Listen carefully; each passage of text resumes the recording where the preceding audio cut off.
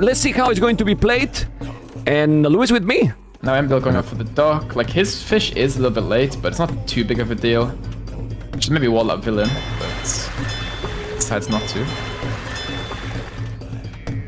Okay, now Seco Lumbercamp already? Lumbercamp? What? The hell is that? MB. And the later fish, like, you're gonna be up, but he's still 22 villages. Oh, no loom. Also no loom. He's gonna lose that villager. He's on the hill as well. Yeah, Maybe villager down. Wall, but no. And I guess when he gets up, he can make a tower on the wood line, so he should be fine. What the hell? Going for a second dock on the right side. And another villager down. This is a sloppy, man. Can garrison the fish and shoot back with the dock. Oh, okay. Quick wall. He can make the tower now. Maybe here, the tower. Yeah. Oh, preferring this spot. Yeah, but I say it here because like this you defend both gold and stone, because now he can go bottom and then he can deny the stone. But well, here is fine. And if you are repairing, yeah, he's gonna be okay. Oh, we'll save them. He won't. 3-1 HP vills. They should all die.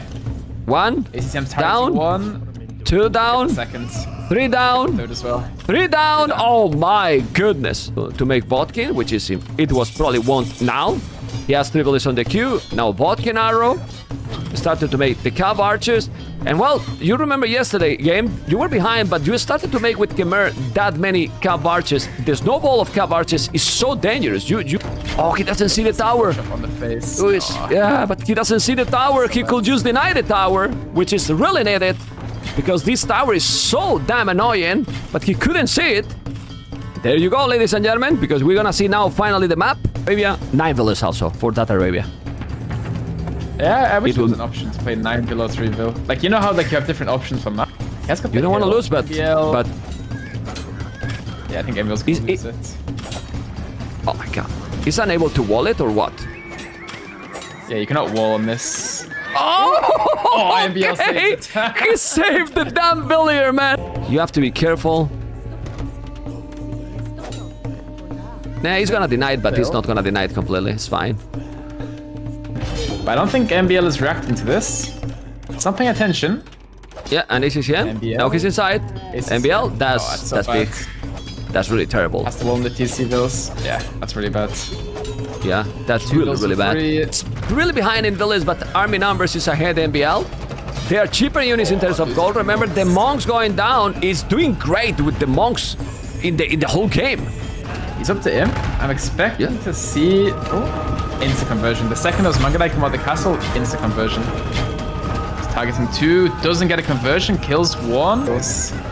Okay, Knight's coming in. He should not him yet. Kill the castle for sure.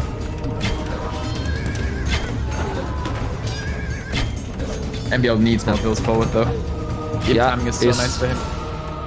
So if you go with the traps, yeah, he has the monks here, and I really believe that MBL has a much better position here. He's not repairing the castle though, but all the camels are going to the damn hell. MBL going for the trap snipe, gets the trap, and very messy. Yeah, but it's very messy. But the thing is, the camels die really fast against the castle. They do die, but look at the army now from MBL, Luis. He lost everything, MBL.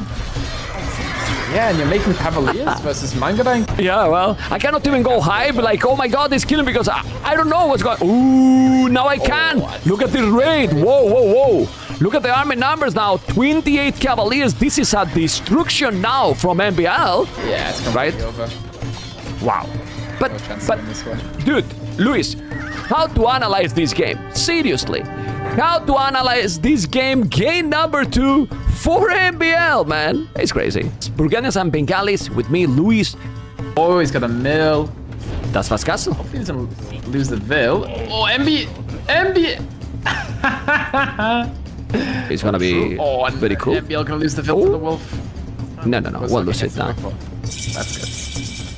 And Aces have no HP, by the way. They die so fast. Oh, but you miss it. Oh no, this is even worse for MBL. No, because he's not patrolling. Not patrolling. I'm not sure how. Yeah, The thing about the Flemish militia is that for ACCM to counter that, he has to make a... Also, ACCM looking to go for a push. Makes the barrack here. Okay. Maybe this is like a what? Siege? MBL react! MBL is not reacting, and now you can tell whatever you want, Luis, because that's a disaster for MBL. What the hell? Yeah, this is... Okay. These are some big boys, you know. Goes for the wall, but what's the point of walling, right? Like, okay, he's gonna make it. He's losing one village. He's not losing a single village. What? One now. Only one. And he can take the transport ship. Oh, baby. Why you are bringing the galleys to your own transport ship? I can't believe this. Luis, what happened? So good for it. He's coming. If he convert. Yeah, he's gonna use the scout here. He's gonna take it or not? Tries to block. Was trying to block with the scout, and now he will do another castle here to defend against those elephants. It's great. Oh, another TC also works to protect, but these elephants are killed already. 11 units, 9 villages. The monks are there. You don't have devotion. You need to kill. You have another monk. He's gonna kill it or not? Well. It's Bengali's monks, but he got it. Nah, he's fine, and he deleted it. This is okay for MBL. For sure. Look at all the... Although I like this castle from MBL if it goes up, because then he can trap ACTM's castle and, like, you know, save his traps. But oh, nice gate. Nice. Very nice gate. And skirmishes are here and losing all the traps. What happened though with those traps, Luis? Are they Britons trebuchet or what? What the hell? Yeah, they're hitting a lot of shots. And also the thing is, ACCM is now ACCM. I have no so many. Yeah, I just need to... Yeah, what's even happening? I think ACCM's winning, but I'm not sure. Yeah, okay, yeah. ACCM should be winning this. Yeah, but on the land, what happened here? Gonna clean this? He's trying, he has to. He's gonna keep focus here. He's still creating more and more galleons. There's a lot of navy, but he called the GG. ACCM beat a great game at the end, Mr. Luis, man. Whoa, Vietnam, and in a very open map, as you can see here. It's 3 militias, and he's going. There you go. Going to go aggressive. So archery range. Into archers from MBL. But he's here, and that should be a villager down. Oh, he got it. Oh, that was good. So go on. Yeah, it's not the best, but it's like you go forward, you kill a vill, your opponent is fully walled in, an amazing trap from MBL kills the scout. That's huge. I'm sure that he's gonna go forward siege. Probably. No? Well, it's MBL. I don't think forward siege is 100% correct, but it's MBL, so he'll go forward siege, right? So. Yeah, but that's why I'm telling. Not because I think it's the right strategy, because knowing MBL, he might try. More HP, yes, but you have double archery range with the schemes that are much cheaper, 25% cheap. But there's a monk also. There's also a monk that helps a lot. No, if he convert the knight, it will be terrible, and he converted. That's big. That's really big. Population is still growing. Here with the schemes, he's taking a lot. He's in 2 spots at the same time. And this looks really good now. I don't know what you think, but it looks really nice for MBL. It will be bye-bye, the tower. The tower is gonna be down very fast. Luis, very fast. Now he's gonna lose the ranges as well. Goes for the siege workshop in the back, gets archer armor. Where's ACCM skirmishes? Oh, they're forward on MBL's woodline. MBL's abandoning his entire woodline here. And the relics the monk. Okay, he took the relic. Worth it. Okay. Conversion? No conversion. He converted! Schemes, but the mangoes are now down, Luis! And as you are right, this is gonna be a very expensive castle if he's doing it. He's gonna kill a lot, he's coming out with the rams. Nah, it's never happening, ladies and gentlemen. Or if it's happening, how expensive it is. Oh my god, killing so many units. This is so bad. So many units! Whoa. Okay, ACCM crazy! Keeps sending vills. But he will lose the castle with the rams, maybe. Yeah, probably. Just lost 20 vills. He just lost 20 vills. Impin now from MBL. ACCM stays in the game. Wants to keep fighting, of course. I mean, did you... Oh! Whoa. He called it! With the Decider and with Luis. I was going to say that MBL is going fast castle. These walls and this build is fast castle. Is going quite late. Or maybe not. I mean, it's Malay. Maybe it's not. No. It's 22 villas, 7 like fishing ships. Doing on the goal. But now he has no woods. Now he's gonna go with villas to kill it. Yeah. And then he doesn't see because his followers here, and now he's gonna take the tower. This is good for MBL. Wow. This is good for MBL in my opinion. I'm so surprised ACM didn't wall up. I don't think you should be making Bodkin now, because you need... I feel like I see work. Okay. Like he sold the wood and made Bodkin. Yeah, and the towers are not taking this tower. It's not in the range. This tower, as you mentioned, is amazing. Really, really good and annoying tower, man. You make few scams, then you fight on water, and at the end, you catch up all the time, or not. I think so. So, let's see. Anyway. Well, and yeah, you might go up to Imperial, but careful with a map like this. Siege Workshop, Mangonel coming. You have to be careful, MBL. Oh, baby. Don't lose villains here. Oi, oi, oi. It lost one. It's sending some other. Now here's the Eagle. So, Luis is going to be able, MBL, to make the magic. It looks very, very difficult still. I think if you can deny the castle, maybe, but we've seen this before, right? But I don't think HCM's gonna make the same mistake again. Yeah, Vill's going down. Make the castle. It will make the castle, but now it's 30 villas more. You still need to come here, but he need more villas. Oh my god. Well, there was a small room. Okay, still killing now. Good shot. And another good shot. But this castle is still not... Ooh. Yeah, but it's not enough.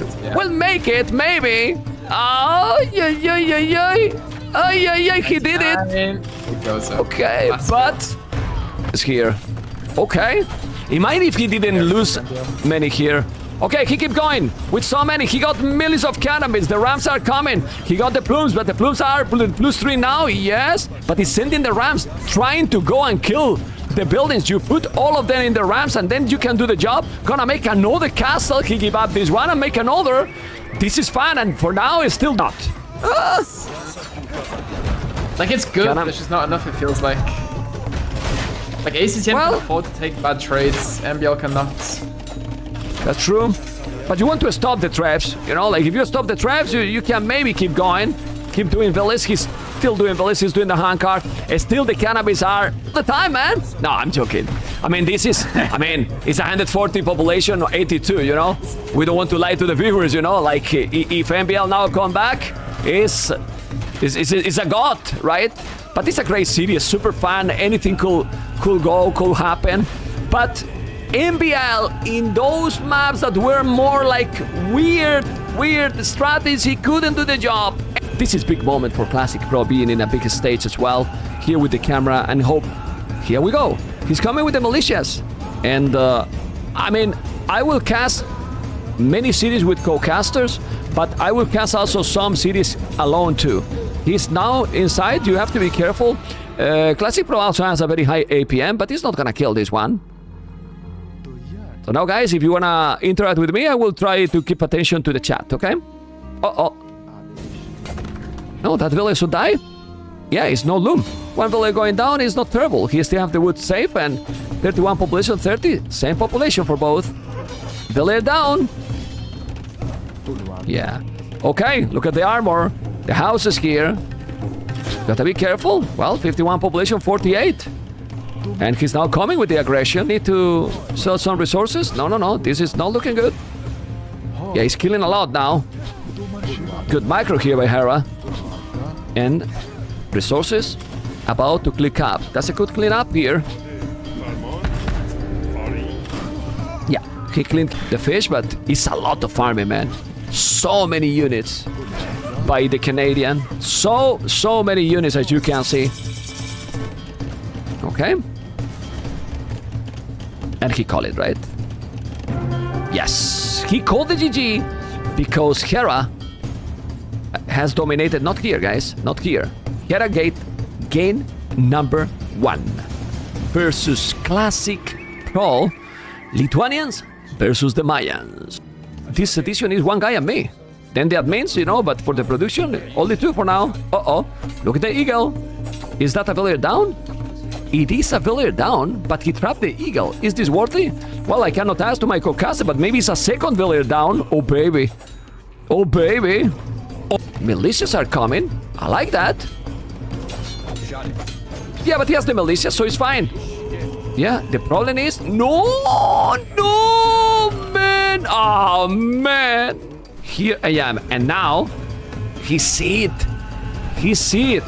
Oh, you. Doing the tower, the spears are good, but he's microing here. No fletching. Tower is there. Look at the army now from Hera.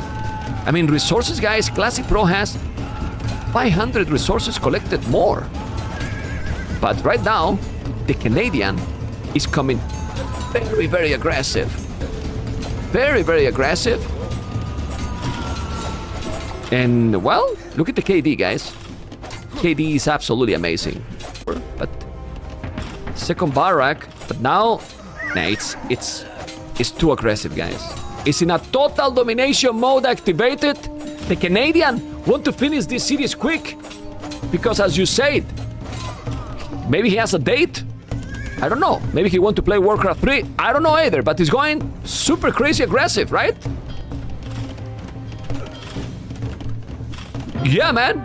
Pretty sick. The Canadian in a total domination mode activated. Game number 2. Bam. Hera on the right as a blue romance Magyars. But guys, Hera is up now with 18 population. The opening, very, very fast. That's cool. Oh my god. Okay, let's see the battle here. Yeah, fletching is there, but so many scouts. This battle is gonna be for who? Let's see.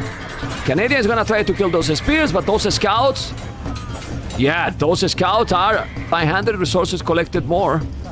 And that's one spear. He need to go back. Or those scouts gonna do damage. Oh, baby. It's gonna be a villager down. There you go. He has now the archers and the spear. You gotta be careful.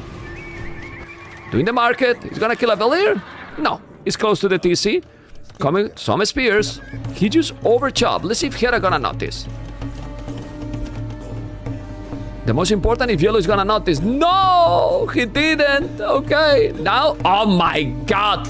He always see it. Man! To destroy everything. Look how he's confident enough to don't even move. He might lose maybe some. Might lose a villager. Look at the pikes now. Oh my goodness. The pikes are there. And now the pikes gonna take everything. Well, many scouts. But you need to fight. Well, this is a good battle for Classic Pro. He's using villagers, but... No. Hera is losing here. So many villagers, actually. Oh boy. Yes, nice dodging. This is so many nice light caps. Might kill now these crossbows. I believe he will. Okay. Yeah, he's gonna clean everything here. He's definitely gonna clean everything. Absolutely. He took everything. If he micro properly, the pikes are coming. And you don't have armor. It still is expensive. I mean, he's cleaning, but it's not that many knights anymore. Yes, but he's gonna lose a lot of villages. He's a massacre. Hera is losing a lot. He's taking so many villages down. He's now gonna try to walk him in, but he can't. He's losing more and more, and this can be game number 3. Taking a village. Now we'll lose the crossbows. Yeah. All these crossbows going down. Okay. Uh-oh. Got it. But you need to convert now, knights. No. Look at the micro. This is a challenge now. Oh my god, he converted. You need to convert. Look at this. And now the pikes are coming. If he convert the knight, just go now and kill the mangonel. This is exactly what he's doing. Killing the mangonel. The army is better for Hera. My goodness, Hera is still in the game. Killing now so many. And he feels so good with this game that he won of them. Okay. It's with Vodkin and Ballistic, so the knights still might die. But he got +2 armor in those knights. Okay, look how he's microing the village outside. Then he and garrison. That's amazing. It's so many crossbows, yes. Also many monks and pikes, but there's a tower. Let's see. Monks converting. Oh, baby. You got to be careful, Classic Pro. Stop losing army, but he's also attacking here. A lot of villages going down, and the castle will be owning. Now those villages. Put on the TC, Hera. Hello. Okay. Is gonna be about castle or not? Not really. He will make it. He's gonna lose a lot army, but Hera now... Okay, he finally put the village, but he lost so many there. He's gonna finish this castle, yes. He will. Hera knows that he needs to do this all crazy. And well, maybe like this he can do the job. We will see. Archers is still alive. Ooh. Oh, baby. Killing more and more. 150, 130. Unbelievable. He's in Imperial, but he has no resources. He has no... Oh! He bought it a castle. It's 0 village on gold. 0 village on gold. Oh, boy. Okay. Trying to micro. 20 villages are idle, but 28 as well. And the archers, look at this. Both are dancing. Both are dancing. All the map control. And keep killing more villages. And soon, you have more villages than his opponent. He's now attacking with those light caps. Doing a good job. The castle is going to be down. Whoa. Whoa, whoa, whoa. Crazy, but it feels that at the end, Classic Pro can take this game. And, ladies and gentlemen, Classic Pro taking the game, amigos. What a game, guys. Whoa. And it's Ismush. This is opening match, best of 5, $75,000. Here, I need to see this. Okay, and he can see those militias. Very, very, very, very important. He's gonna dive in. Yeah, he's diving in no matter what. Oh my god, that's why he need to make more houses. It was also aggressive before, but Classic Pro is diving in. Oh, no, don't tell me. Don't tell me that he's gonna make it. No, he failed. Okay, he failed. This is a problem for Hera. It's so many units now. You have to be careful, but the archers are coming. He's taking them in a times, but he's gonna kill some village here.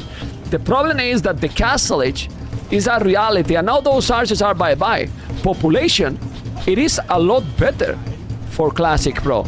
But the timing, and Vodkin Arrow, ooh, I think this is too much. Oh, good play here.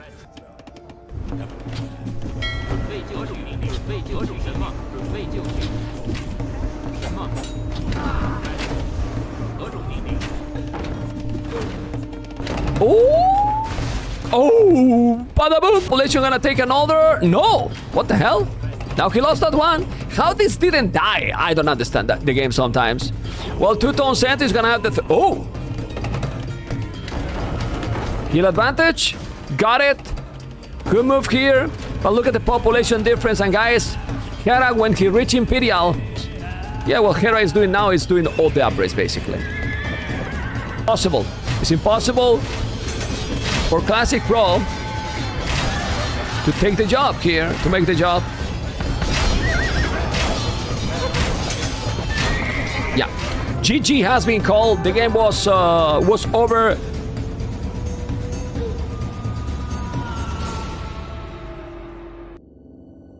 The history books are open. For 3 years, one player has dominated the battlefield. But the challenge is back. The wars are hungry. And the battle is about to begin. Welcome to the most intense, the most brutal, the most aggressive tournament in Age of Empires 2. MembTV Warlords 5 is finally here. The best players in the world, from the Americas to Europe and Asia. Non-stop action. Total brutal domination. More money on the line. More pressure. More fame. And more glory. Can anyone stop the Canadian machine? MembTV Warlords 5. Get your popcorn ready. Don't miss a single second. We love this game.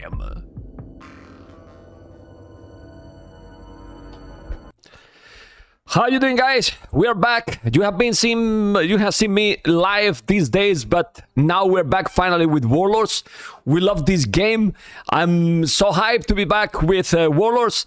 We are going to try to dominate, and as you can see, guys, I have not stopped the Warlords subs from the past week. Everything, even these days, being counted when I'm being live on Twitch. I'm not being live on YouTube, but here we are, guys, with the second week that basically now we are live from today till next Sunday.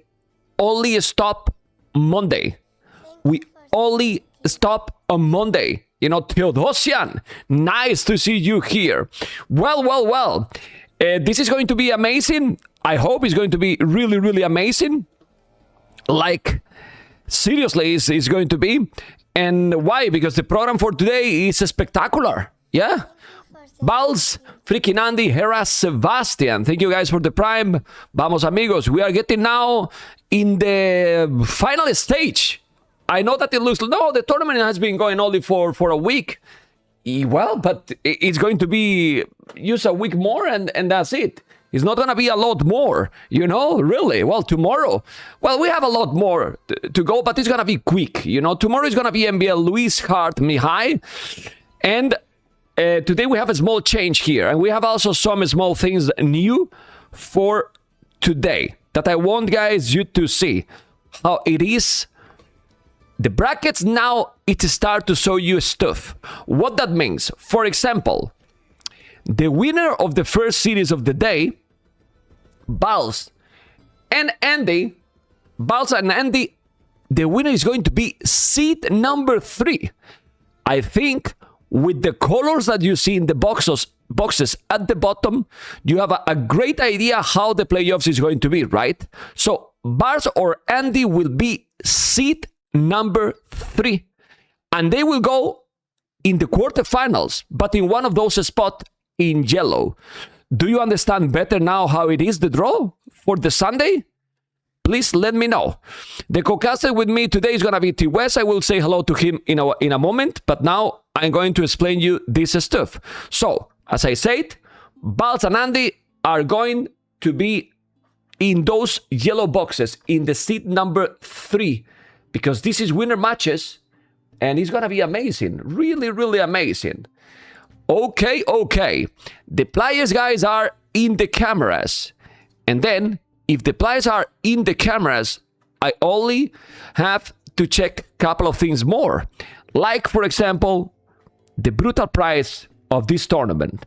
That is $75,000. 5K has been for the qualifiers, so 70K the main event, and this is the total money that they're going to get. We have a goal, you know, that is pretty sick and almost unreachable. But if we get the donation goal to be able to keep going and doing these events, is going to be more than great. The subscription goal, to be honest, is because at my age, I don't think I can make a 24-hour stream, so I don't want to take the risk to put a more modest goal to get it, you know? Seriously. Why is the final not best of 9? Who say that the final is not best of 9? Because that graphic is wrong. That graphic is a mistake, and the grand final is a best of 9. So yes, the final is best of 9. I don't know if Akame is watching the stream, but yeah, that's a typo, and the grand final is best of 9. It's a typo, you know?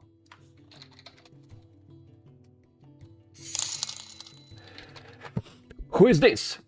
Thank you so much for the donation. Okay, so now that we have seen, I think we have seen everything. I'm going to say hello to my co-caster that I believe that he's here with me and is one of the guys that has made also possible Warlords 5. He helped me. He's part of the team as well.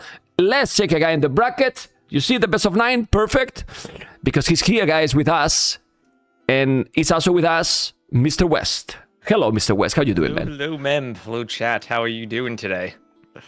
Well, I'm doing great. And now I think this is a good idea. We can see here in the bracket, right, Mr. West, very clear how it's going to be, the draw, right? Now with the names, with the colors, the seed number 3, it can go all into spots.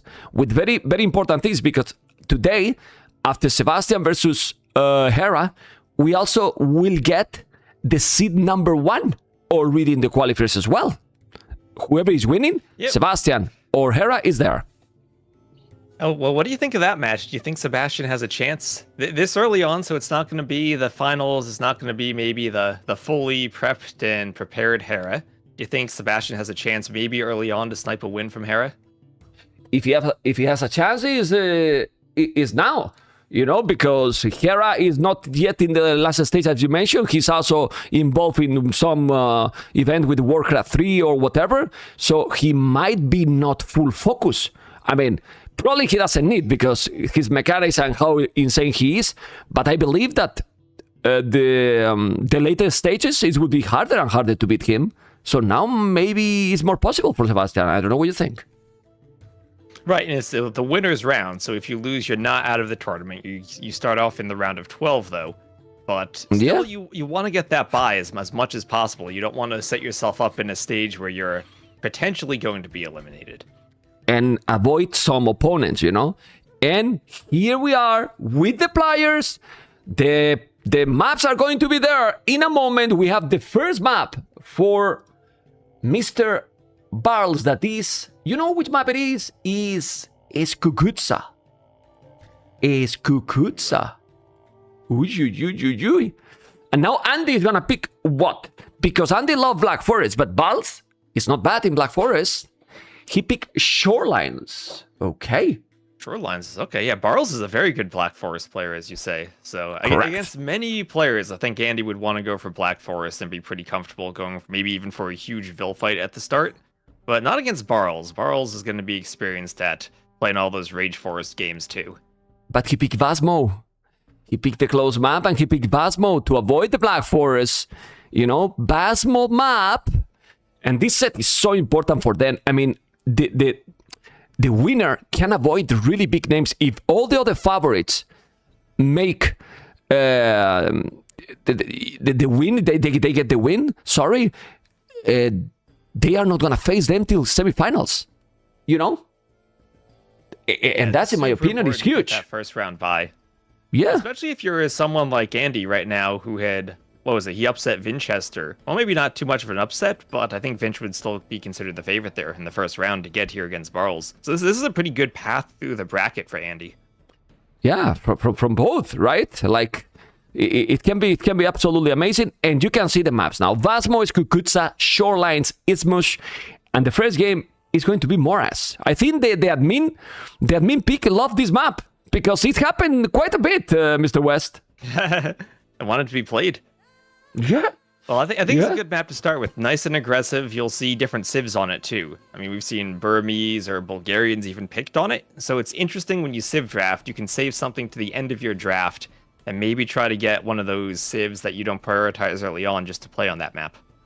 And before we go into the maps, we have something that maybe many of you don't know, but Barles' results are good versus Andy, actually. But the two losses were two big ones. Look at the two losses for two main events in a LAN event, actually. Yeah, for two LAN events. Yeah, when mattered the most, Andy won, basically. So yeah, this is the big event too. But Warlords 4, looking at the last edition of this, Barles 3-0. That's a nice result to have going into Warlords 5. Yes, that's good, for sure. Don't know what were the maps, but yeah, the win rate is solid. Definitely for Barles. Let's see what is going to happen. For you, who is the favorite? Ooh, I think ever so slightly Barles. But I think this will be really close. I could see it going either way. Barles was happy, and he didn't hide in the interview. He was telling, I'm confident against Andy. I think he's a good opponent for me. He said like this in the interview. So, oh boy. Oh, really, boy. Anyway. Well, it's good to be confident going into these sets, too. Yeah. Especially if the first game is on a neutral map and you take a loss there, maybe you still need to have that confidence that you can come back. And now we start to see all the bans, so we're getting there, guys. We're getting closer and closer. Persians, Way, Tupi, Churchians, Romans, Portuguese, Koreans, Armenians. Are you streaming in your own channel, T West? Yes. Okay, nice, good. Mongols, Churchians, Tupi, Way, Persians. I just wanted to say hello to your viewers, amigo. Romans, Portuguese, Koreans, Armenians. And the last one is going to be... Which one? A Japanese. Okay. Japanese. Well, I mean, we made this time global, so more civilizations ban. And, well, and this will increase the next week with best of 7. It's 2 more bans per player. So it will be, instead of 10, 14 bans. Which makes that we're going to see more and more civilizations the next week. Yep. Also, both players clearly own the DLCs. We don't see someone banning all 3 of the South American civs like Leary does. Mm-hmm. I love someone in the chat like, Barles draft is better, no? Well, you are amazing because they didn't draft. They didn't draft yet. It's only the bans, but if you can read the future, I love it, man. Really, really love it, you know? He is Dravidians, though. He is Dravidians. Yeah. Just knew But- he picked Dravidians, the number one Yeah, save. you know? Perfect draft. No, Memstradamus emoticon, right? The meme. They want to beat too. They want to go. And I'm okay. He's in the future. Go back to the future. It's good. It's really good. Malay, Dravidian, Spanish. Well, Chalker, don't feel so bad. I mean, you deserve to be a subscriber. or a mod or a VIP, Okay, Spanish and You need gods. mods. He can manage the bettings if you get more mods. Yeah, man. Well, don't go into the mods, Let's focus. Let's focus, Mr. West. Let's focus in the games. Okay, Spanish and gods. Well, gods is Cucuzza. Even Moras can be too. And Chalker did the prime. Okay, it's deserved, guys. It's deserved. You see a clear path here, to use the civilizations? I think so. Yeah, for Andy, it feels like Spanish could be used for Basmo, Goths for Skukuza, Italians for either Shorelines or Isthmus. As you said, Goths could also be used for Morris, but with Mongols banned, the Goths with the hunt bonus, cheap infantry, pretty well suited for Skukuza. Okay. Sicilians, Malay, Dravidians, Spanish gods, Italians. I see Barles that he has a guitar there. If he's winning, I'm going to try to make him play the guitar. You think it will be possible? I mean, I would love it. Better. Yeah, Yeah, man. in the background, it's all ready. Yeah, it's there. Just take it and play. Vamos. Vikings, Sicilians, Malay, Dravidian. Well, Vikings for shorelines. Vikings being powerful civilization. Even in Isthmus can be used. Yeah, very, very much. Also, they have extra HP for the swordsman line, so if you're going to play a hybrid map, you'll have a good men-at-arms rush. Okay. Sicilians are still a very early pick for Barles. Mm-hmm. I'm thinking where? Well, Moras can be. It can really be there. Can be for Donjons and Sergeants there. Bengalis can be for shoreline, can be for Isthmus. I don't see yet a clear civilization for Andy to Moras. No, not other than Goths. But gods should be more in Skukuza, no? Yeah, I think so. I mean- Well, like I said, you could always pick Burmese or Bulgarians towards the end of the draft, save them towards the end, and still get a decent save for the map. I see a high chance here to see Bulgarians drafted by one of them. Yeah, it's like right at the end of the draft. I think we've The seen last that one. before, and it's a good place to take them. Yeah, because you're not going to prioritize them for any other maps. It doesn't make sense to take them early on. Just as the last pick, but because, I don't know, what other can be for Andy? Well, Wu is also an interesting pick here. Okay. Yeah, they have a huge opportunity, both of them, man. Really. It's a very important series for them. It's really important series for them. I wonder what Barles is going to take for Basmo. Maybe the Malay, but they also feel pretty well suited for the water maps too. I mean, I'm going to show you the price because the winner is top 8 already, and that is a huge jump into the price as well. Mr. West, forgot to mention. Because Oh, you see? There we go. Right at the end. You see, these like I told casters. Yes, we are professional Burgundians and Bulgarians. Well, this will be 7-game series. Guys, just watch, okay? Because with the guy that was, the draft is amazing and it didn't happen. And now in a best of 5, it's going to be 7-game series. I really, really don't know what to say for the viewers. What happened with the viewers? It's a weekday, right? The West, so people shouldn't be drunk today, right? It should be fine, all good. Like maybe finishing the work. What's going on? Unbelievable. It depends on your time zone, right? Just depends on the time zone. Okay, they are playing for $1,500, these two. Yeah, difference 1,000 to 12th and 5th to 8th. They jump into a $4K dollars for this series, So they are playing 4K to get 4K, which is Mr. West. I'm gonna bring you here now and let the players just focus. This is huge it has to be huge for the players, man. Yeah, it does have to be huge. And not just the prize pool, but also the opportunity to advance straight past that round of 12, get to the round of 8, and have a better shot at avoiding some of the bigger names early on. Yeah, Both absolutely. these players have pulled upsets so far, right? It was Vinch lost to Andy, and it was Barles. He upset Yo, if I recall correctly. Mm-hmm. Yeah, Yeah. They are. That's why the draft is. They have the seat 3 guys and 8. Yep. Okay, I will show you here. Seat 3 and seat 8. They were both upset. People was telling that no, it's not a big upset. I really think that both are an important upset. Andy winning to Winchester and Barles winning to Yo, especially Barles winning. Well, maybe not especially. Just both are upset to me. Yep, and the way it works, you inherit the seed of the player you beat. So that's how Barles gets up to seed number 3 by taking that from Yo. And that also gives him an advantage in all the drafts. He'll get to pick first going forward until he faces maybe Hera or Leary. But he's in a really good... Both these players pulling the upstart early on gives them... Just the fact they meet each other, maybe a weaker opponent than... Not necessarily weaker, but they're missing Hera, they're missing Leary, and they have a good path through the bracket. Yeah, now let's see, because they are about to start. We see the players there. Remember that this is live, so if we go to the players waiting, they are in 2 minutes delayed. And now we're going to see the nicest stuff that I'm sure that you're gonna like it. You know, because we have new stuff, guys. Statistics. Come on, Mr. West. You like statistics, right? I do like statistics. And here we have civilizations for now. It also include the main event till now and the qualifiers. So here, what we can see here that you notice that is interesting here to see, because the win rate, they are ordered by win rate, but we can see there how there is many civilizations like have been used a lot and some others not as much. Look at Dravidians, man. Yeah. 26 wins, 26 losses, crazy amount of picks. Any surprise here? A lot. I see. What are Dravidians the most picked? I see them at 77. I think they're the most picked civ.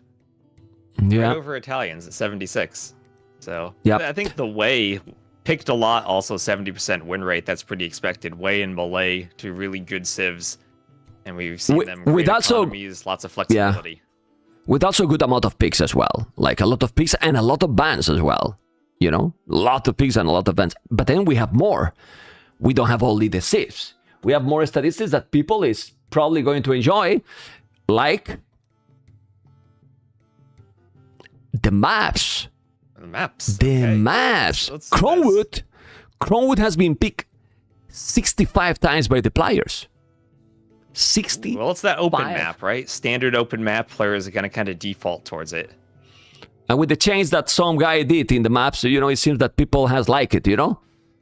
But look at then the second. Arena and Black Forest. Arena and Black Forest. It's pretty sick, you know. Many things here that we can analyze for sure.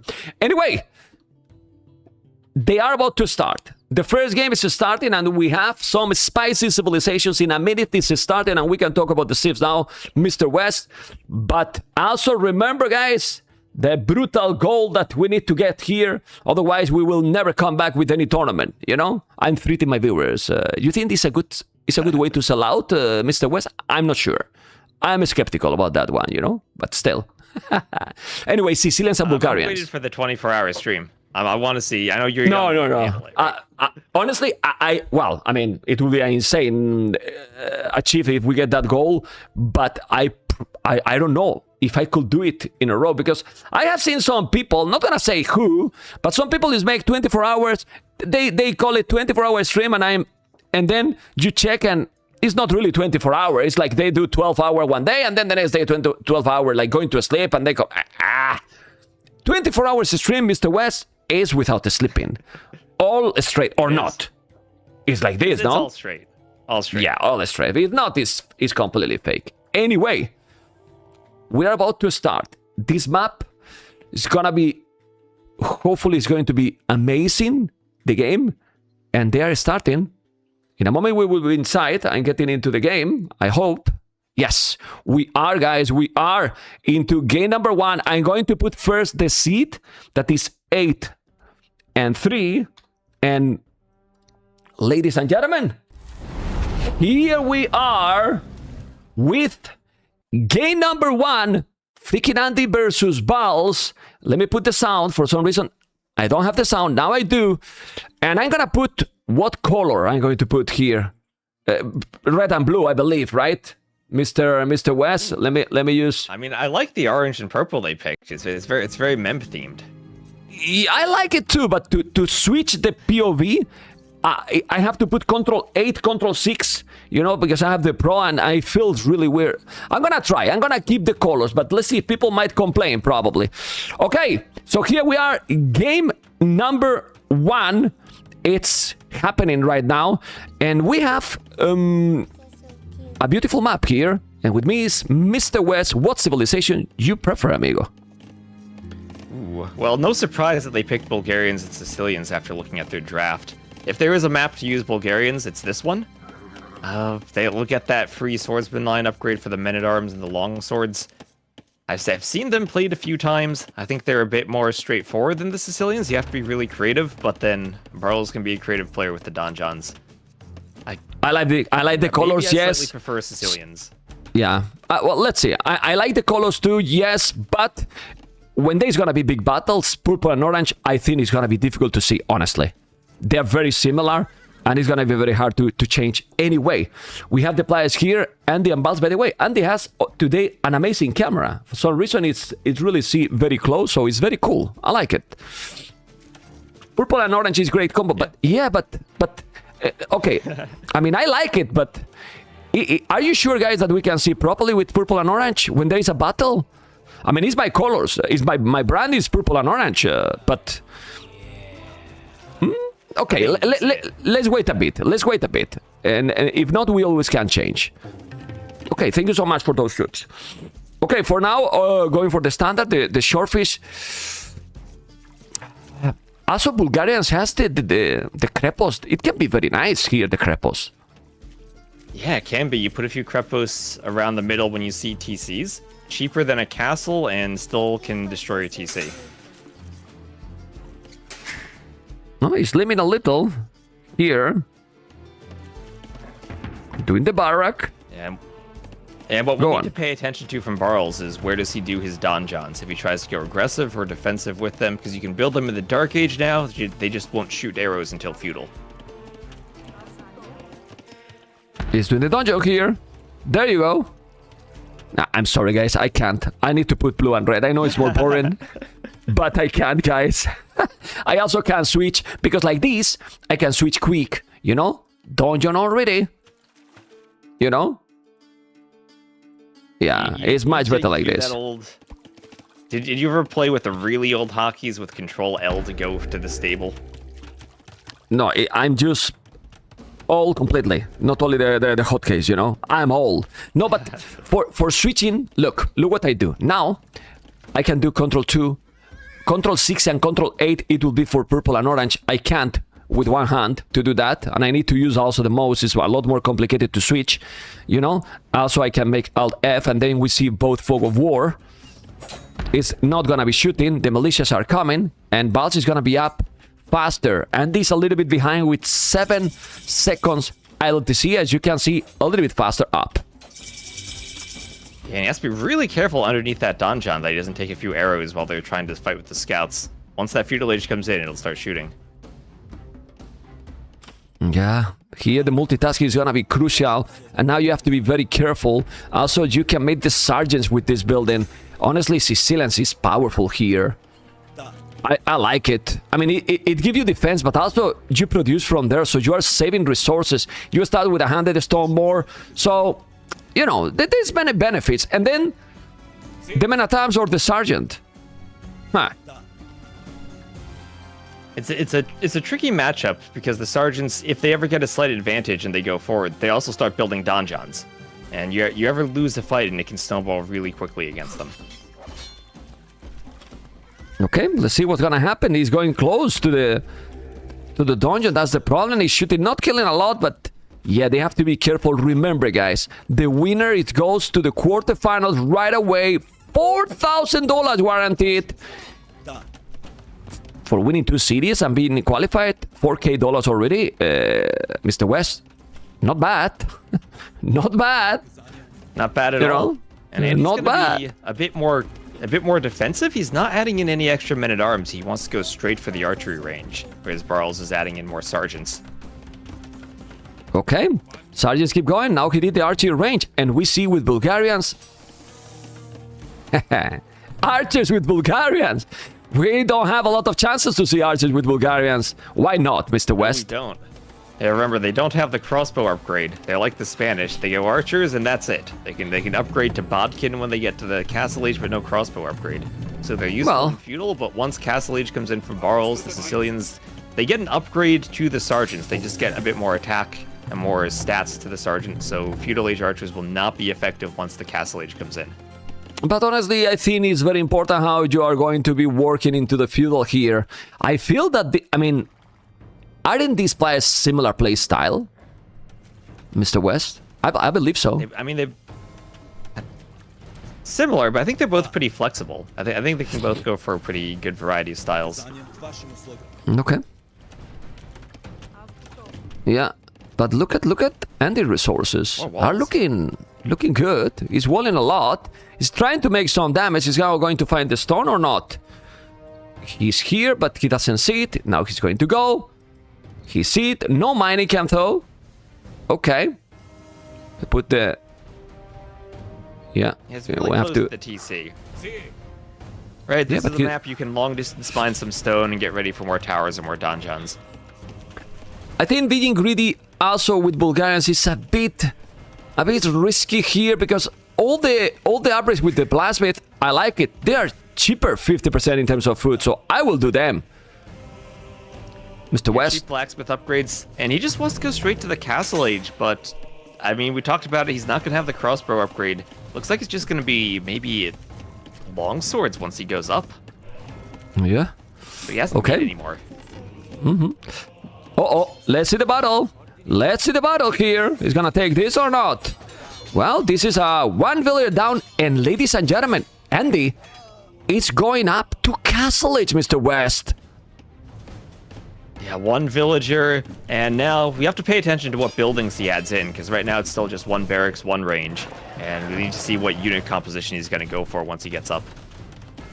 Okay, this is another dungeon. For the now he's not doing damage, but for the long run he's getting map control here, but he's really far away. I think what Andy is just gonna make it's a crepost with 9 villas on stone.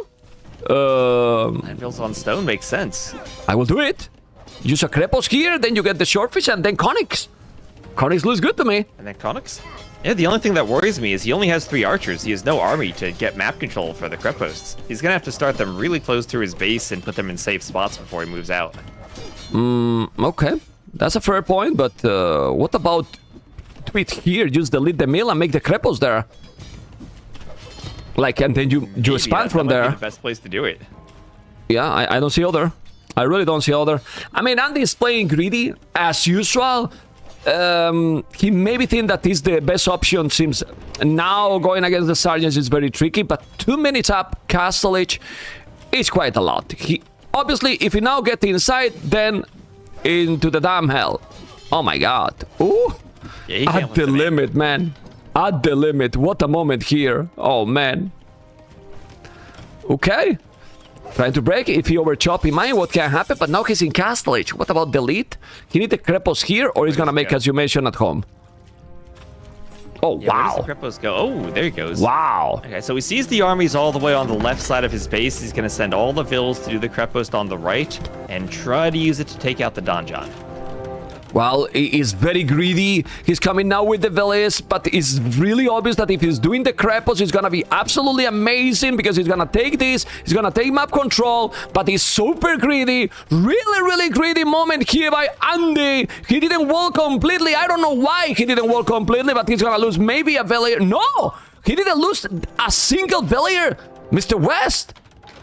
The micro. Like we said, he's great at the Vil fights, he's great at the Vil micro, and the crepost goes up, and he's ready to destroy that donjon, get the fish back, and as you said, go right into Konix.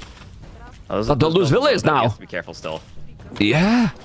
Yeah, but the crepos is destroying the dungeon really quick. Now doing the stable to make the upgrade. He's gonna be in castle age, but both has the same villas number.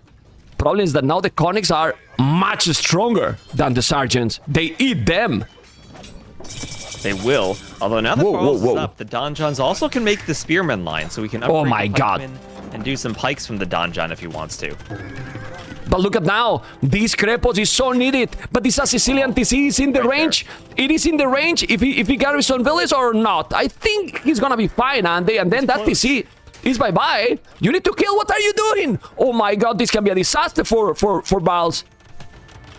Yeah, it can be. The Vils are exposed. They can't pathfind to the TC. They're out there. The sergeants are getting killed too, and the Krepos will be up right on the TC. Can't reach the Vils. Well, now we see how it's better to have Sicilian maybe from Feudal Age, but now in Castle Age, Bulgarians are being amazing. Krepos and Konix. And also, you still have to worry about maybe the army numbers, right? Because it's 17-3 right now, but Andy's done such a good job walling that he's kept the army out. Yeah, well, and the good thing is that TC is gonna be down eventually.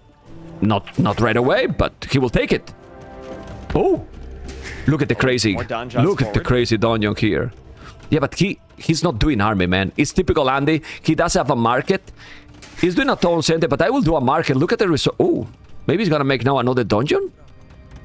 Sorry, another Krepos. Look at the stone. He doesn't have the wood for a TC. He's doing one well, with the bamboo. This is doing here. But now he's moving. Outpost. He can see. Let me go with the fog of war. Yeah, but this is the beauty of this map, Wes. It's very original in many sense. And now he's going away. He's letting that sergeant probably going down. The Konix are coming, so the dungeon is going to be down. Oh, great play from Andy. He's just tracking the army. When he sees it moves away, he goes straight for the donjon. And look what he's doing. on the side, just grabbing more fish. Getting more and more map. Oh, but this is good. I mean, he doesn't have gold now, but he can go to this area.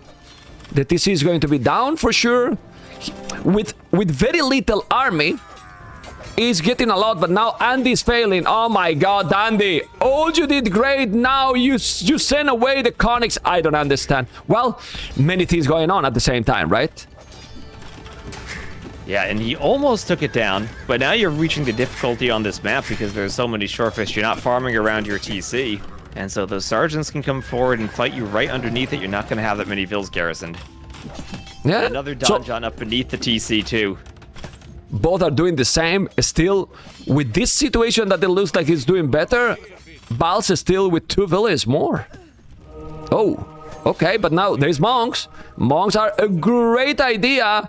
And probably, Andy, you will need monks too. He's doing now the monastery. This was a big mistake, honestly. West, he could have take this dungeon, and I don't know why he left the Konix. He left the Konix and then he couldn't kill it. It was going to be down.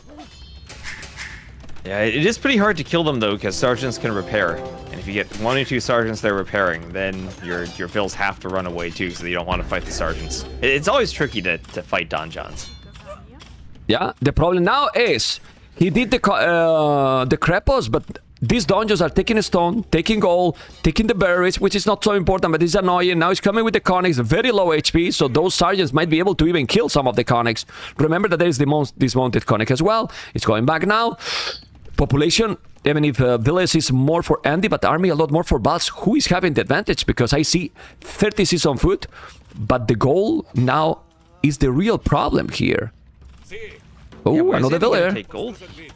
Ooh, that TC has to go up for him to secure the gold.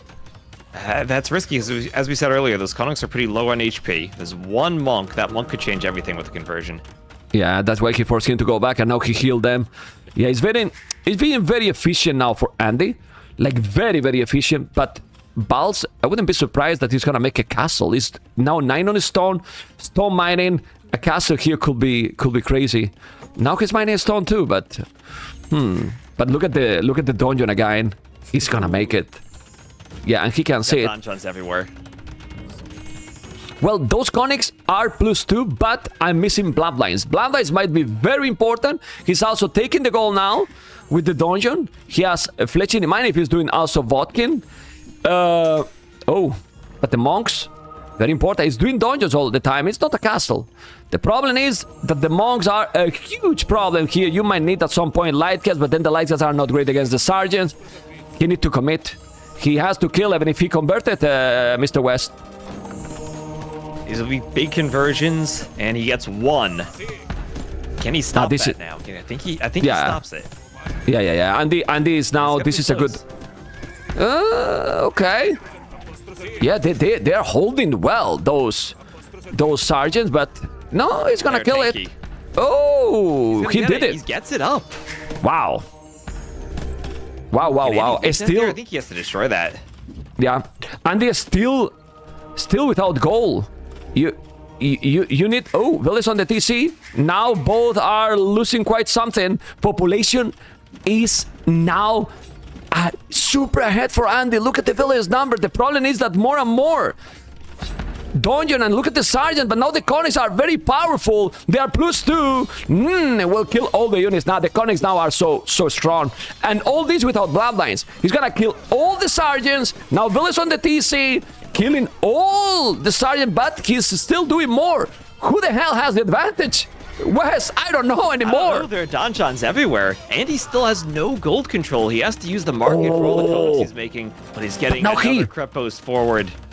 But this one is amazing, because now he take the monastery with the relic. He now take the gold. This is ballistic. What a game, Mr. West. What a game. And Andy seems to be doing great. Look at the population. Yeah, what are these civ picks too? Sicilians for donjons, Bulgarians for creposts. That's what makes this map so special. We get to see this completely different gameplay on it. Yeah. And now Barles will do a castle, which is great on this area. But this castle protects you this area. Yeah, but you know what? I like more how he's going ahead here. Might do another Krepos, and then he's advancing more and more map. And the short fish here, well, I mean, it's good. This castle is good for sure, but he cannot make several castles while Andy keep doing more and more Krepos. And now, with the conics, this mounted conic that we can do the +1 is taking... He's taking all the dungeons down, even doing Hearthstone at this point. Man! Yeah, he's got to take all of his conics and delete them, so Arson will apply to the dismounted ones. Yeah, now Siege Workshop. Okay, he's gonna do what? Another one! Another Krepos, man! Oh, that's great. Okay. Now things are gonna flip around. Where does Barles take gold when that goes up? That's his only gold mine right now. I mean... He can. There is gold at the back. That's the good thing with the map. There is resources all over. But now, ladies and gentlemen, Andy has 18 villages more. 18 villages more. Almost 20. That's a lot, Mr. West. That's a lot of villages more. It is, and especially now that he's evened up the army numbers. Early on, he had 3 military. Now it's 12 to 13, and he has probably the more powerful unit in the conic. Yeah, and oh, another castle. He converted. Okay, well, you defend with castles. Yeah, but still, he's gonna be attacking more and more. And now, the key is who is going up to Imperial quicker. And at some point, Andy will need a castle himself too. Okay, is killing villages or not? Oh yeah. Yes. But the question for Andy is, where do you put it, right? Because your castle, I think, is going to be more for Trebs when you hit Imp. You don't necessarily need it right now with the Kreposts. And these losing village here. Look at the village idol as well. That's very important too. Need to take the gold here. Need to take a lot of food. Mortis is going back. In the last couple of minutes, village number is still increasing more. But he has lost all the army. And now he has village, but no army at all. And this is Conquered. No horse collar because he's not doing many farms. I don't know where to look. West, help me. Where I'm checking because... I don't know, and they are still expanding. Ha! Yeah, Barles is expanding. And crucially for Andy, though, most of the donjons in his base were cleaned up. I think there's one left. But he's going to have a much easier time adding in his vills now. Yeah, that's the last one. And maybe he can clean it up with some conics, maybe send some vills. But then he's going to get his gold and his stone back once that goes down. He's going to feel much more comfortable with that. Yeah, this is West, very important because as you mentioned, now the castles are kind of defending, but all your base it's fine. This is the Krepos that is still repairing. There's a ram gonna take the market, and he's 57 on food. 40 villas more, man. 40 villas more. That's a lot. Yeah, and he just needs to spend those resources as they come in, find a way to go Imp or add in more army, because he's still pretty low with his entire game, just relying on the Krepos and conics for army. Okay. Let's see, is maybe a oath? The Krepos? Well, it's Imperial what you need. Look at Barles. Yeah, but he's 50 villas more now. Like, seriously, what the hell? check the boom. How he has this boom, Andy. How many TCs he has? 1, 2, 3, 4 town centers. Well, 4 TCs as well for Barles, but Barles has... He added them later. A lot less. On the eco. He was trying to do the donjons and the towers and the monks. But Andy just boomed behind it calmly. Yeah, there were donjons everywhere, but the donjons didn't really kill anything. As you said, you can expand so much on this map that Andy kept finding ways to run away. Yeah, he's going around now with more connects. He's still some scout here raiding, and now he's up to Imperial Barles, but the problem is Andy has 40 villages more. But there is one problem for Andy. He has no castle, but now with the army, if you send all the army, and you need to send all the army, you can take the castle with the rams. And I'm telling you something, if you take the castle with the ram, he's gonna take the game, but you need to send the army to the damn castle, not to the mill. Andy, don't leave the rams alone. I can't believe that he's not sending, and now he wall it, and all the rams are going to be down. That's an important mistake here, Mr. West. Yeah, great quick wall from Barles to keep the Konaks away. Stop them from killing the sergeants, and the ram push is stalled out. Andy's up to imp, but he would have loved to have killed that castle on the way up. That scout keep killing villages, and Andy do not notice, doesn't care, because there's still 40 villages more. The rams are gone, but I'm not sure what to say. He seems to have more map control. There's gold, there is a stone, there's everything he needs. But he just don't have a castle, while his opponent has monks. But if he's going now with all the connects, he will raid. Other than connects, what about hussars at this point? Like 8 of the brutal? No? It would be. You need a lot of farms to sustain that. You could even just think about going for swordsmen because they're upgraded for free. Add in some two-handed swordsmen to push with the rams. That's true. That's true. He's doing more castles, but he is still... Oh my god, the ram is here. He could have taken this castle if he sent... He has now a lot of army. But the monks, he's spamming. You need to focus on the castle. He's trying, Andy, to kill too many things at the same time. But when you check the score and check the resources collected, you know that Andy is super ahead. His population is not even normal. 165 population, 109. It's crazy advantage for the Austrian player, Mr. West. Crazy. It is, and every fight he takes now is going to be a good fight because of the extra res collected. He can even take inefficient fights if he has to, just get the buildings down and force Barles to stay at the limit spending resources too, and he won't be able to keep up. He's doing First Crusade because... Yeah, but it's not a node. It's not a node. It's really not a node. And Andy get game number 1. An amazing play by freaking Andy. Damn it. Beautiful with... it wasn't quite a fast castle because he did open with men-at-arms, but men-at-arms, 3 archers, and that was all he did in Feudal. Went straight to the castle age with some walls and relied on those crepos to clear donjons, and it worked out for him.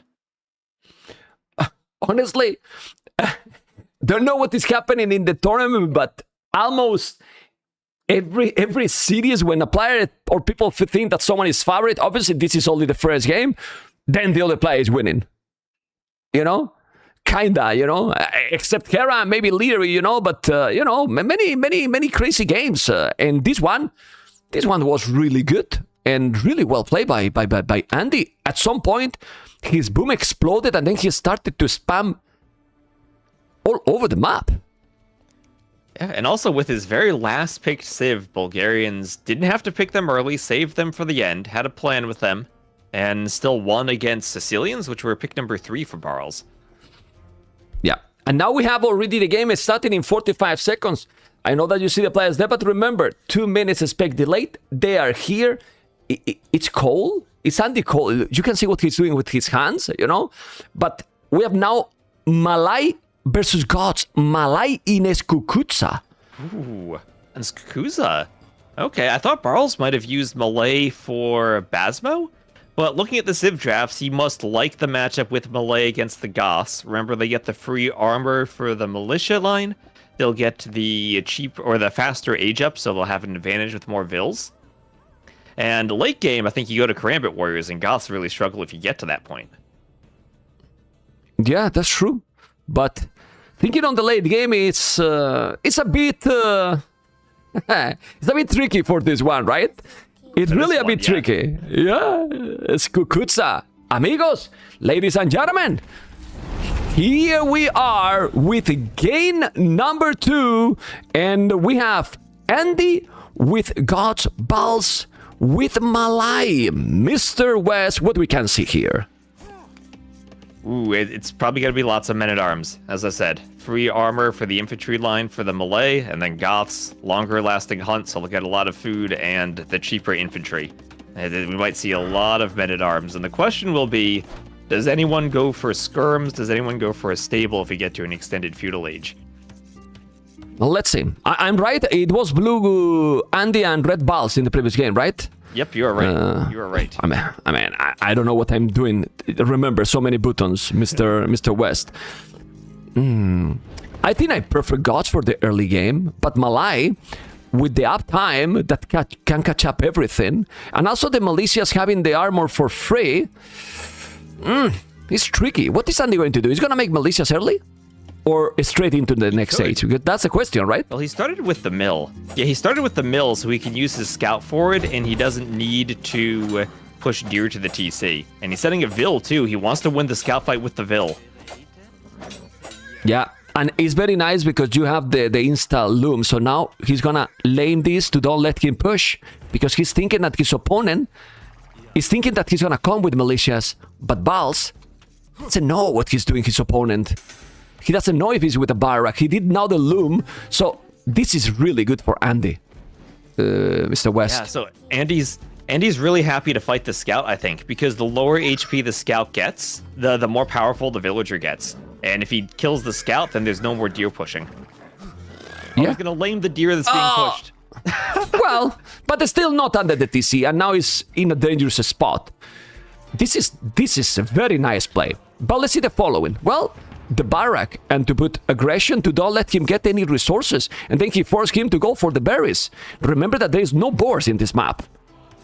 Yeah, but I don't know why he went away with the scout. I don't understand. He need to lame, and he lame it. There he goes. Oh, That's man. Perfect. Whenever Barles tries to push something, Andy has the Vil there to shoot it. He's laming everything. It's very smart play. Amazing.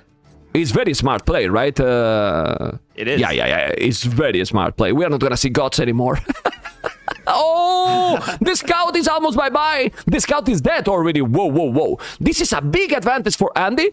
He's not doing militia. Maybe he thinks that he doesn't need to do militias and just go up straight. Yeah, that's one option for him. The barracks will count as a building. And remember, around your TC, you do have those larger trees. It's 200 wood each. So you don't need to do a lumber camp right away. You can stay near your TC for a while. Okay. Yeah. He really looks very well prepared. That for sure. Yeah. This is preparation, Mr. West. That village is in danger. Well, now he see the barrack. No, didn't see the barrack. But Andy is just going to go up right now. He's up. 8 seconds LTC, about 6 seconds. Obviously, Malai will have the timing, the momentum, but he has a lot worse economy. Because, yeah, the village, now he's coming. He needs to mine gold, and he's going to try to village fight because he's up. Yeah, it's going to be 40 seconds only, but now, yeah, it's not letting him take the food. Because like this, well, look at his echo. And see, here, the uptime so quick is bad because you don't have time to gather resources, West. Yeah, you don't. And here it's tricky because if Andy Vil fights, he's not going to let Barles get the food he needs for militia. He's got one militia queued and might be able to get a second. But then you have to get to the feudal age and do trade-offs between militias and villagers. Yeah, the good thing is that the militias are going to be with armor for free. The good thing for Gods, they are much cheaper. So let's see what's going to happen. And he has all the food under control at the moment. Militias are coming. He's up super quick. Expected with Malai, but more militias are going to be. And he has no resources to make men-at-arms. He has 3 militias, but no resources to make men-at-arms. Second mill expected. Need to sell more militia. No men-at-arms, but he has the +1 armor. And now he will do the men-at-arm now. There you go. Okay, you need to micro. He has the scout. This is very good for Andy. And now he can spam forever. Great for Andy. And Yeah. a tower in the middle. He's taking the hunt. He's going to be safe in the middle. And he's forcing Barles to the outside, to the berries, to the wood, but not on the hunt. Yeah, this is great moment here for him. But now it's so important what you do with the ranges, right? Very, very important.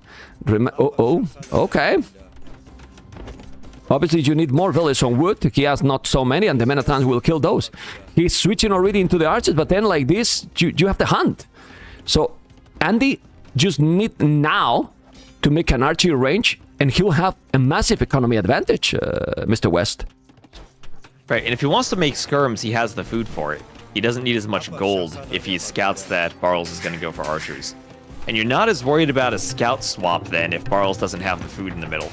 So you're pretty happy to go skirms in this situation, I think, if you're Andy. Yeah, but what you need to be really careful is that if you have this control of the resources, you can't get idle TC. Now he's trapping those, that's great, but those militias are not a threat, and now the archery range is needed. And he's doing the archery range in the middle, just to keep the hunt under control. All right. Okay, so not going to do it at home, and that gives Barles maybe an opportunity to go around the sides where both the tower and the range are in the middle. Yeah, he's playing super oriented only into the middle. Might kill now the hunt. Yeah, because he can't take it. Since you can't take the hunt, I will kill. So my opponent cannot take either. But with 1 or 2 skirms and the Menatams, he will kill it. So now, Andy should explore and try to make damage here. Otherwise, he will lose the advantage soon. Well, not soon yet, because there's a lot of hand. This. Yeah. Yeah, if you look at the resources collected, Barles is actually ahead so far, even though he hasn't had any hunt. He's just been safe at home, taking the berries, taking the wood. But that makes sense, right? Why? Andy is getting more and more idle TC. His multitasking is not great, you know? And then he has 2-3 villages behind, so that means 2-3 villages collecting resources. So maybe Andy might have more food, but in total resources, Barles has more because he has 3 villages more. But now, the Menatams are here, this is the market, and Andy is not microing the units good. The Menatams are gonna try to break in. He has so many units. Now he needs to be just not greedy. He's doing the armor. I think the archery range here, I'm skeptical because what you said. Because now this, yeah, you need to go with the skins, but still, Menatams are here. And, oh my god, almost. No. Almost. Yeah, but here you need to be quick. At home for Barles. You need to be quicker in this situation, right? Because it's a moment that you can kill, and Malai is super hard because of the timing. It's still 3 villages behind. I mean, it's not that much, because with Malai you are always 2 villages ahead. He's 3, but gods get 1 village more thanks to the free loom. So, yeah, more or less it's fine here. But those Menatans with the +1, yeah, just look how the Echo KD West is still pretty much, well, it's 0. They didn't kill any unit. 0. Yeah, they didn't kill any villager. Crazy. That always impresses me watching players at this level. They'll have such a crazy all-in with the Vil fighting and the laming and the men-at-arms and 0-0 eco KD. They keep all their Vils alive. Well, they're all in all, they're microing, but they need to look at the multitasking. You need to send. You have 9 men-at-arms with +1 armor, and Andy that now is not being greedy like in other games. He's not using the army. You need to multitask. You need to send the army, but he is forgetting. You need make control groups, I believe, and with control groups you send the other army. But he's only focused on this one, which I understand. But these 3 could do a lot, really a lot. Yeah, they could, because Barles isn't walled yet. It's a lot to focus on with the skirms and the archers and the men-at-arms all over the map defending your home base. But that one group there standing idle, that feels they've been idle for a long time. Yeah, they could go. He could go here and kill, but he's not sending. Now he's here with army. His resources are now insane. Look at now resources collected, even with 4 villages more. He's up to Castlage, but man, those men-at-arms could have, for me, Wes, finish this game. If you go now, you kill Feudal and attack on the left, you know, and then you have it. But now it's just attacking in one, losing the men-at-arms against this archer. Yeah, and those he forgot completely. It's unfortunate, but yeah, I mean, it's still with a good position, but it could be brutal. And now Ooh. He can fight. Don't just lose fine. it. He's fine. Yeah, he will lose Villiers, man. Which is the first Villiers lost in the game. First. Yeah. Yeah, but- first Bill kill. And it's still the Men-at-Arms there. okay Oh my still. god. Yeah, but that's triggered me. just These taking a break. Men-at-Arms trigger me a lot, you know? They like the mods. They're just sitting there taking a break, right? Exactly, man. Look, this is Moti, you know, Valiant, and Marino. All three there, you know? Let's go. Okay, well, maybe Emma is here too. Anyway, let's see what's gonna happen. Okay, Senjodama, you are jealous. You can be there too. No worries. Okay, look at those Men-at-Arms. He's gonna move around. And now, this is the problem. The Castle Age. Oh my god. Castle Age from Malay. Men-at-Arms is still idle. Vamos! There they go. Finally, man! Finally, my goodness! Okay. 9 Oh, villas look at more. the army count though, 21 to 5. The villas are down, but he needs to do some damage now. And he has enough skirms. Maybe that's enough skirms. Once they get Bodkin, they get elite. So he should be able to break in. Lone swordsman. That's crazy. Well, he has no army balls. go. He has all the skirmishes. With these units, he's gonna break in. The schemes are there. Easily the skirmishes, but you need to go. I think he should go in. He's not going. He could have been inside before, but he didn't. Now the lone swordsmen are going to be so strong. He can break in or not. He's gonna take the blacksmith. What he's planning to do is squires. He's going all aggressive, but now you need to do damage. Otherwise, Malay can recover. Elephants in the house. Oh, baby. Can the Elephants, elephants let's do the job or not? Oh, they might be able to. Will that blacksmith go down before Bodkin? But the blacksmith is down without Bodkin. Whoa! Whoa, whoa, whoa! It's really big. Now monastery. If you break in, but you need to keep going, kill the elephanto. Yeah, you can't kill it. It's only one, right? Yeah. Only one, and no armor, no upgrades, no blacksmith upgrades for the elephants either. The skirms can do damage. Yeah, the skims kill also the elephant, right? Without upgrades, Yeah, I skirms can guess. kill them now. Absolutely. But No why? upgrades, no nothing. Why he's not attacking this palisade, whatever? He can go in easily, right? I mean, I believe so. Anyway, super intense and super nice. How Barles is also holding 7 villages more. Now he will do pikes. I love it. And monks as well. Monks to take the relic. He has a He's against mangonel. elephants. Oh my god. Pikemen for the Husbandry. goths too. When we see this kind of battles, we never see this kind of battles, like elephants with the skins versus spikes versus lone swordsman. Now he's going in. Well, even if you don't kill, you disturb. But you disturb. You're gonna get converted one? Okay.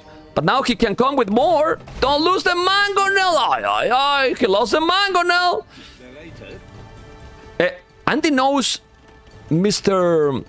West, that he needs to do damage now. The longer the game goes, dangerous. Very dangerous. Yeah, I agree. Or The not. longer it goes, the better for the Malay. And Barles still does have an eco advantage, 51 to 44 vills. And he has enough elephants, he's stabilized. He's able to fight the longswords. They're still annoying in the back, but most of the eco is now safe for Barles. He's managed to keep himself walled just enough. I just worry that he needs to realize he still needs Bodkin for the skirms. Yeah, but that's the thing.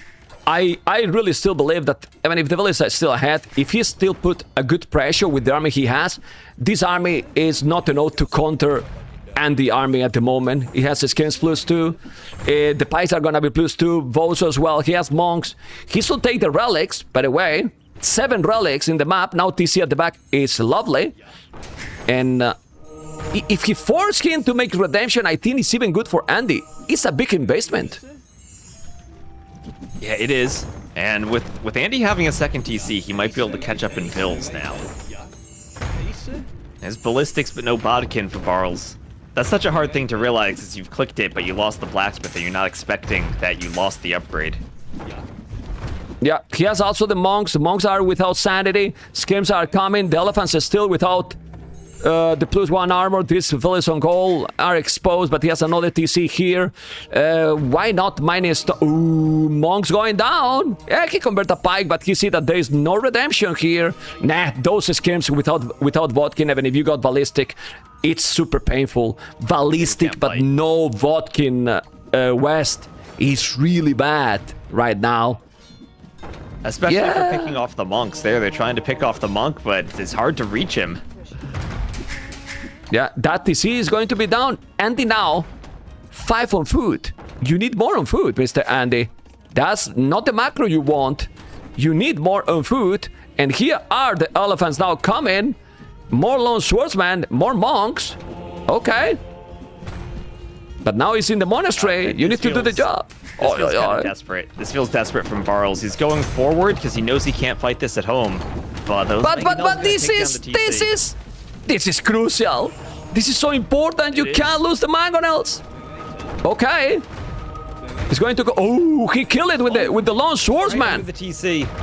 Yeah, but and those skills now don't die. The TC is about to be bye-bye. He's doing a tone center in the middle of the map. There is spikes as well. He's ahead in village now, army as well. And Andy is playing so aggressive. Ladies and gentlemen, Andy is getting closer and closer to get gain number 2. What do you think, Mr. West?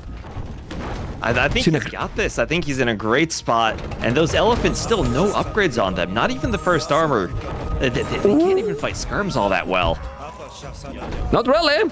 Yeah. Crazy battle. Crazy battle, but you can't lose the mangonels now. He's coming with 2 more monks. He's going to convert the elephants.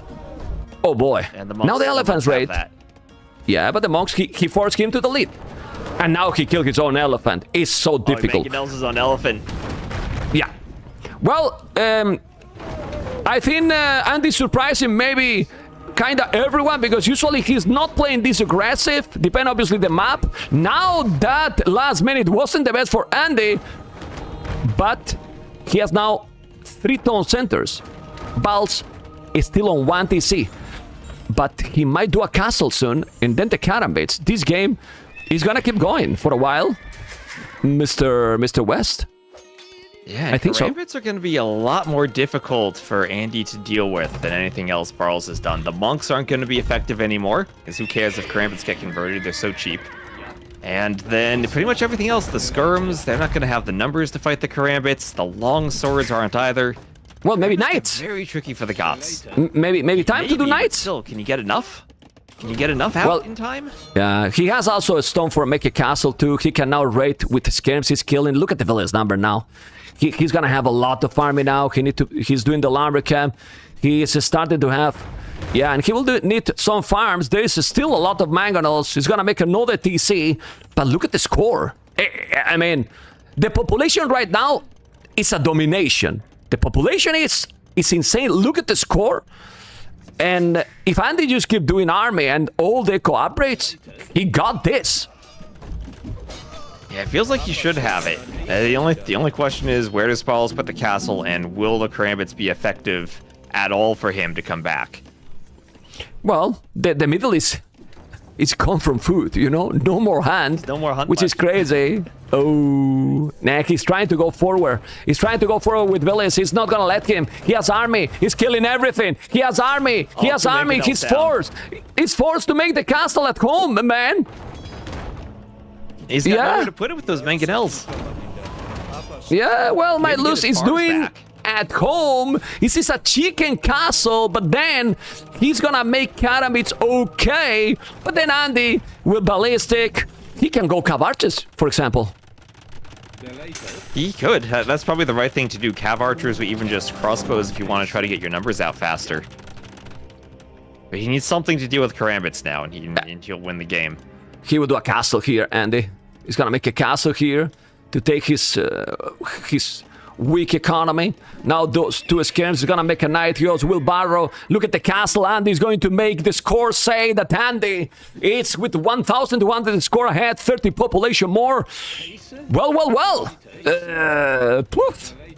If he's a 2-0, it's something that probably we didn't expect. He's coming with the Karambits, but he has now skirms. He's micro in there, weak as well. +2, but skirmishes might do the job, and the castle will be up. Whoa. And not enough Karambits. They're all dying to the skirms. That castle goes up. And I think that might be it. That might be the final nail in the coffin here. Well, let's see. I never call GG anymore. People have been telling me, man, you called the GG too early, you know, but he's gonna keep going. But he's 20 villages more army. He has the map control, doing another TC. He probably feels that Hey, I have Malai, it's a great civilization. Yes, it is. But check now, resources collected. Resources collected, It's Mr. super West. far ahead for Andy. The Karambit raids don't want to be under the TC. And what army is he Still can be doing? effective raiding. And We they were go talking Cav about it. archers. Cav archers, man.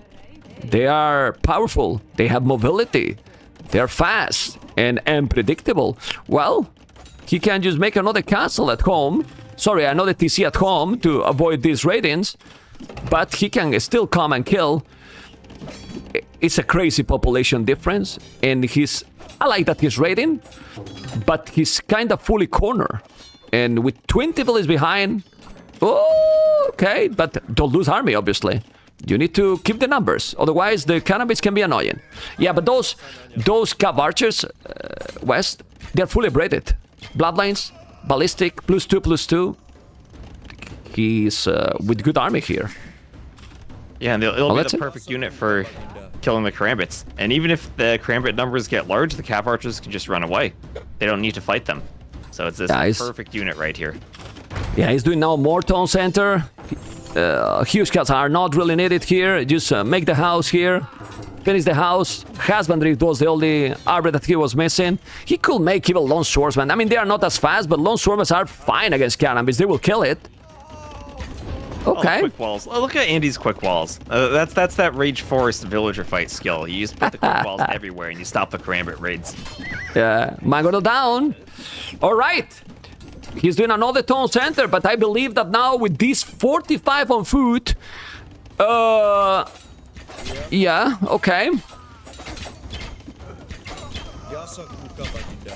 I guess he will go up to Imperial quicker, no? I mean, he's losing villages because he's Barles losing. Yeah, Barles is nowhere close to Amp, right? Look at that food count. He's got 21 on food, but only 30 food in the bank. He hasn't been able to add to spend wood on farms yet either. He's been so focused on keeping Andy out of his base while going for Karambits. Yeah, but Dundee now is just doing more boom and just full Cav archers. And the good thing with those Cav archers is that they don't cost food. While all the army that now Barles can do, he has food as well. They are weak against the Cav archers. He can hit them back. This is, ladies and gentlemen, a brutal domination in the first two games from Andy. Because right now, I don't see Barles winning condition here. He cannot raid anymore. He has a lot of army. And 1, 2, 3, 4, 5, 6 town centers for Andy. 60 Cs. Yeah, looks like Barles is going to try to go all in Castle Age with a ram push. But like you said, 6 TCs, you're not going to destroy that much in the Castle Age. I don't care how many rams you have. And Andy's in such a great position. Well, he need to focus and don't lose more villages. Still, even if he has, you know, a lot more. And now, well, with Feudal on so much, keeping handcart, he has all the upgrades, all the eco upgrades. It's again a brutal population difference. Doing more houses. The only problem he has is houses, and now he's raiding. Look at this, skirmishes here. Well. It's so difficult. He's gonna probably make another castle. Oh, 4 relics. That is going to drop. Now he will have to make it again. Well, in this situation, just make a lone swordsman and get the relics back. You definitely need it. Now he's doing Vodkin. He might notice, like, oh man, Finally. I'm being without Vodkin. Yeah, but the population is just, it's just crazy. Yeah, like really crazy population. Obviously, they don't see each other, right? So he doesn't know. But if you check the score, he might know that, hey, this is not a water map. He knows. Exactly. And 2.3k score in a land map is more realistic, right, than a water map. And where does he even put the castle now? It feels like wherever he tries to place the castle foundation, Andy's going to have Cav archers. Well, he can't. And now Andy, that should take the rallies. He could make a castle just here. Yeah, exactly, in this area. So you are fine. Yeah, you have a castle on the left. You're going to make another castle here. Skirms are dying, but the Cav archers are here. And he's 180 population. Just make the castle. He's coming with many rams. And the army he has... There's a Mangonel. Yeah, there's a Mangonel. More villages. You need to be careful. Let's see. Let's see, because he's many rams. Cav archers there. Oh, he canceled it. Okay. He's afraid. He's afraid. Just make it here then. Nah, he got a lot more army and better as well. He can do it. He's been a little bit chicken here, you know? But well, he's on the way to Imperial. And the Austrian player has played, I think, an excellent game. Very aggressive in the start. Only misplay, if we can call it misplay, was those 3 men-at-arms here, remember? Oh, okay. Can I play? Can I play? Look at the castle he's doing, you know? I mean, seriously. That's fine. That's fine. Yeah, it's fine to play this. You know? It's chicken, man. It's chicken. He wants to be completely safe. He has 1 castle on this area, another one here. But, well. Crazy. We do have a crazy ram push population. there on the left. Barles finally using his rams, I think, to push the forward castle. But he's got Bills, he's got Huskarls. Those rams are going to be destroyed right away. Yeah, as you can see, guys, crazy amount of army. The rams are going to go down. And after this one, maybe Barles will surrender. It's 190 population. He can make 210. He killed everything. Because those units, you can spam a lot, but they're weak. They're very weak. And Barles, he is still going while Andy's not in Imperial. He's gonna keep going. Right, mister? No! Definitely not anymore! 2-0 for freaking Andy, man! Damn, and what a great game. And that, I think it all just came down to the Dark Age execution at the start, setting that Vil forward to lame with Loom, making sure Barles couldn't get to the middle, couldn't push the deer in, had to go to the back. And from that point forward, Andy had the map control, and he had the hunt. Yeah, and the kills, obviously a lot more, but at the end, it was also the economy, because he was very aggressive, he got the relics. Basically, as I said, except those 3 men-at-arms, Andy played great here. Like really good. Speechless, I would say. Very, very strong. And through those first 2 games, too, Bulgarians and Goths, what a pair of teams to win with. This is the thing. I was thinking exactly that. He's 2-0 ahead in this $75,000 event, MembTV Warlords 5, and he won with Goths and Bulgarians. Wes, I mean, seriously, it's crazy, no? And look at the civs he still has left. He's got Spanish if he wants them for Basmo. He's got Italians for Isthmus or Shorelines, and Bengalis too. Even Bohemians for Basmo, so he has great civs left for the final maps. Yeah. And now Isthmus, that is a map, that is a home map from Andy, and I will say that this might be a better map for Andy. He always loved to play these hybrid maps. That's correct? Yeah, and it's a hybrid map. You're pretty far apart, but there's still room for men-at-arms or drushes. So what do you think Barles goes here? Is this his Vikings pick, or does he say Vikings for Shorelines? Well, I know the pick, so because I see here. Okay, you see. Yeah, I know. So, but you see, I don't lie. I'm not playing that like, oh man, you are guessing and then you know everything. No. Barles woo Andy in this map. Bohemians for Isthmus. Oh boy. Really? Yeah. I'm surprised, you know, but yeah. Let's see, because we are getting into the game, guys. Yes, and here we are, game number 3. Andy with Bohemians, Barles with Woo, with me, Steve West, and if Andy's winning here, he get seed number 3 and go directly to the quarterfinals. So, and get already $1,500 more 4K. Is that important, Mr. West? That's very important. And I mean, what is Bohemians when he had Italians and Bengalis for this in Shorelines? I think both of us were thinking those feel maybe a bit more natural for the hybrid maps. Maybe Bohemians is Andy anticipating that Barles goes Woo here. And maybe I'd love to see Castle Age hand cannoneers against the Gen Swordsman from the Woo. Honestly, this is probably why he's doing it. He was thinking about the counter. This map with the... You can go a lot on the water, and then basically the land action might be... Oh my god. Oh, he's Okay. Nice quick walls. Oh, he's hitting over the wall. Yeah, but you see it, so no problem. So I was telling that maybe the castle it's really happened, the land battle happens using castles, and then, well, we don't have knights. So yeah, if you wanna go GN Swordman, but I'm very surprised. Let's see what is he trying, because if Andy is picking this Sith, he has something planned. He's walling up already. Do you think there's a chance Andy might try to fast castle on this map? I mean, look, he can wall this. I don't know if he has explored everything. No, but it's very easy to wall this area.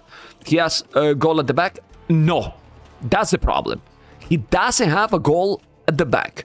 Look at the closer goal he has. All the goals are forward.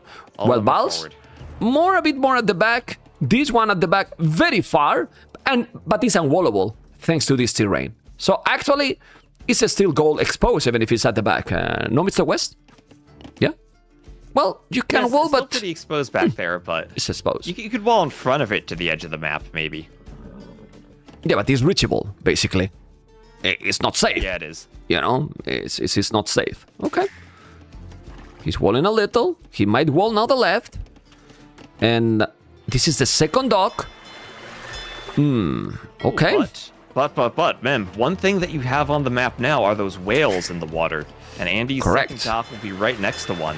So he could think about just taking the water and take the whale. And yeah, the golds are forward, but he could try to get whale from the ocean rather than from the gold mines. Good point. Really good point. And go from there. We'll see. See, he has two docks, one on the fish, one on the goal. Okay.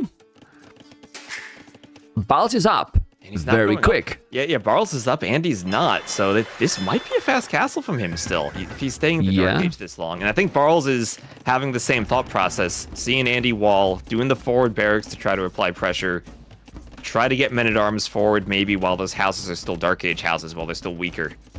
Yeah, and he's not good because he's so close. The goal, yes, as you mentioned, he will have to take from water. But it's limited goal, and well, if he's making a sneaky dock, can be dangerous. But Barles didn't even explore that area. We'll see what's gonna happen, because Andy is still Dark Age forever.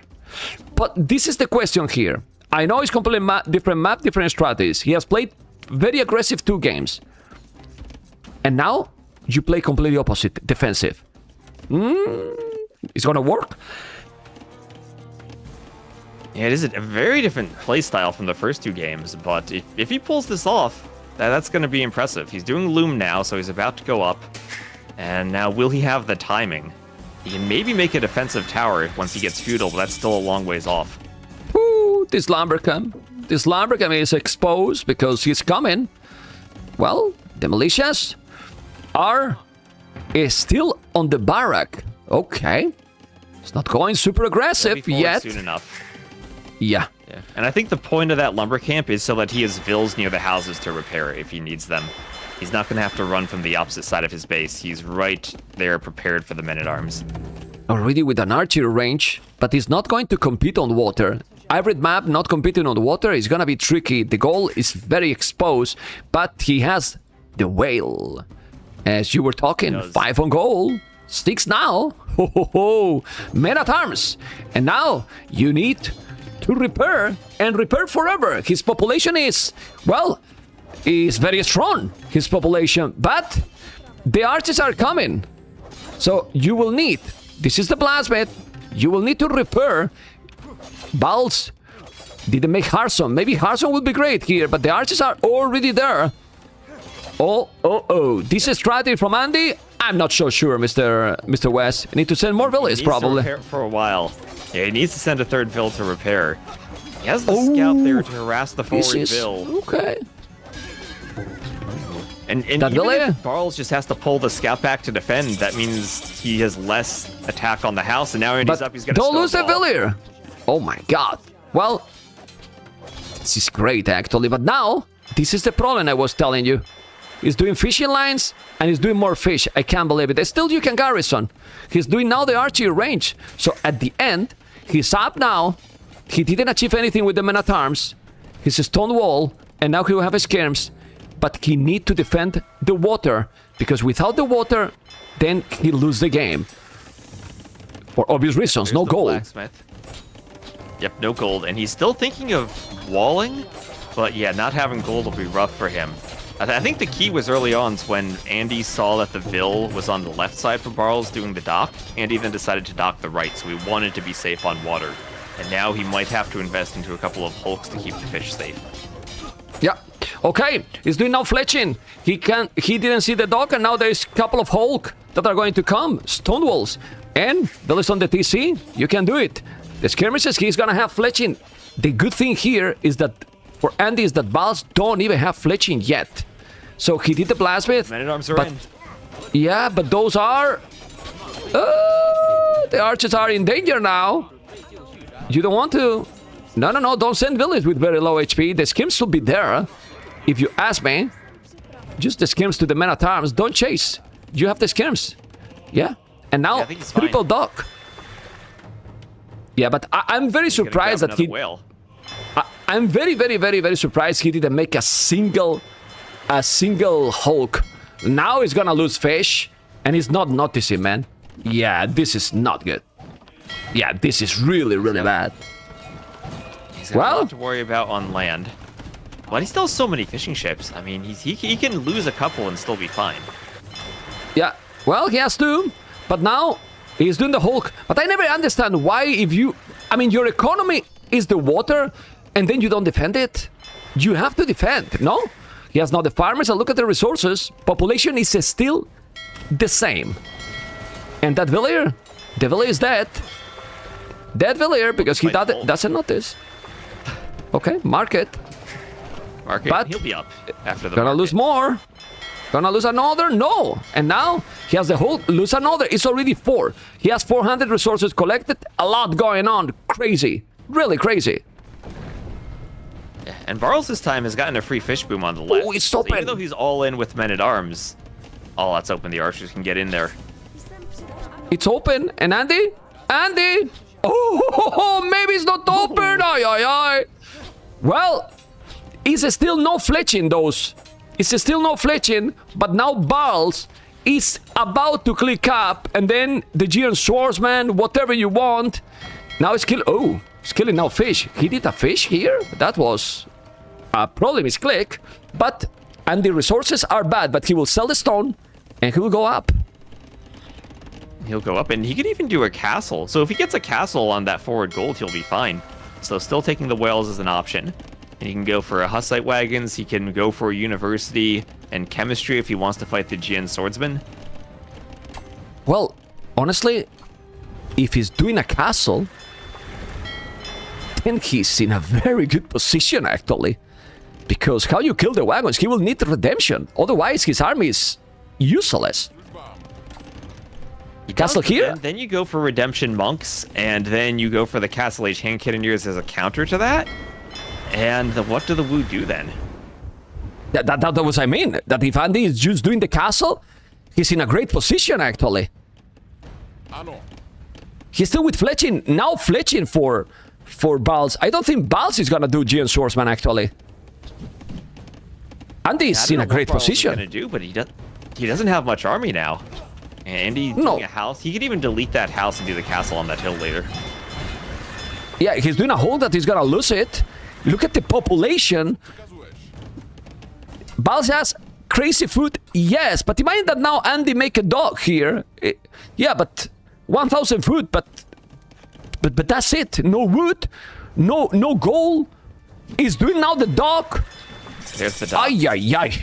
Ay. Well, a Giant Swordsman is doing one. Now Vodkin, but his wall, he can use... Oh my god, he's sending the villas, but the Giant Swordsman is coming. He's gonna make the castle juice here. There? Oh, he wants to clear the remove the skirm! Remove the skirm! Remove the... Me cago en la leche! Remove the skirm! My goodness! Okay. I mean... Skirm wants to block the castle. Is that too far forward? Here come the archers. No. He's fine. He's fine. It has 5 archers only. The castle will be there. He's only 1 year swordsman. He's doing now a squire, but this army is gonna take everything. He's now going to make medium warships, so he's gonna go with now galleys. Is this possibly going to be? I don't know. I know that the score is ahead for Barles, but well, let's see. DC, look at the resources. He's gonna go in. What's happening? I don't know what's happening in this game. It's weird, man. It right? looks like he's almost ready to go imp. It is, but I think now Hussite wagons come out, and I don't know how the Wu fight that properly. I think the longer the game goes on, the better things get for the Bohemians anyway. Yeah, he has double the army now. He has the same villas now. But the thing also is that he has War Hulk, Mr. West, and everyone. And with War Hulk, you're gonna kill the fish. If you kill the fish, the advantage for Andy is not gonna be big. It's gonna be massive. It's going to be absolutely massive. And right now, Barles, I don't think he invested anything on the water on the left. He doesn't even have medium warships, so he doesn't have any chance of stopping this. Is this? I repeat it again. Is this possible to be a sweep between those two? It is. Andy's I would playing be great. Yeah, I mean, a completely unique strategy. I would say we have not seen Bohemians at all in a map like this, but. Look at this, sticking everything now. Wheelbarrow, horse collar. He did fervor for the village as well. Yeah, and you garrison now, but you already lost a lot. And this is War Hulk doing more fireship now. That's crazy. And then now the garrison, they're not working. So this is great. And Andy is, look at that. He's even clearing the hunt in the middle so he can take the gold forward workshop and monastery. He's right where he wants to be. This is practice, Mr. West. This is practice, preparation, thinking a lot. It's his whole map, you know, but... Well, it's 21 maps, and Andy feels so well prepared, honestly. Really, because at the end, here we are not talking about the mechanics, the micro, or anything. It's about the strategy. RTS, that is about the strategy. What a surprise, right, Mr. West? All right, well, I know Andy's been practicing a lot, because he's one of the players. Yes. I don't want to reveal any of his secrets or maps that he's practicing, but I've gotten quite a few bug reports from him in my DMs about maps that he's been practicing. So I know he's been grinding away for Warlords. Well, there is someone in the chat also, Spirit 5. Andy loves Warlord settings, you know? And, well, I think many people love Warlord settings because they are so complex and give you the chance, Mr. West, to be creative, to create the stuff. It's not, you know, every game has been different in this series, for example. And in most of the series, all the games inside the series are different, right?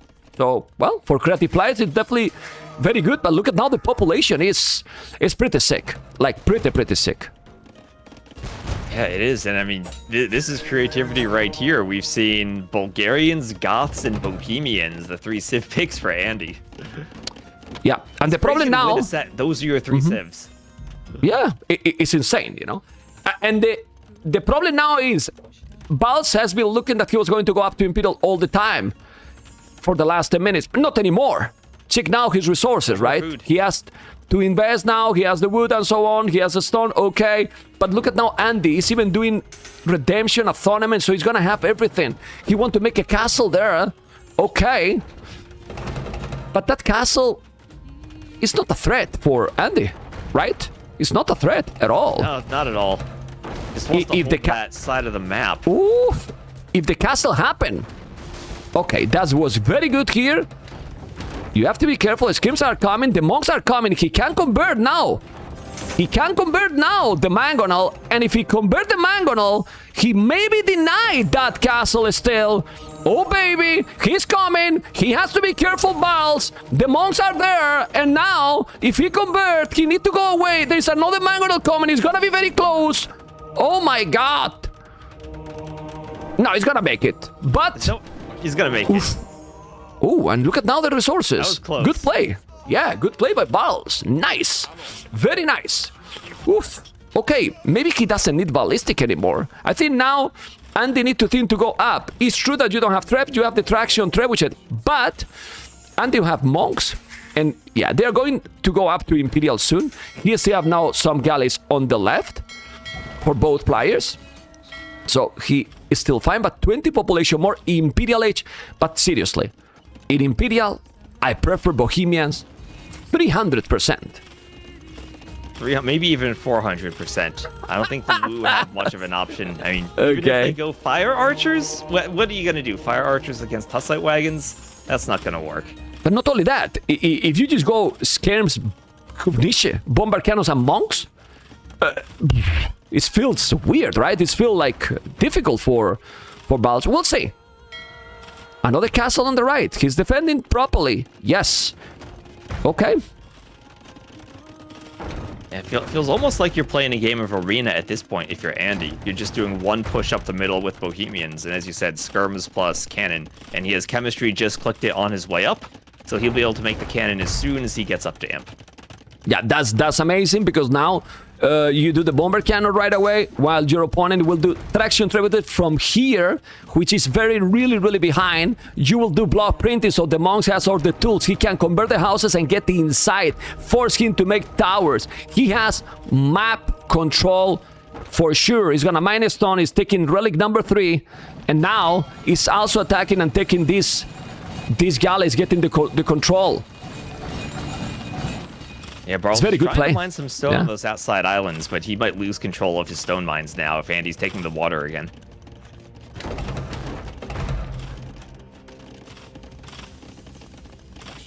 Okay, he's gonna convert the dogs. He can convert the dogs even. No, that's huge actually, because now you go get completely the water. It's so many tools that he has now, and he has a tournament right now. He even have a tournament. Look at all the upgrades. That's crazy.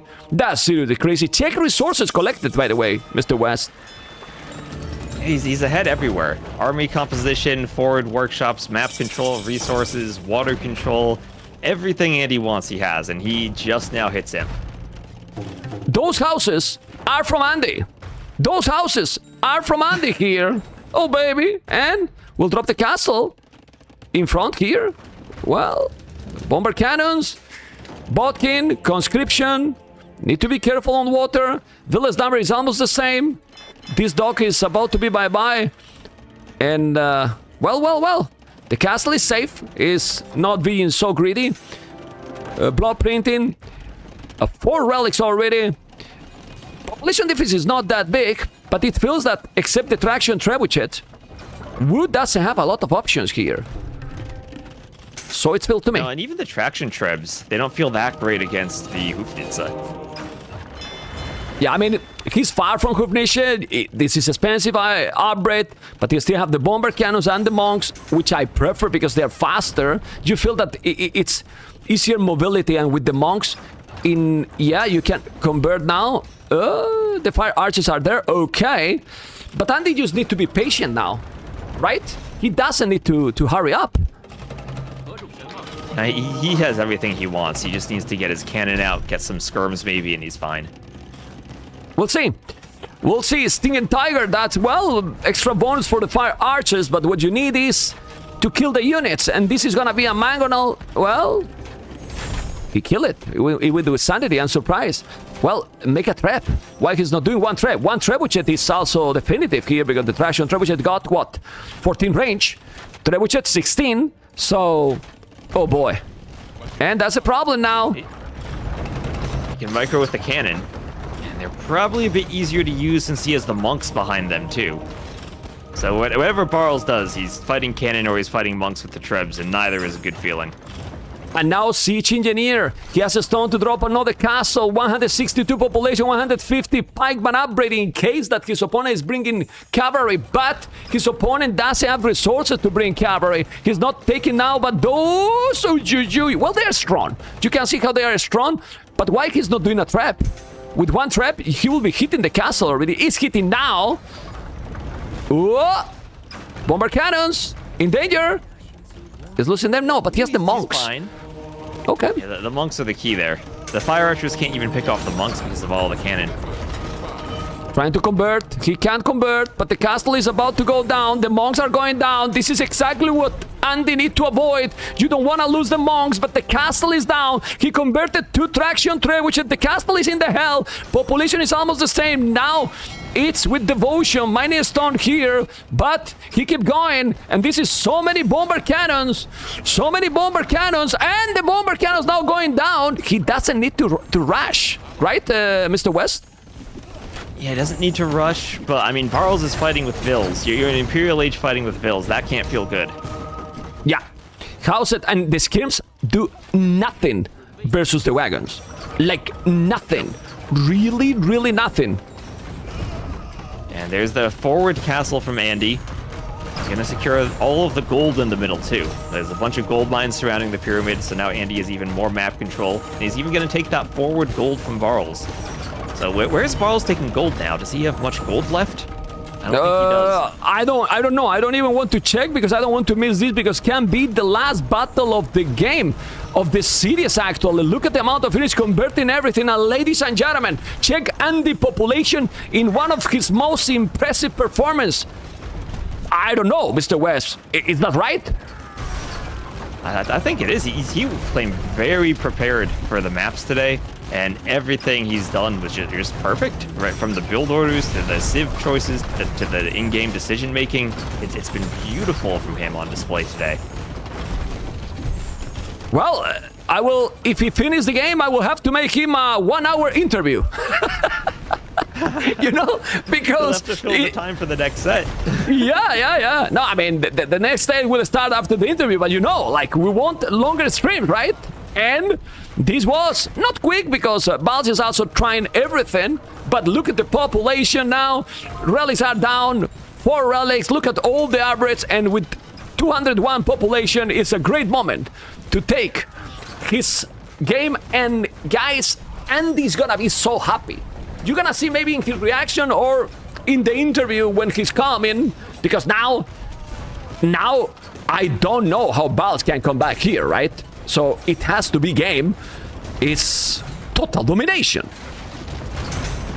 Yes, well, that fast castle strategy and recognizing on the map that he didn't need to worry about the forward goals. He could just take the whales, and all those men-at-arms were walled out. Maybe a bit worrying when he was still repairing the Dark Age house, but he's dealt with it. And it was just smooth sailing from there. Ooh, okay. 6 bomber cannons, the castle is down. This now fate. The monks are so annoying, and 154 villages don't do more, man. Just bomber cannons. It's not even Hubnische. He can now maybe make the upgrade for Hubnische. Nah, it's a destruction here. Oh my god, you saw. Barles was so confident the other day. He said, no, I'm happy with Andy. I feel favorite. I'm getting very good results against him. And you never know what can happen in this game, Mr. West. Never know, really. And this is not Arabia. Yeah, it's completely different. Yes.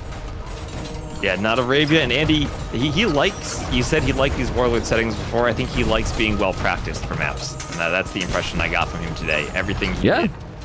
This is and not the practice, the practice get rewarded, and he get the game number 3, and he qualified to the quarterfinals. My goodness.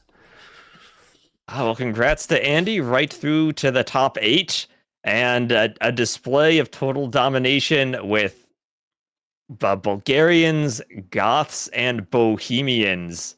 What a civ composition to win with, too. I really don't know what to say. Yes, that's something to really take in consideration a lot, right? Because Mr. West, I won't close cities for sure, because it's so nice to have 5 games, but what a performance by Andy. And as you mentioned, with those civilizations, man, what is this, man? What was this? Yeah, with some creativity on display. That's what you want to see too. Not just close sets, but interesting sets. And I know it was a 3-0, but the way he did it was still fun to watch.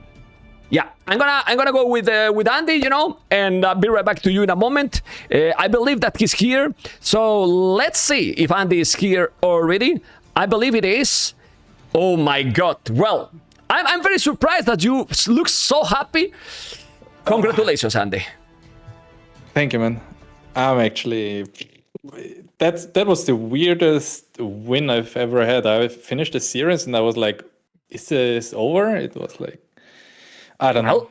Andy, I mean, you know, we talk a lot, guys. For those people that you see here, we talk a lot behind the scenes, right, Andy? That we talk quite a lot on Discord, and we do. Okay, and you know that I'm usually critical with you. I mean, that I tell you, hey, man, why you did this? You can do this. You know, that we talk. Today, I think is your best performance I remember. Yeah, thank you. But the weirdest thing is I don't feel like it, like, well, I feel like I had decent strategies in hindsight, but after the first game I was like, oh, I feel so slow.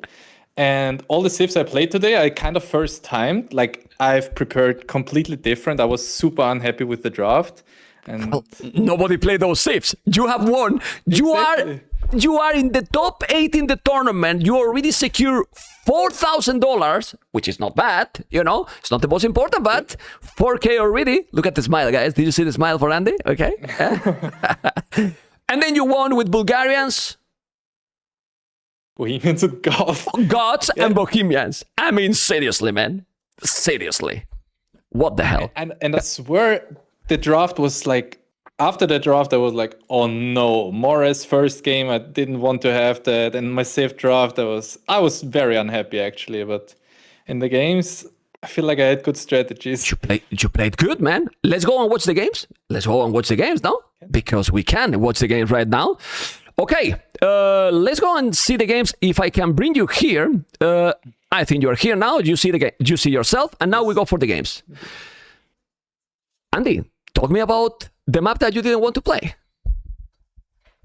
Well, I don't know what happened. I think we were both completely clueless in this game. That's why we didn't like 0-0 KD in the first, feels like 18 minutes, 20 minutes. Feels like we both didn't know what to do at all. So I kind of just wait and see what he does and trying to counter it more or less. Yeah, and then I thought like, oh, well, Krepos could be an option. I went for Krepos. It was, I don't know. And I felt like... Look at your army now.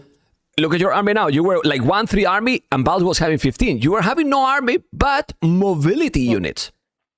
Yeah, but the army he has, those 3 conics eat all his army, so it's fine. Correct. And well, the Krepos on this map, because there's so much fish, they are quite amazing. But yeah, it's not the beauty. Like I got converted on the left, he got converted on the right. Like, felt like quite slow game from the start. And from my point of view, it felt like we were both a bit clueless what to do. So we just played defensive and... But this map, because this map more than about the strategy is, okay, you can have a strat, but you need to really have great multitasking. It's more about mechanics in this map at some point, no? That's true. Like here, if you send the connects and don't let him wall, you could kill the castle already. Yeah, I don't know. Maybe I clicked them in. I don't know what happened there. Are you blaming the pathing? Come on, the pathing in DE is amazing. Go on, sorry. Those conics are very underrated. Like, they are super strong, even like against monks. Usually, well, I can delete on the way, and then the dismounted conics still kill them. Yeah, they still kill the monks, and it feels like a solid unit. And it's not great. I said the first time the Bulgarians here, so okay, it felt good in the end. And it's not great that all the armies, and we move into game 2 really fast, all the armies cost half. The food is also good, really good at this point. Anyway, this one here, because I have a spotlight here, the highlights here with that valley and the scout. You denied as much hunt as possible was the goal, no? Exactly, and I knew Barles only pushes, like I saw his games on that map. I think he picked it always, like that was the first in the draft. I wanted to pick another map against Barles, and he picked Skutsa first. And he always went for pushing deer and then milling in the back and full ball and play like defensive archers. Like he didn't never really commit for the middle. So I knew if I just deny his scouting, like his pushing, I'm in a very good spot. And that just snowballed in my opinion. Yeah, well, and you were having, then, even if you're behind in villas, guys, Malay is normal, but in this one, you were aggressive the whole game. Yeah. You feel that you have to? Well, the thing is on this map, like you see res collected, it's the same, but like 2,000 res ahead probably because I don't have to invest into farms. That's what people probably don't think of. Yeah, like correct. The res are the same and pop is the same, but basically I invested 2k less resources into farms, so I'm in a very good spot. But I was scared a bit about the karambits, like, I don't know. Yeah, but you kill a lot. You still kill a lot. We were talking like when he switch. I think your option is Kavarsi because you don't spend food. You are in mobility, so you are fine there. No? Yeah, I think my decision making was quite good in the games. I guess I adapted quite well during the games. I had different plans, I think, but well.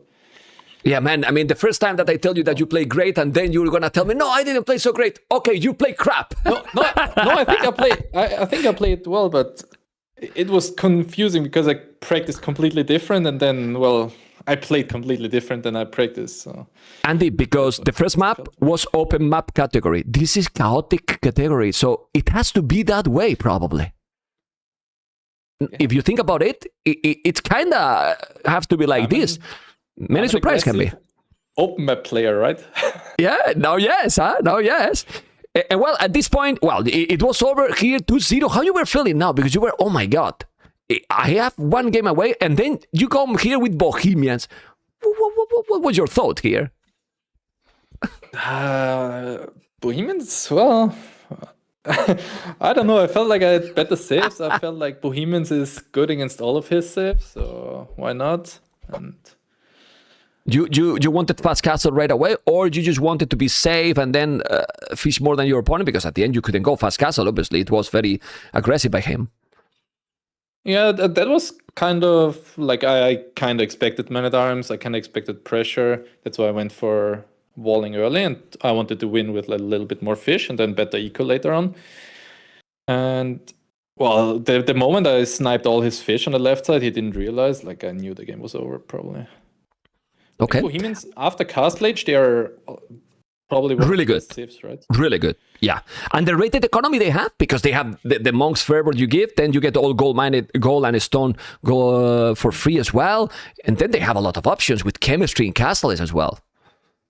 Yeah, exactly. You have better bombard cannon timing. The Monks later on against traction traps, like it felt like for him, same as game one. I mean, his civs were kind of like weak in later stages. They are super strong early, like Wu and Sicilians. But as soon as you survive Feudal Age, you win the game basically. And it felt like game one where he didn't really know what units to go for. You see like 5 skirms, 2 traction traps, then Lutrons a bit, but felt like he was just not getting damage done early that he needed to, and later on it's just a Sif win. Same as in the first game. Yeah, and then here you were having all the domination.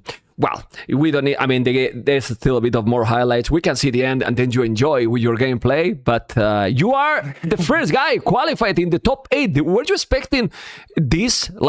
And now, we'll talk about that. Now you are seed number 3 for the playoffs. And that's solid. Really good because, well, we'll talk about that in a moment. You see here how you finish the game here. And it's absolutely... Sorry. Hola, Mr. West.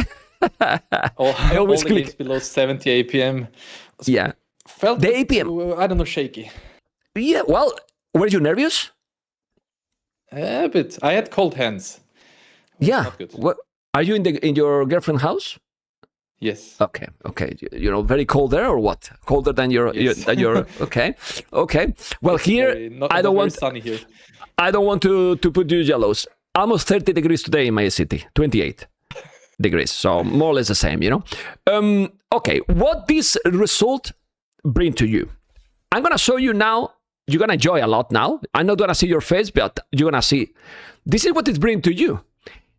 Andy is here, and now you are directly in those 2 spots on yellow. You know, and that means is it drawn or it's a draw. It's a draw. So you can be in any of them. You know, but this is the question here. The thing here is now the next series is Sebastian versus Hera. So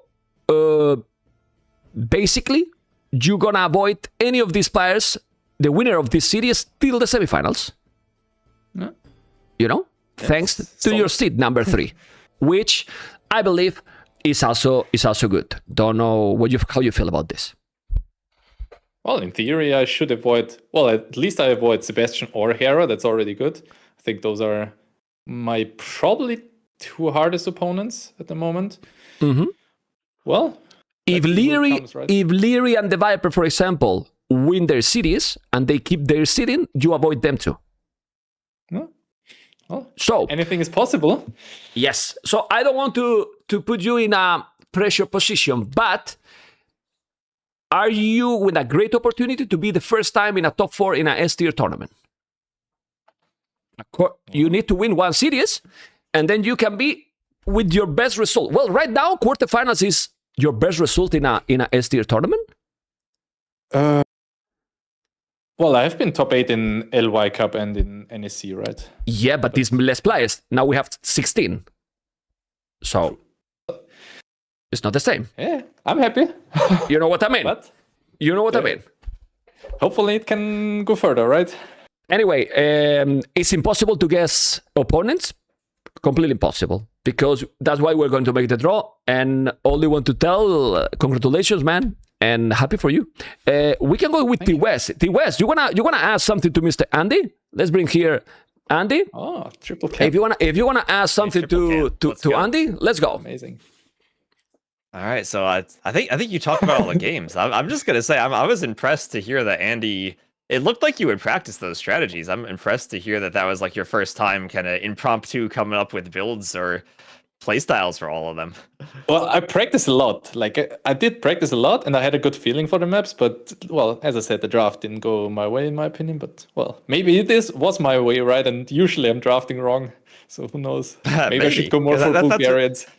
That's what I was telling to Mem. I'm used to, out of all the players, Andy's always sending me these bug reports about the map, so I know you've been practicing. So what would a good draft then look for you? Maybe you don't want to reveal too much. He doesn't want to say now. Now he doesn't want to say. He doesn't want to give now information. Any map here, but Barles specifically, like Barles played Kukuza and first picked it in any, or not first picked, but he picked Kukuza in every set. So I wanted to go for Border Dispute or Cliffbond first pick to avoid his Kukuza. And then, well, he picked Kukuza first, and then I was already, my plan was gone. And then from then okay. Yeah, so you're also someone who's going to watch your opponent's Rex a lot and try to learn from them and their drafts too. It's quite fast, right? It's 3 sets that Barles played, and well, I don't really watch like super carefully, but just which save, which map, and what strategy, and that's it. Like takes half an hour for all the games, I guess. Andy, I don't want to make you feel bad, but I'm gonna make it. You know, because today there was server maintenance, and I was afraid. If the series are long, you know, if your series is very long, and then Hera versus Sebastian is very long, it can be in the middle of the Hera Sebastian series, server maintenance. So then I messaged everyone from Microsoft, man, Microsoft just confirmed me a few minutes ago that the server maintenance is going to be delayed 2 hours. And now I messaged him, Andy has destroyed the schedule because he won 3-0, so now we don't need the server maintenance anymore. I was joking. Why should I feel bad about that? Well, no, I'm just joking. Because that's the joke, man. It's a joke, man. I was just trolling you a little bit, you know. You don't have to feel bad, you know, because the schedule is shorter. But it was just a joke, just an anecdotic moment here because I just got a message from Microsoft. Hey, man, don't worry, because I was stressed today. You know, if the series are long, that the server can go down. You know. Anyway, congratulations, Mr. Andy. And now we're gonna cast together. Very happy, right? Because the feeling knowing that you are in the quarterfinal, because I'm going to co-cast one day of the remaining series with Andy, you know, surprise, you know, and we will cast together. So happy for you, Andy. Yeah, looking forward. Thank you. Take care, man. Take care. All right, congratulations. Mr. West, amazing. Really, really amazing performance by Andy, right? Yeah, absolutely amazing. And I think both of us came into this thinking, you know, Barles, Andy, this should be a close set, but not what we got. Total domination from Andy.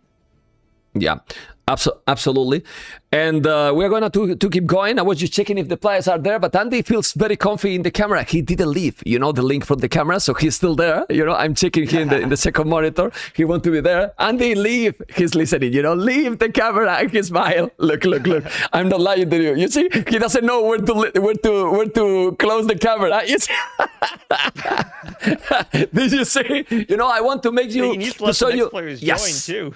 yes. I wanted to show you guys so you see more or less the closer feeling. This is not a LAN event, but we're trying to make the best that we can. Thank you so much, Wes, for the help and for the co-cast. We're going to move now for the next series that is going to be Hera versus Sebastian. Any prediction? Ooh, I mean, I think Hera's gonna win that, right? It's always a safe prediction. But if there's one player who's up and coming and is ready to be the one to upset Hera, it's got to be Sebastian. Let's see.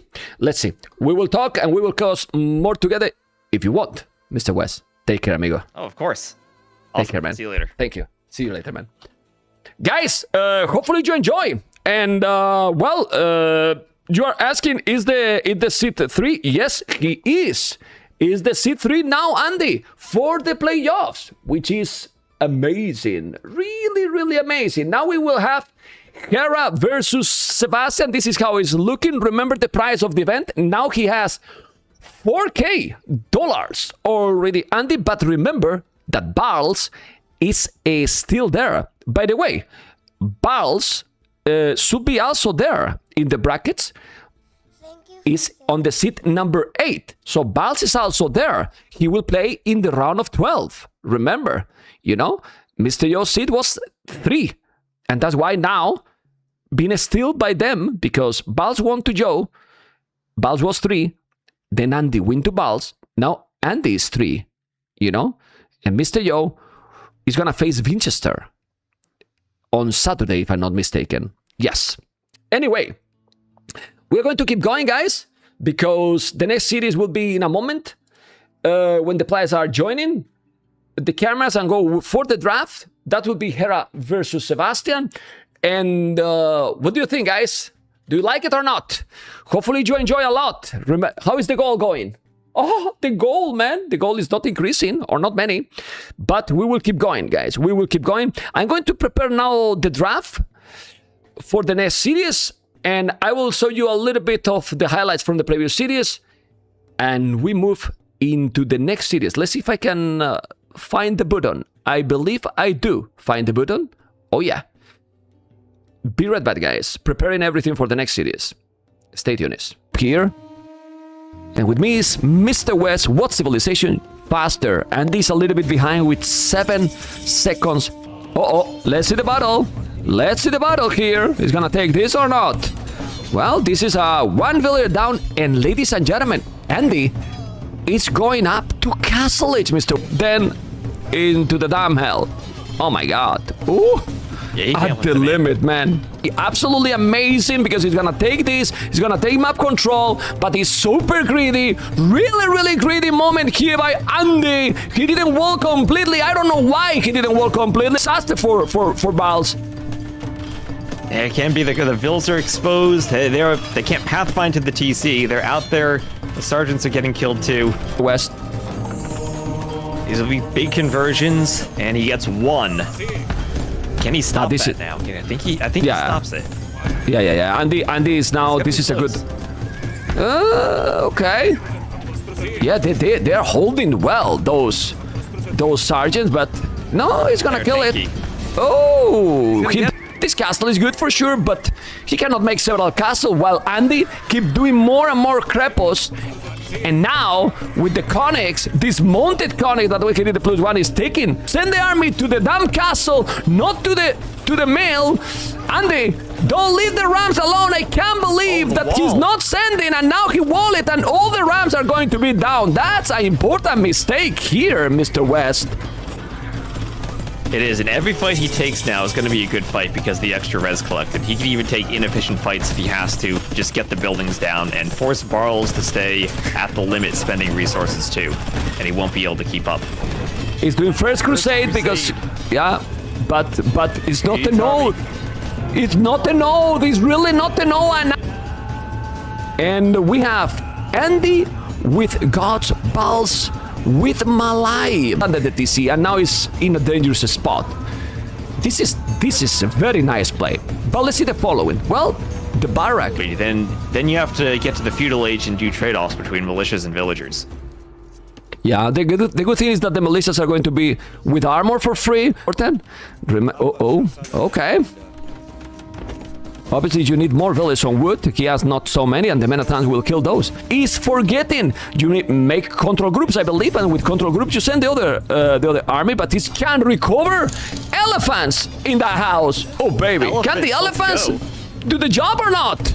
Now TC at the back is lovely, and if he forces him to make redemption, I think it's even good for Andy. It's a big investment.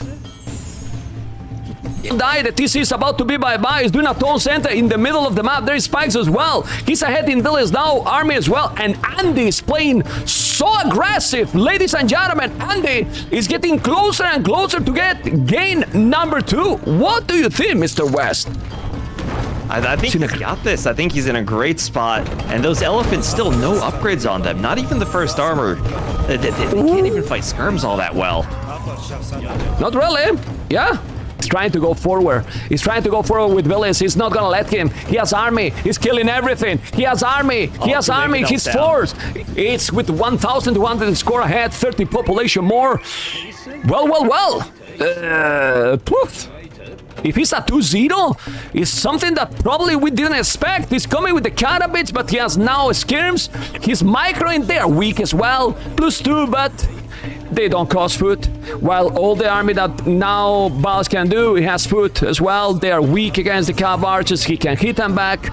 Crazy amount of army. The Rams are going to go down. And after this one, maybe Barles will surrender. It's 190 population. He can make 210. He kill everything. Because those units, you can spam a lot, but they're weak. They're very weak. And Barles, he's still going while Andy is not in Imperial. He's gonna keep going. Right, mister? No! Definitely not anymore! 2-0 for freaking Andy with Bohemians. Barles with Woo. Castle from him still. If he's staying the Dark Age this long. And I think Barles is having the same thought process. Seeing Andy wall, doing the... Gonna lose another? No. And now he has the whole... Lose another. It's already 4. He has 400 resources collected. Men at arms. Oh, that's open. The archers can get in there. It's open. And Andy? Andy! Oh, maybe it's not open. Ay.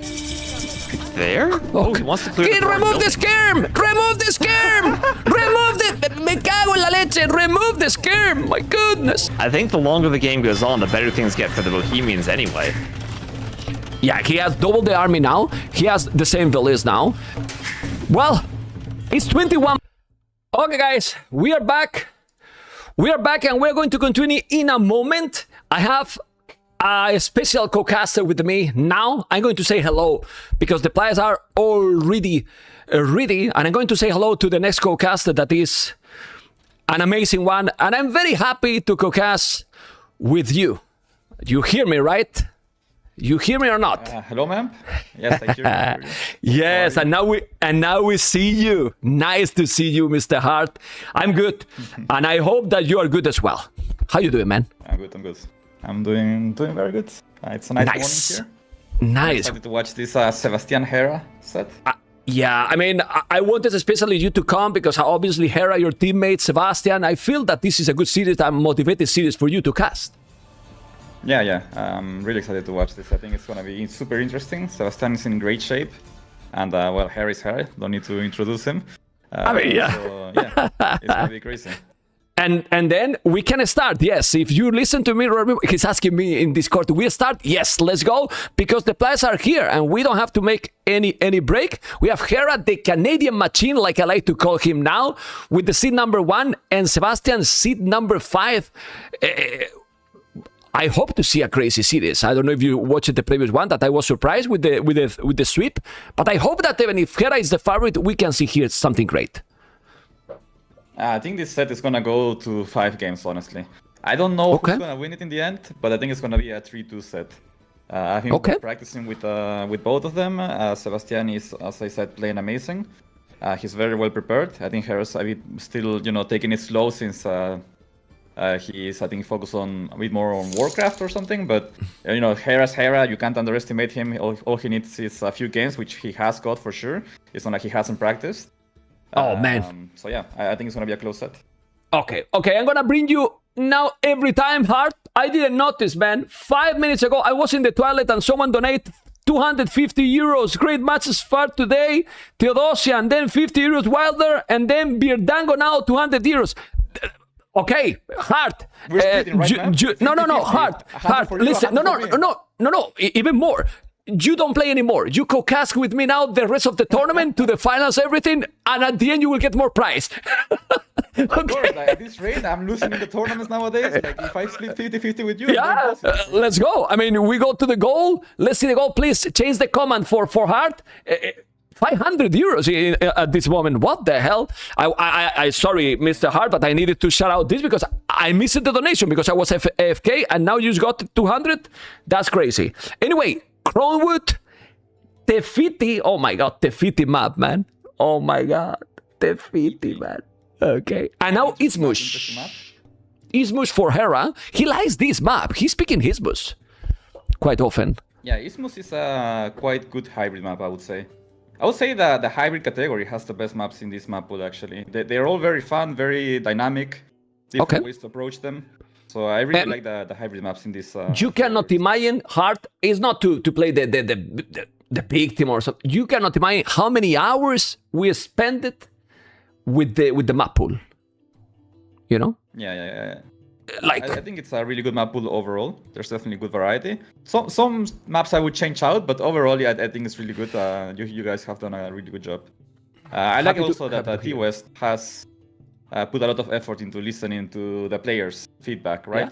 On the maps. I think that has been very good as well. He polished out the maps very well. We created the maps, some of them, many of them have been for Krasini, some other from other creators as well. And since Krasini was busy and so on, I was, well, T-West, are you going to be available to make exactly what he did? He told me, yes, ma'am, I can do it. Then I bring him this time to the team, and he did an amazing job, in my opinion. So I agree 100% to you.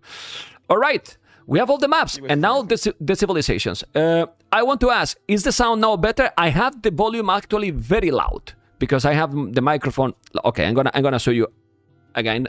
Usually I don't have the microphone like this. I usually have the microphone farther, but now I have the microphone closer, because I don't have to make the boost. And tell me if now it's better. You know, I have changed the microphone, so yeah. Let's go back to the draft. I'm trying to read the chat. Thank you everyone for joining and supporting. And Hera went away. So okay, we were talking then about the maps. Like, for example, you mentioned the hybrid. With hybrid and water is the one that we had the most hit age. You know, like we need, because we were very worried about the new balance. And then that's why we were like, okay, we need to bring some good maps. And that's why also we changed immersion. And I think now in the new version of immersion is also probably better than before. That's my opinion, I like at this least. version more. Yeah. I think with a little bit less wood would have been perfect. But I think that the changes you guys made are amazing. I really like that you guys removed the lake from the middle of the map, because I felt like that led a bit, like, once you get control of that, you usually dominate the late game and it becomes a bit boring. Now you have to play the whole map basically, not just the middle. And yeah, I think the water balance is a bit troublesome, but you know, they're working on that, and I feel like players are adapting, and there's a lot of strategies coming out even with this water balance, right? You see people greeding a lot more, adding so much fish, and then you see some people trying to cheese you when they think you will do that, right? They just go super fast FC and kill you really fast before you can even get the fish boom going. So yeah, it has led to more, I don't know if to more strategies, but it has led to a healthy amount of new strategies. Okay, that's very good. Okay, I'm gonna bring again, because people is asking stuff, and since Hera is not there, I'm gonna check in my other monitor. Do you know, well, I'm gonna answer some questions. What if a co-caster from first set say no, he want to stick for the second set, but you have all the person in mind for co-cast? I usually have always my co-cast plan. I talked, for example, with Hard in advance that we were going to cast that. I don't leave this spontaneous.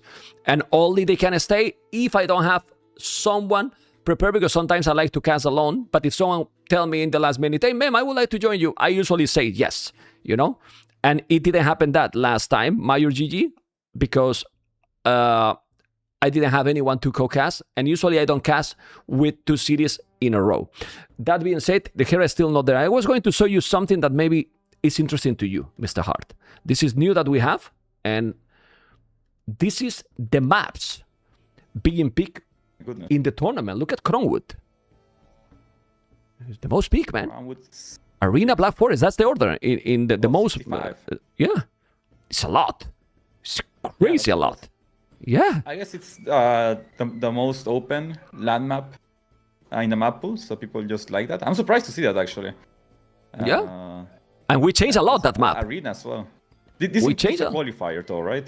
Include everything, yes. Include everything. That's why it's a bit boosted, but it has to include also a qualifier because it's very important part of the tournament for sure. And now we have the sieves. Here you see the win rate, but you can probably say check the second bar. Let's say is where you have a lot, but you can see many interesting things here as well for the civilizations. You can screenshot if you want to analyze later, or check the bot. I see Frank's and Hans first. I don't even care about the rest anymore. But that's a bit fake, you know. That's a big fake, you know.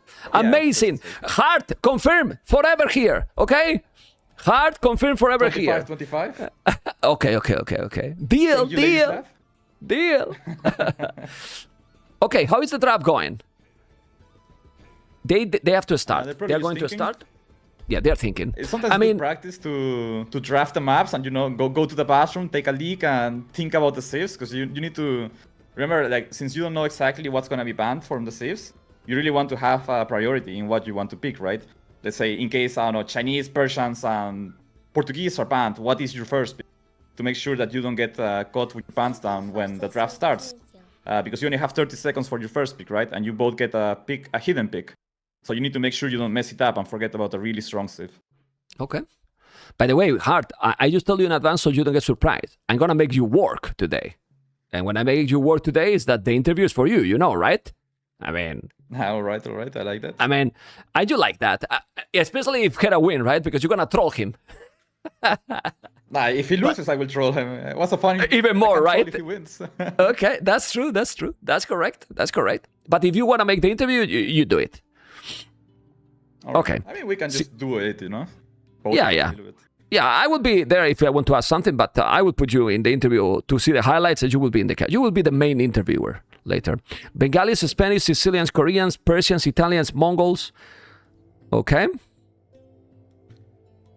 Hera looks so tired. Spanish, Koreans bans from Hera, which means he doesn't want to play against those castle drop sieves that... okay. Then the last Tupi. Then Tupi, the last one, right? Yeah, they feel. I would personally ban Tupi. Screw that. There we go. Professional, man. We're professional. What the hell, man? I mean, it's not only hype casting, okay? You know, I'm sick about the comment about the hype casting because I don't consider myself a hype caster. Only use when the moments are hype. I try to put the energy there, but not the whole thing. I mean, if I'm hype casting 5 hours, I will die. Basically, high IQ you know, it's impossible, you know. Okay, Machiar's also banned there. Okay, why Machiar's banned? Oh, for Crownwood, of course. For Crownwood, yeah, very scary save. Okay, and now this I like a lot this moment, Hart, because if the first pick is hidden, both they can pick the same. Almost never is happening that both pick the same. There you go. Idiots, man. I can't deal with this anymore. I'm surprised to see both saves. Like, yes, both our saves are really good.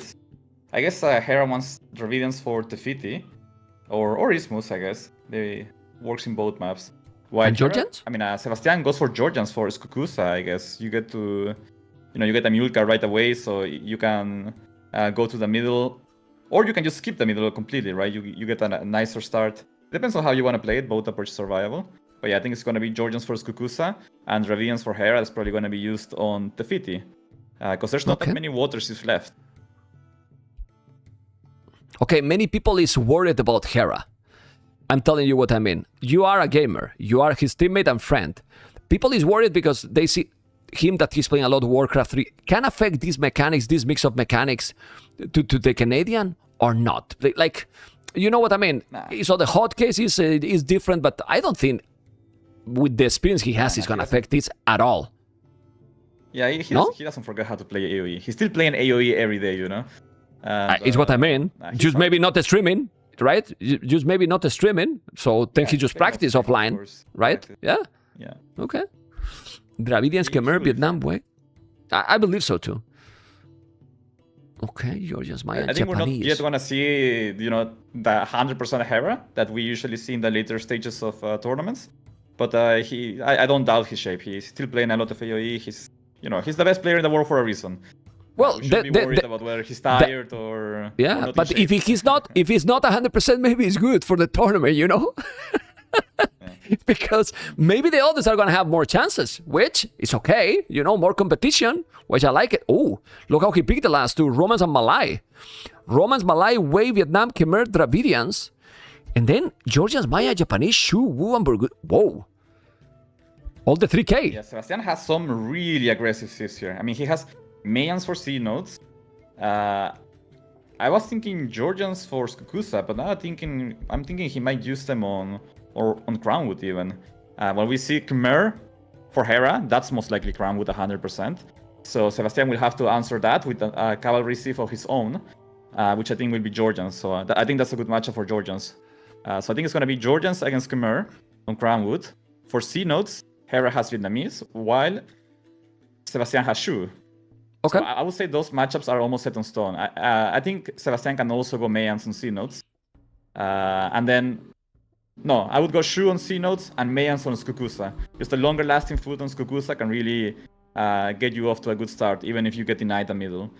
So I think those would be safe picks for now. Look, they have only faced one time. That means because, well, Sebastian is not been that long into the S-tier tournaments, and then to face, since they are both also high seed, it has to be in the really later stage, right? And they rarely face on league format or double That's so elimination, lucky, like in this actually. case. Yeah. How does he face Hera so little? I was higher seed than him for the biggest part of the year, and I But faced look- Hera in every single tournament in round 1 or 2. And Sebastian only- has just dodged him completely? No way. He only has faced him in Titans League 4. And 3-2 was the result. Crazy. Yeah. Well, fixed but him now, but this is twice a unlucky tournament, I because swear. I'm gonna bring you here now. This is unlucky because just look how we have been change the format of the events to make things like this to less likely to happen. But there is some people that your destiny is that hard because yeah. we made the draw. You know, we made the draw live, so people can see that it's just about luck.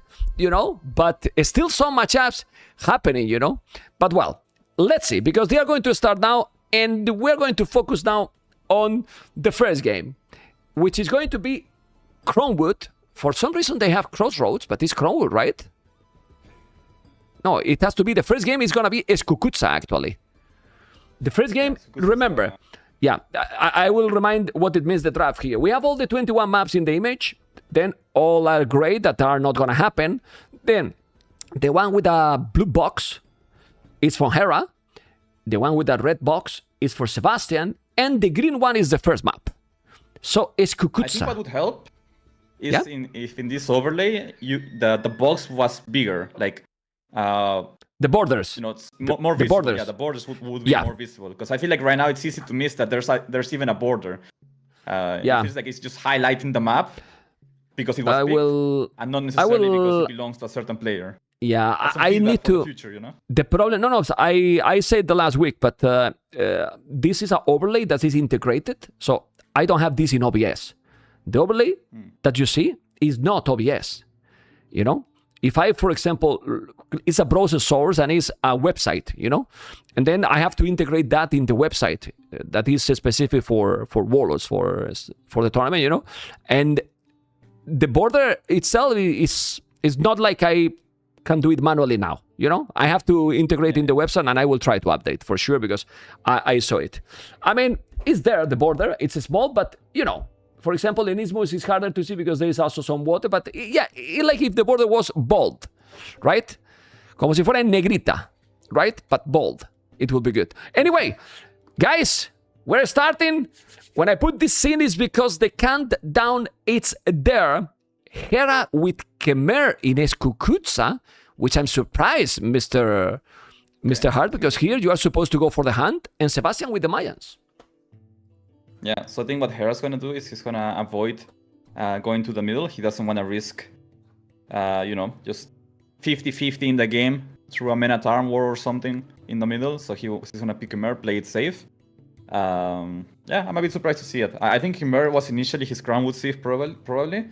But since he sees that Sebastian has Georgians, he prefers to avoid the matchup and go for something else. Okay.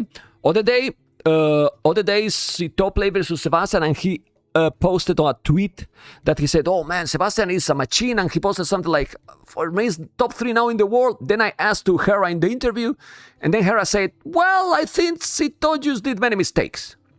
What is your opinion about that topic? Either Sebastian is too good or Sito is too bad, you know? Yeah, I can't really pick which. Exactly. Okay. So you don't go into a side? Huh? It's what I mean. So what is your opinion about that? You are closer for Sebastian being top 3?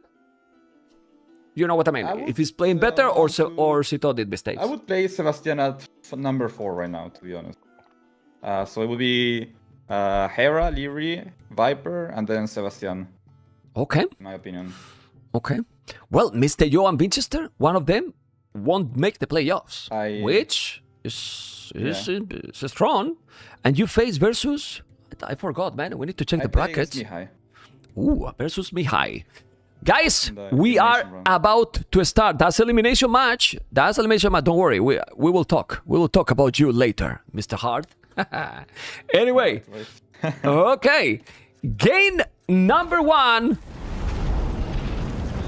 Khmer Hera, Sebastian Mayans, and with me we have a Hart. We were talking before this start, and Khmer or Mayans, Mr. Hart. Yeah, very interesting matchup. I would definitely prefer Khmer here. But Mayans are amazing at this map. So I think the matchup is gonna go, it's skill-based basically. But usually, when you think about facing Mayans, one of the main counters to them is Khmer. I wouldn't say it's a direct counter or anything. It's just a decent matchup, right? Mayans are just one of the best land sieves overall. Nothing really stops them properly, nothing really counters them. But Khmer is a save that usually you will go for and hope to match up well against them. So it's going to be quite interesting. I expect to see Hera skipping the middle completely. I would be surprised if he goes there with a mill. Well, I think you got your answer here now. It's just pushing with the scout and with the villager. Yeah. Yeah, he wants to get 2 deer in. I'm surprised he's not double deer luring. So really with the mill. How to do that. Yeah, I think when you skip the middle, when you skip making a meal in the middle rather, you go for a meal right away on the berries to make sure you don't run out of food too fast. Okay. So Hera obviously has prepared the map a little bit at least. At least going off that, that's what I would do as well. If I'm skipping the middle, I go for a meal instantly on the berries. This is not a new map, Hart, because we created on Warlords 4, and even if it's not played often, when you play in these kind of big events, you kind of remember forever, right, how to play this map, no? Yeah. I think it has also, like, the meta, I would say, stays the same, like, militias and everything. But people start to understand a bit more how to play around certain things. For example, in many other sets, you will see both players going to the middle, and now you don't see either of them doing that, right? Yeah. Usually that's something that you develop through practice. Like, you start to think, like, okay, maybe I don't want to gamble the game going there. So I will play it safer, and even though having the middle is nice because it's so much food, it means that you don't have to farm for a long while. It's still a risky thing to do, because not only are you exposing yourself in the middle, but you're also exposing yourself at home, right? Because you start to make your buildings more towards the front rather than towards the back, as Sebastian is doing right now. So that leaves you exposed as the game goes on. This is a bit safer. Okay, also, I mean, it's a small change, but I think in Warlords 4 we didn't have the rock terrain around, so we secure here that it's not possible to wall the center. I mean, it's difficult to wall, but you could make some wild walls, and with this rock terrain we secure that that's not going to happen. But then they are playing both. Instead of in a chaotic gameplay, in a lot more meta gameplay. So they are making that the chaotic is gonna be, at least in the start, not that chaotic at all. Yeah, you can tell how neither player wants to take a risk. It's the first game of the day. They just want to play something safe, right? So they're going as safe as possible on this map. It's going to be interesting to see how Sebastian especially approaches it. I think for Hera it's quite simple. He's going to open scouts and then he's going to adapt to what Sebastian is doing, which is most likely going to be a combination of archers and eagles. And then Hera is just going to be on skirmishers and defend. But usually that means that while Khmer have better army in Feudal Age, in Castle Age, when Sebastian gets exposed on eagles, that's going to be dangerous for Hera. He will have to answer that with scorpions. I don't see... The way Sebastian is walling makes me think we won't see too much Feudal Age action. Okay. Guys, do you agree that hard voice is music for my ears and for your ear, guys? I'm not talking, I'm the observer today. You keep going, Mr. Hart, because the inside is amazing. You see, I can give you compliments, man. Huh? Thank you, man. Huh? People like it, man. I don't get People those. like it. I don't get many of those nowadays. Well, you will get from me. You will get from me. You know that I'm very straight. And amazing job as always, Hart. Amazing job as always. Okay, he's walling now on that area. He's gonna be, yeah, as you mentioned, look at his map. Yeah, not taking any risk. But stable. This would be good for Sebastian, but what to do, right? It feels that going archery range, it's not natural. And Hera controlling the scout is a beast. Yeah, this is definitely where Hera shines a lot. Scout opening, not taking damage early. Just gonna play scouts and adapt. That's what he's known for, right? Sebastian, though, is taking it slow. He's just gonna open archers, not even in a hurry to build the archery range, just with one villager. So he is probably looking to, play more macro-focused economy. And when he gets to Spearman, move out, try to do some damage. But is this good against Hera? I believe in this kind of map, at least that you are so confident about your gameplay, which probably Sebastian is, but I think that you need to put Hera in more problems, like go more aggressive, like create the chaos, even go for the center, even do militias, force him to garrison villages, right now Hera is, as you said, in his comfort zone 100%. Yeah, but I think Sebastian's also very comfortable here. I mean, he's fully walled as Mayans. It doesn't get much better than that, right? If there's a dream game with Mayans, it's to be fully walled making archers. That's when they really shine. Okay, So he's going in. Playing towards the win condition of his civilization. Gonna have the spear, but the 3 scouts are inside. Yeah, but now it's annoying. Hera shouldn't get more damage than this, but to be honest, it's gonna be difficult to go away from this area, right? Oh my god, look at this. 300 APM right now. Ooh, but he failed. And that was good from Hera. I think it was a mistake from Hera to run in, honestly. I would be surprised if the scouts get any value. He might try to run out. No, he's gonna keep running around. I think it's not the best move because Sebastian would have to make a mistake to lose anything to the scouts. So it's basically just 3 wasted scouts, right? Oh. He's forcing Sebastian to pay some attention though, but yeah. First scout going down and Sebastian attacking on the front. And he's here now with the 2 spears, with the archers and the eagle. Gotta be careful. He's going to go back. Now that army going to go away. Okay. Well, with the scouts and the schemes, this army should eventually go down. Now let's enjoy a little bit with the brutal replay how Hera control here everything. Even with the replay with the cameras as well. Look.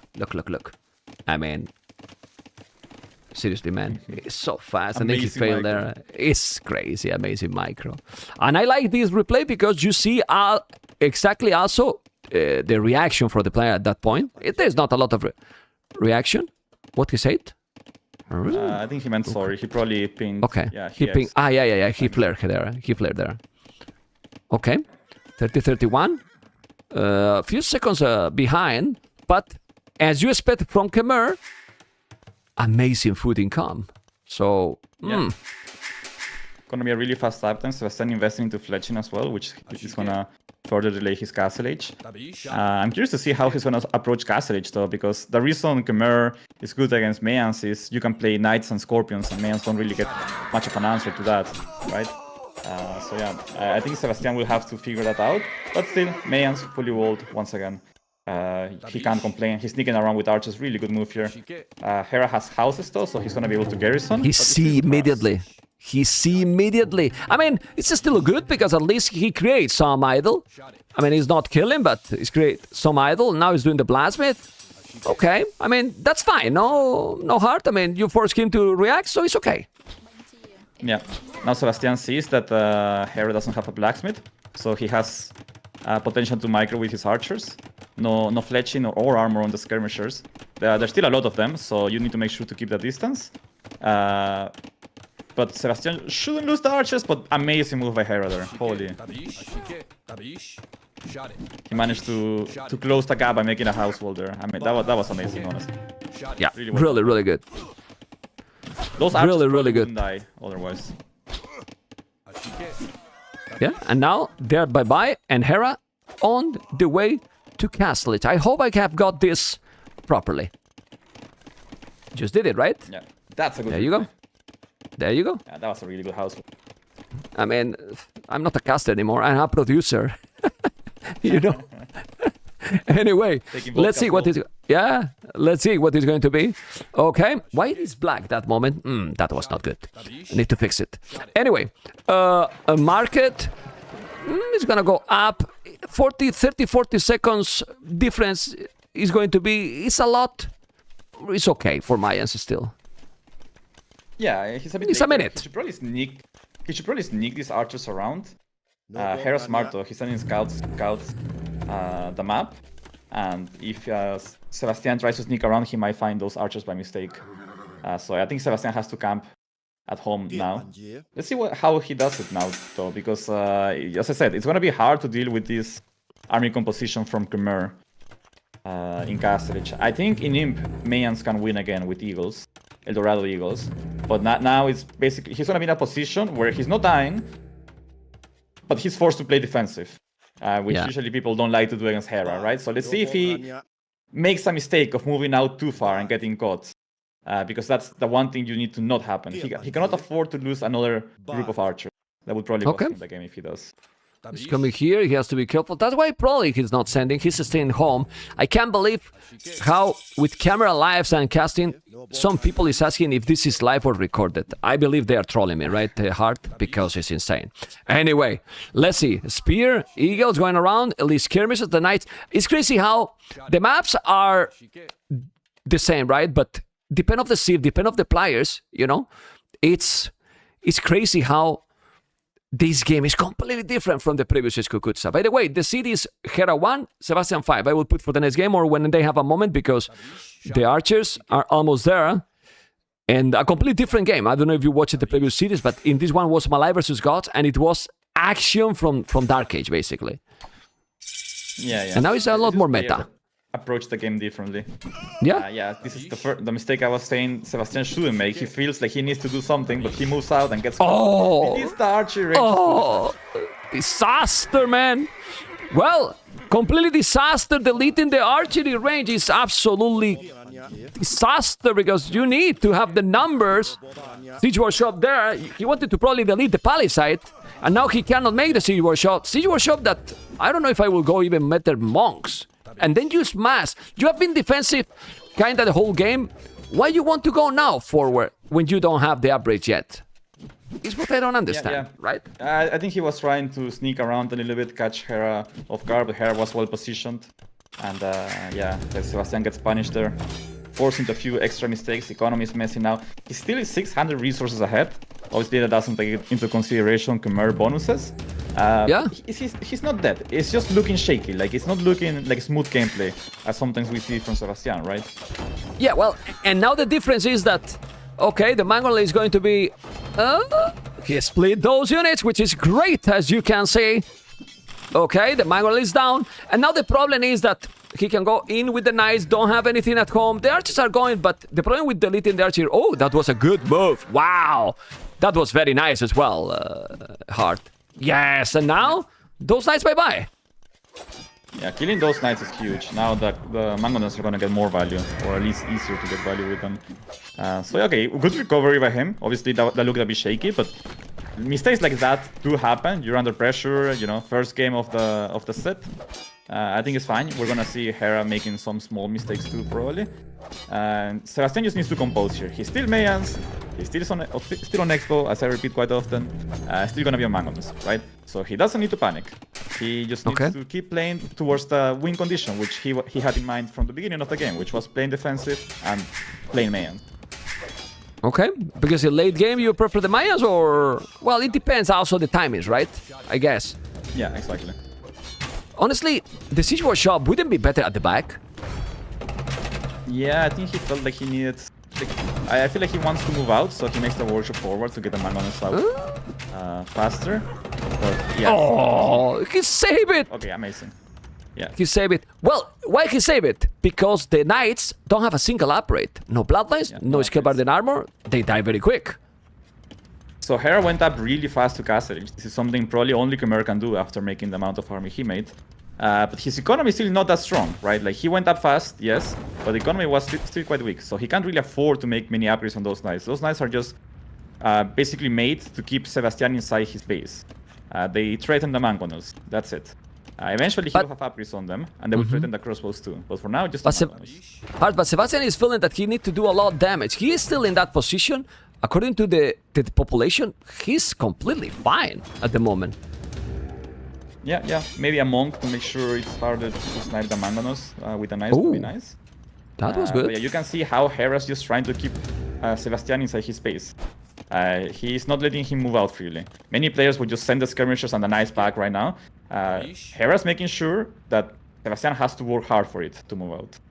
Okay, so the monasteries will be the next step for Sebastian, I think. Yeah, he's doing it. Okay. Oh. Well, to be fair, other than he delete the archery range, Sebastian is playing very good. Yeah. I mean, once again, he has a very, I don't know, like easy to play game plan. You know, Mayans full wall. It's not easy to mess up. And now he needs to be confident in that though. It's very easy to make a mistake here and just get punished by Hera. Because you feel like you need to do something. You need to make damage or whatever, right? So he needs to keep playing with the confidence with which he started. I think it's very important for Mayans. Yeah, but let's see what's gonna happen, because now we're gonna see Knights completely different. Bloodlines, Chambered and armor. He's gonna have crazy army. I don't know if at this point you need to do ballistic here, or what else you need to combine to make these archers and Mangonel be really dangerous. Because if you go Knights and Skirms, and those Knights are +2, oof, really scary hard. Yeah, I think Hera's is gonna run in, snipe the Mangonels, and then run at him with the skirmishers. So Sebastian needs to be very careful here. I would like to see him go back, but obviously he doesn't know there's +2 coming in for Hera. Hera is being very patient there, you can see. Even though he already has +2, he knows Sebastian is out of position for a while longer, and he's gonna even wait for husbandry to make sure he's sniping the Mangonels is easier. He can get a better trade. He's feeling really comfortable with his position.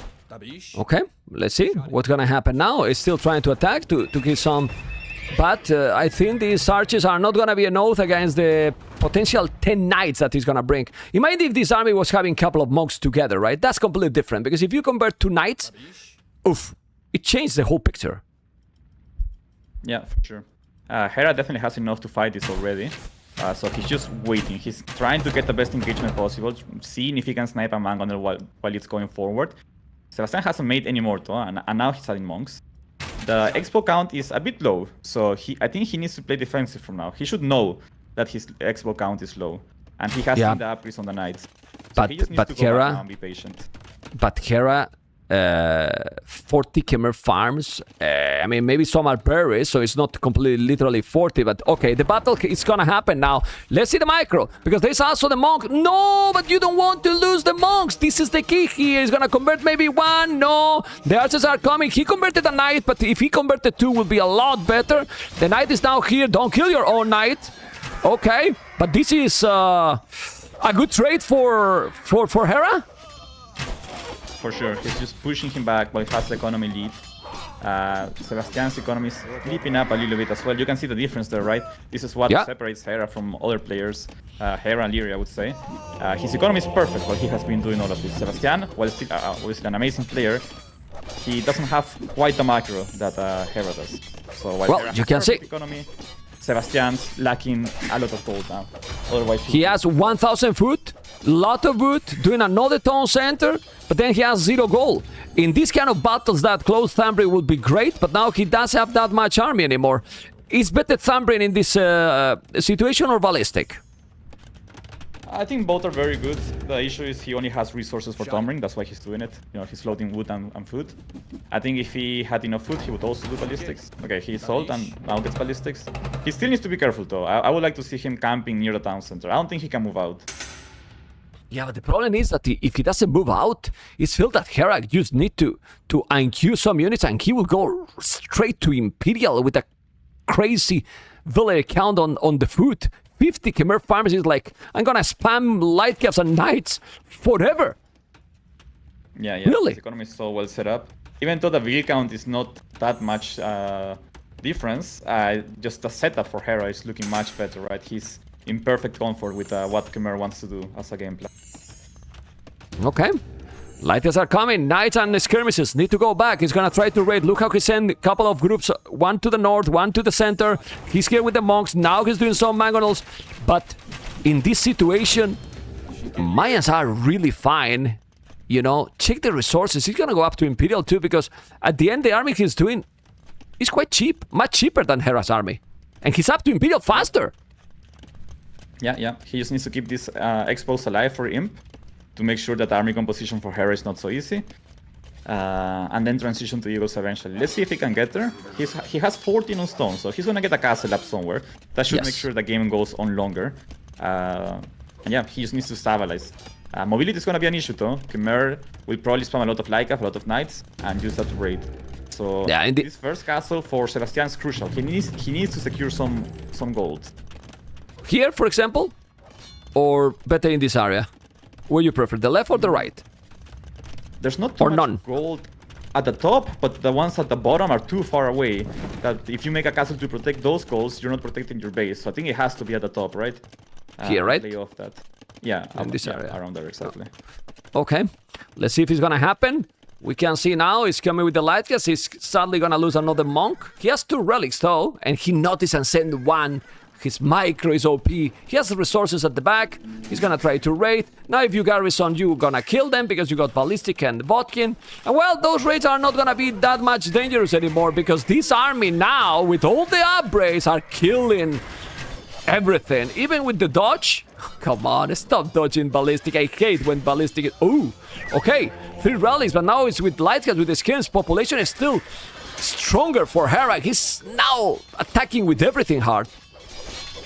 Yeah, he's done everything forward. He knows he has a better timing right now.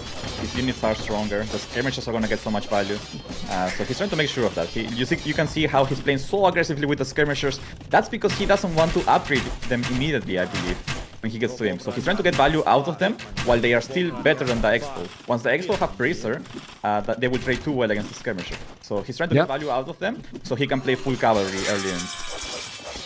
Killing few villages. He has the barracks here. He's gonna have the +3. Then the castle there. I'm not so sure about that castle. I don't like it at all. But well, he cannot make it here. That probably will be great now to don't lose also the monastery. How do you feel about that castle, Mr. Hart? Yeah, that cannot even be considered a chicken castle. That's just a bad castle. Like, it's out of the map actually. It's not even chicken, right? It's I don't know. I mean, he's trying to protect gold and stone for game 2, it seems. I mean, he knows the golds are there, right? So, as I said, he needs to protect golds. The issue is that there's no natural castle for him right now. He needs 2 castles, or even 3, basically, to protect himself and the gold. Okay, he's gonna have the Arbalest, but then still, the skirms are so powerful. He's not even doing the +3, he's doing the armor. And here, with this army control, he already takes 12 villages. Hera is having a great position here to dominate. And maybe make a forward castle? Or he doesn't want to take any risk? No reason to. I mean, the thing is, if you make a forward castle, you kind of nullify the mobility advantage you have, right? So for Hera, it's fine to play like this, just army against army. It's Sebastian who needs to make moves with buildings in this matchup because he has no mobility for now. He is switching into infantry though. Let's see if that's for Eagles or for Hawks. I think it's gonna be Eagles. Okay. Let's see if you're gonna have the resources. The problem, I know that Mayas is not so expensive units, but 108 villas doesn't look a bit too low for you. Hard. Need probably more boom, more economy. Yeah, I think he would like to have some more villagers here, but he's obviously just struggling. A lot of idle economy for him due to the raids, so he doesn't have the expansion he wants. Also, for him, it's like he needs to get upgrades on the Eagles. If he doesn't get upgrades on the Eagles, it doesn't matter how many villagers he has. So he's probably not producing as many villas because he wants to get upgrades. Yeah. He's afraid now that Hera is gonna come and raid, so this castles to protect his farming, his base, then try to defend against those, because honestly, if he can get into a 200 population with a lot of Eagles and archers, Mayans might still be dangerous. Hard, I don't know what you think here. Yeah, I think Mayan still has the better army composition until Scorpions come into the play, and that once you have Scorpions, funnily enough, you lose the mobility advantage you had over Mayans the whole game, right? That's why the Eldorado Eagles are such a powerful unit in this Civ matchup. Love you, Hard! Hard, love you! You know why I love you? Because you still call it Eldorado, not this completely crap Holcans. They changed the name, you know? And when? It's... Yes! When? You didn't even know, but I'm telling you. Yeah, I don't know, but they did, and I hate it because it's Eldorado. Yeah. Your whole life. They change, man. They don't call it now El Dorado, man. I mean, seriously, they are trolling us. We won't, but yeah, what are they doing Hard, I'm gonna keep calling it El Dorado forever. Me too. Okay, people nice. know what El Dorado means. What does Holcan mean to a viewer? Nothing. It doesn't mean anything. It's just a Nothing. It's like El Dorado. Exactamente, El Dorado es latino. Holcas es un mojón. Anyway, let's go with the Arbalest. And now with the Eagles, he's gonna be able to do it or not. He needs the upgrades, the resources, and it's still a lot of food. I was sure that you didn't know that they changed. That's why I wanted to make the joke, you know? Anyway, Eagles and now Arches. For me, it's impressive. He's doing El Dorado.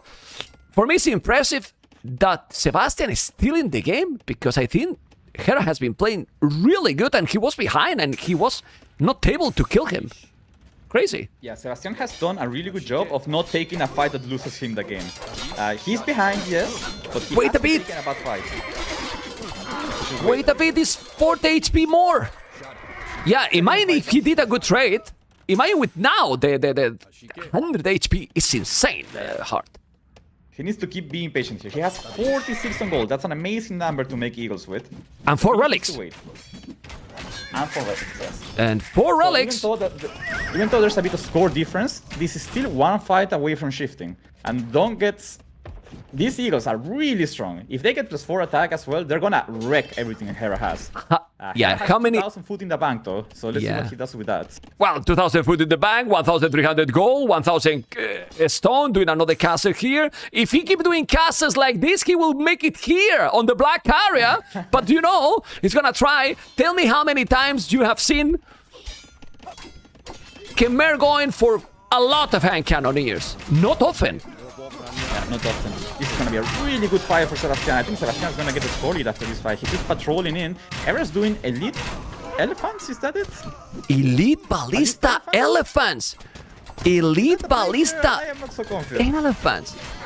Well, they're poofy, but they are not with the great mobility. Look at the army for Sebastian. 73 army, 46. Has been a slow game, but now in Imperial, this can be a brutal battle for El Uruguayo. Hard, because if he killed that army and killed the hand cannoneers, Hera army is not the best. And that 2,000 foot, where it is now.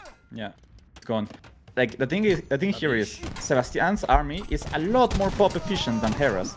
Hera needs And cheaper. to basically win on it's cheaper, yeah. He needs to win on production or on gold starvation, right? So Sebastian needs to make the good moves here. He's not gonna win the game by just pushing down the middle. He will never get a proper siege push going through there.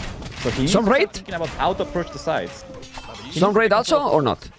Okay. I don't think raids are too worth it right now because there's so many castles, TCs, and just, you know, cavaliers to deal with the raid. So I think it's fine to stay without raids for now. Okay, we see, guys, the Khazars are coming, but those Eagles are gonna melt the Khazars. The good thing for Hera, the Khazars is only food. The bad thing for Sebastian, Even if he has 56 on goal, it's not gonna be gold forever. And now this is double crossbow, so they're doing everything, all the techs, right? Oh yeah, everything. That he has siege engineer too? No, it's missing that. Is affect also to the elite ballista elephants. Let's see if Hera is gonna remember. It's one extra range, so it matters. Okay. You can see Sebastian doing guild, so he's thinking about gold issues down the line. This should be a good fight for Sebastian, though. He needs to make sure he doesn't lose the Arbalest, because they're still important to snipe the handgun. No, he's not losing. You can see these eagles are so strong, man. Those eagles are amazing. The Arbalest keep coming, doing the guild now, killing a lot. Look at the army numbers. Hera with problems. 25 army, 67. The push now is real. Look at the score, getting closer. Sebastian, 200 population. And now Hera, I still have a good economy and a lot of stone. But this can snowball badly, and halberdiers on the line. Oh, baby, and look at the amount of trebuchet here to kill. So many castles here. Oh, baby. Now you're gonna lose the threats, but this castle is gonna go down. Oh, boy. That's an amazing move for Sebastian. Hopefully he can keep the traps alive, though, because trading 4 or 5 traps for one castle is not necessarily worth it, or at least not the value you were expecting to get. He will. Look at the... Very important. God, look at the eagles. They kill all the cavaliers. He lost not a single trap. This is insane. 8 army, 70 army. GG has been called. Sebastian won game number 1. What? Amazing play by him. I think Hera didn't know what to do in Imp to counter the eagles. Definitely a tricky thing to do. Ballista elephants were not a play, that's for sure. Yeah, amazing play by Sebastian. He was looking behind, looking not dead, but looking in trouble. Like he needed to make, as I said, it's very important that he played towards his win condition, and he did that perfectly. I think the game could have gone better for him. He made some mistakes early on, especially, but he managed. He deleted the archer range. Very well. Hard. Deleted the archer range. Got his archers got twice, even 3 times, I would say. And despite that, he managed to stay calm, play the long game because he knows his minions. That's very important. Do not lose track of your win condition. It doesn't matter if you're up against Hera or Leary or Lewis, you know. You still need to play towards your win condition, and that's exactly what Sebastian did. Well. I mean, maybe Hera should have, since he was doing, in my opinion, an amazing game early, maybe he should have keep pushing in castles and not wait, like with siege forward. I think maybe he could go all in castle age. I don't know if all in castle age, but maybe like you know what I mean, but siege forward. Yeah. 1 or 2 traps, or perhaps even a workshop late castle age, like while you're going imp, to make like 2 rounds just to make sure that you get some buildings down and not give Sebastian enough time to stabilize all the way to eagles, right? So I think maybe Hera was a bit undecisive there on how to finish the game. He definitely knew he was ahead, but he didn't know how to finish it. Hard. Why I bring you? You know why I bring you here? Because the key was El Dorado. El Dorado. It's El Dorado. El Dorado. Microsoft, you listen to me? It was El Dorado, Change not the... Exactly. Anyway. How you changed back, honestly. It's so iconic. El Dorado? Like, come on. It's beautiful, right? Anyway. Game number 2. Zenotes, Wei versus Shu. Oh, boy. Oh, really, boy. True. Okay, that's an interesting one I haven't seen before. Both civs are amazing there. True, this is obviously what a map that usually plays towards Expos and Mangonels. That's why Shu are amazing. But Wei, they get extra builds, right? They can have one extra build from W tags, 1 from Horse Collar, 1 from Fishing Lines, 1 from Wheelbarrow, 1 from Gold Mining. So just in Feudal Age, they can have 5 extra builds compared to the opponent. That is absolutely massive for a civ. Especially so let's see. That has so many good units like Wei. Yeah. Let's see. And this is, guys, the civilization matchup. You see here the map card with Shu and with Wei, Sebastian and Hera. Sebastian is in the north, Hera is in the south, or left and right side, as you can see. And, well, let's see what civilization is going to be better here. Because it can be a actually similar approach, like not a very aggressive game like the previous one, especially in this map, because the other one was the chaotic one, but this one is a semi-open category, and it's not so difficult to wall hard. Yeah. I would say this is a map that has a slow start in Feudal Age, But then in Castlage it picks up, right? Once you have your like, there's no reason to not go aggressive on a map like this in Castlage, because once you have the fishing ships set up on the oysters, on the little lakes, suddenly you have so much resources, you can choose to be aggressive very easily. So you should end up being, especially for Shu. Shu really wants to play towards Mangonel game plan. Okay. So like Expo Mangonel, for example, because their Mangonels move faster. That little, I think it's 10, 15%. 10% only in Castlage sounds very little, but in practice it ends up meaning that basically For micro, no? micro your opponent really hard. Exactly. Yeah. At the highest level, that's a massive bonus. Okay. Do you feel that I think this generation has less spawn than usual, right? I feel that it's as 5 only. I feel that it's been. I mean, it doesn't matter too much, but I feel that it has less generations, maybe. Yeah, I don't know, but maybe, but it's still fine. One is, I mean, it's far from both. One on the right, this is going kind of to the middle, but in distance, probably it's even farther, the one for Sebastian, right? This looks more exposed because it's in the middle, but, you know, similar thing. And what do you prefer, Mr. Hart? What civilization you prefer? Yeah. I think Wei plays more towards what I feel comfortable as a player. But I think Shu are deadly here, and Hera's map actually looking quite open at the front, which is unusual for this map. Usually you have a much easier wall, but Sebastian is also fairly open. So let's see how Hera approaches this. I'm afraid that he might end in the same army composition he was on last game, which was nice in skirmishers, because I think against both Shu and Mayans, but especially against Shu, that is really risky because the Shu Mangonels can just end your career in one go. So he needs to be careful here. I don't know how he avoids ending up in that army composition though. He has a cavalry sieve in a full wall map most likely against an archer sieve once again, right? There's a high chance he ends up on that army composition. What could save him though? He has a really good stone at the back. He could go for a castle drop eventually, especially with the extra bills you get as way. Going for a castle drop here, his castle unit could counter everything Shu makes early on.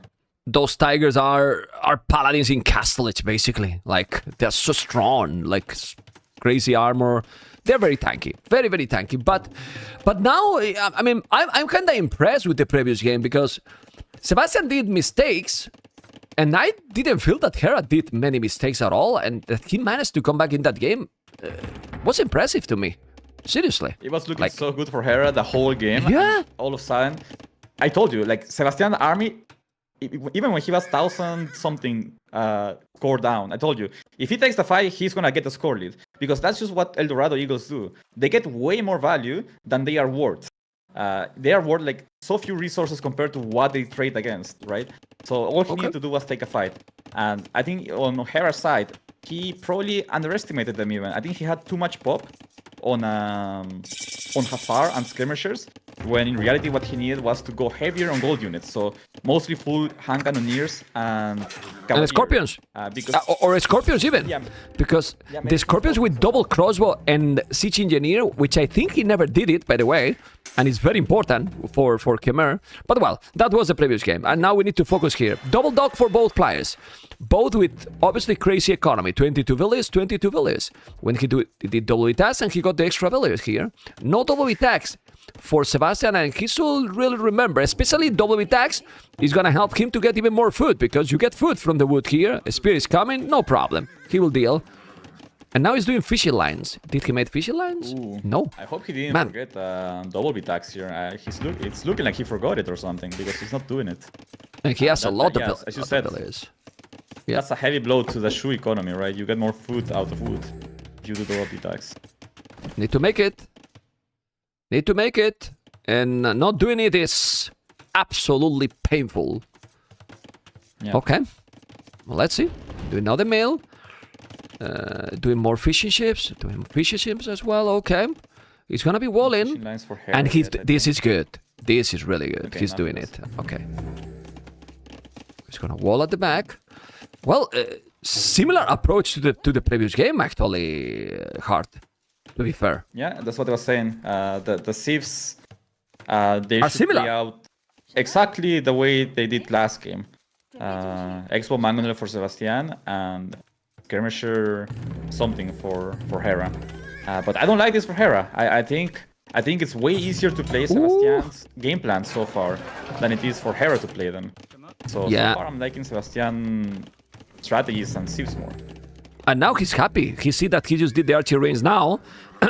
And he's being greedy Hera. He has the market, so he's trying to go fast castle and then probably mine stone. He's going for the fast castle approach. Yeah. Okay. I would like to see him mine stone. I think that's his way out of the bad army composition thing I was talking about. Let's see if he goes for that. I'm sure he's aware, like his stone at the back, it's so tempting, you know. You see the stone there, there's no way you don't go for it. Yeah, you have to. You have to. Okay, well, I like it because we're gonna go for Castlage. Castlage, usually, I mean, even if I like a lot feudal battles, but in this kind of map, semi-open category, the castle gameplay is usually the most standard when you're gonna see the more action in this map, right, Hart? Yeah.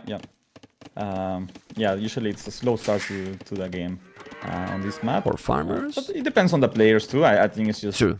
preference. Like Sebastian likes to play. I've seen him do this so many times, as he has a little hole at the back. But he loves playing towards Expo Mangonels. So this is his comfort, I would say. Sebastian is gonna go up at the end faster. Hera, no, he's selling now resources. Okay, it's about the same time for both players, right? Yeah, but this triggered me a lot. I know it's not the most important because Hera is gonna be playing defensive here, but at the end, Sebastian is on the way to Castlage quicker, man, and that's also good because now what he sell is cheaper. Yeah, true. Let's keep in mind, okay, Hera's doing Horse Collar now, so he's gonna get an extra bill. He can still get fishing lines, he can still get gold mining upgrade.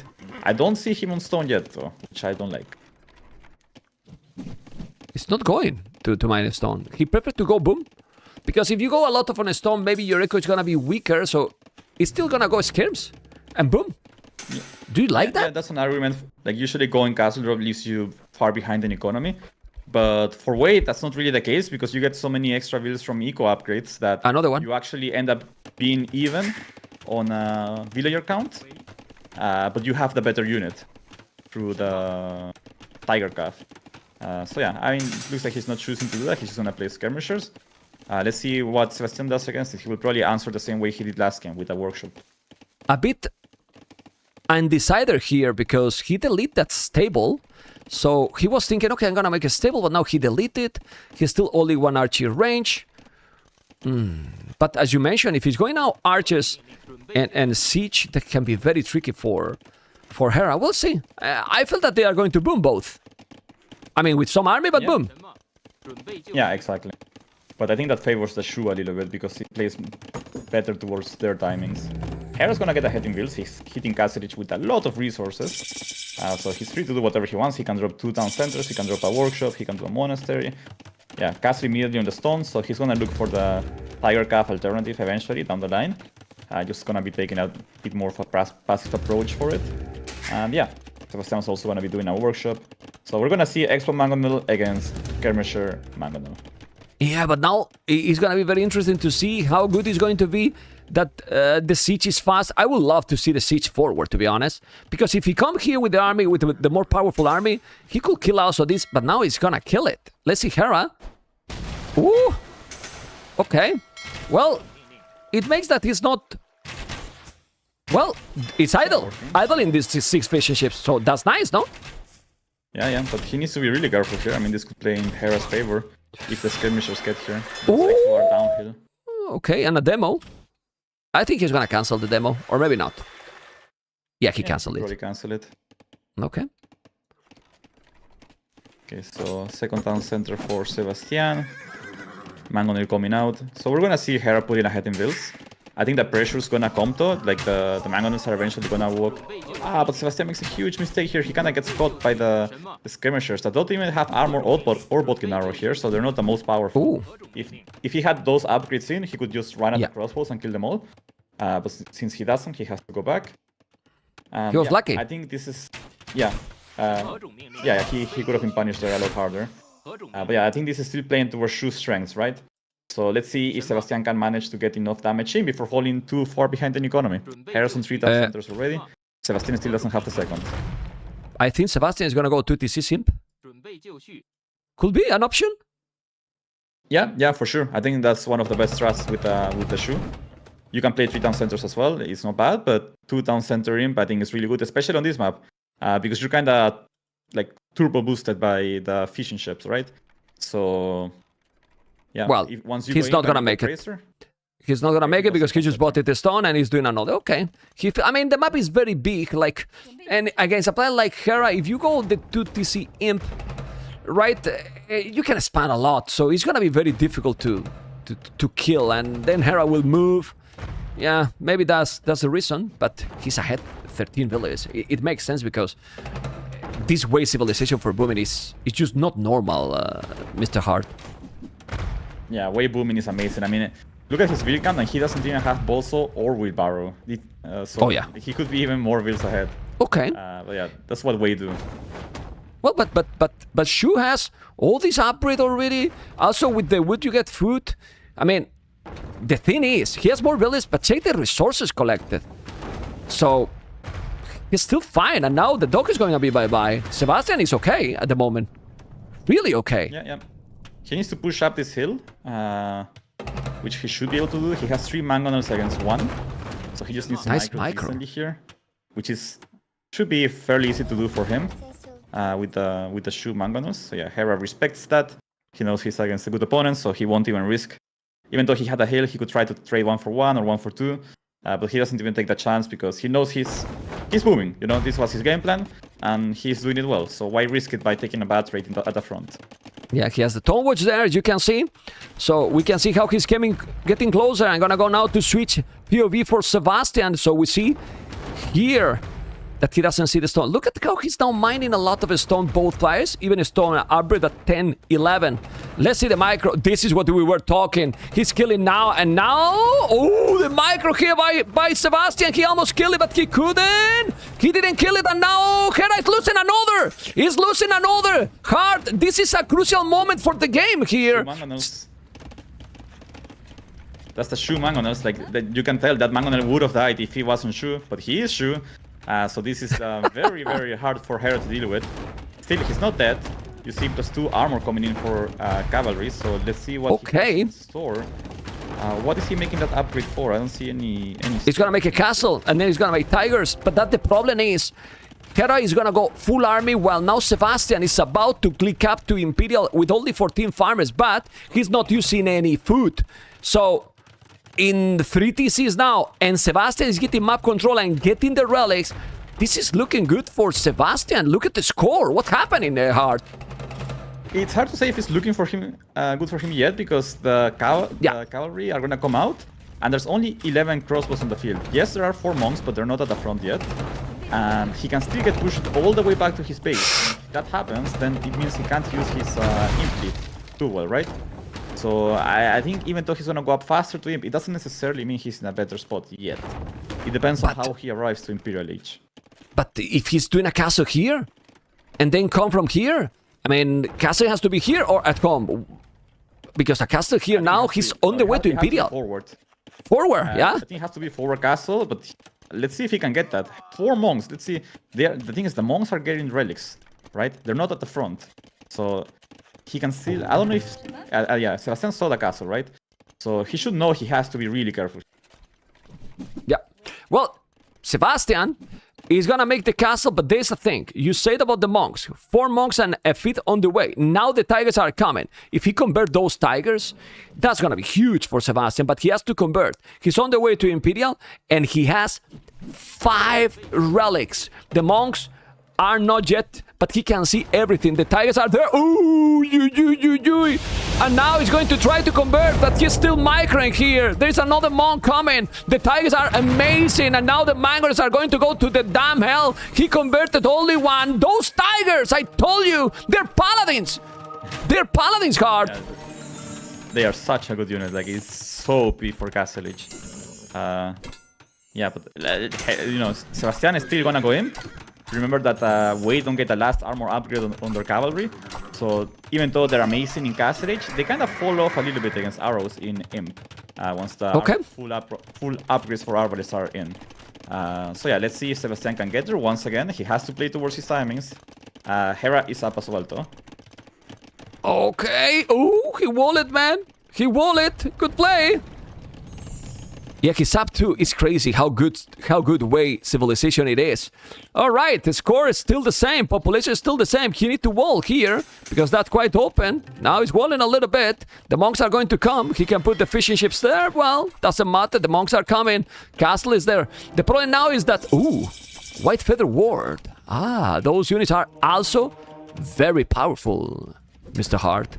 Who's winning here? Yeah, they're not too bad. I think he's just making them because he needs an immediate answer to the Tiger Calf. Not bad because, you know, he's really far away from Halbs, unless he completely drops the Arbalest plan, which I don't think he will. So yeah, just a few Feather Guards, especially because you don't need to use the castle for anything, right? Remember that Shu don't get traps out of the castle; they get traction trebuchets. So the castle is only for production, basically. Yeah.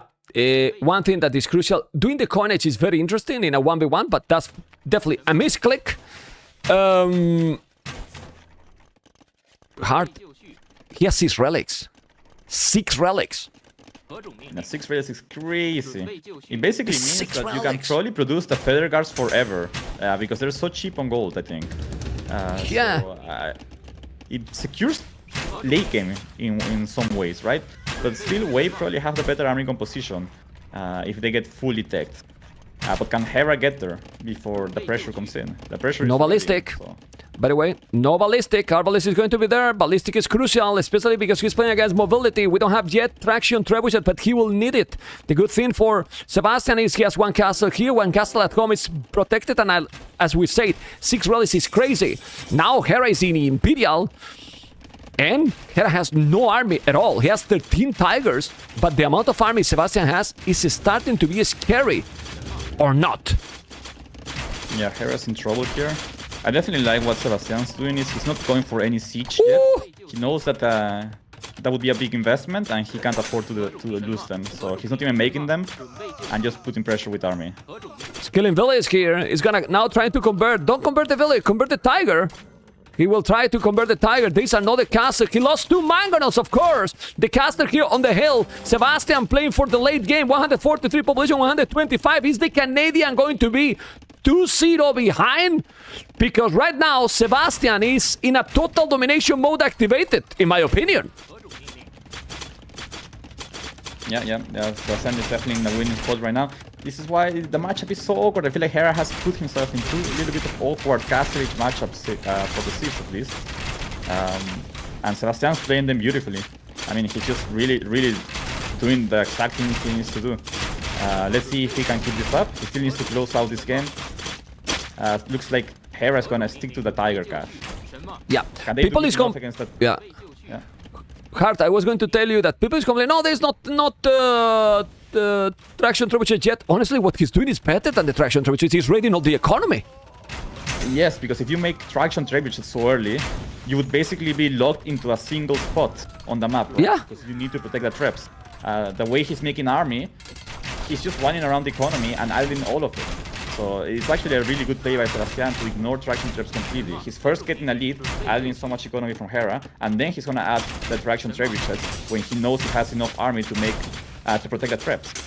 Yeah, and now he's doing castles, so that means that if Hera is trying to counterattack, he can't. He has castles all over the base. So if he's going there, he's gonna lose.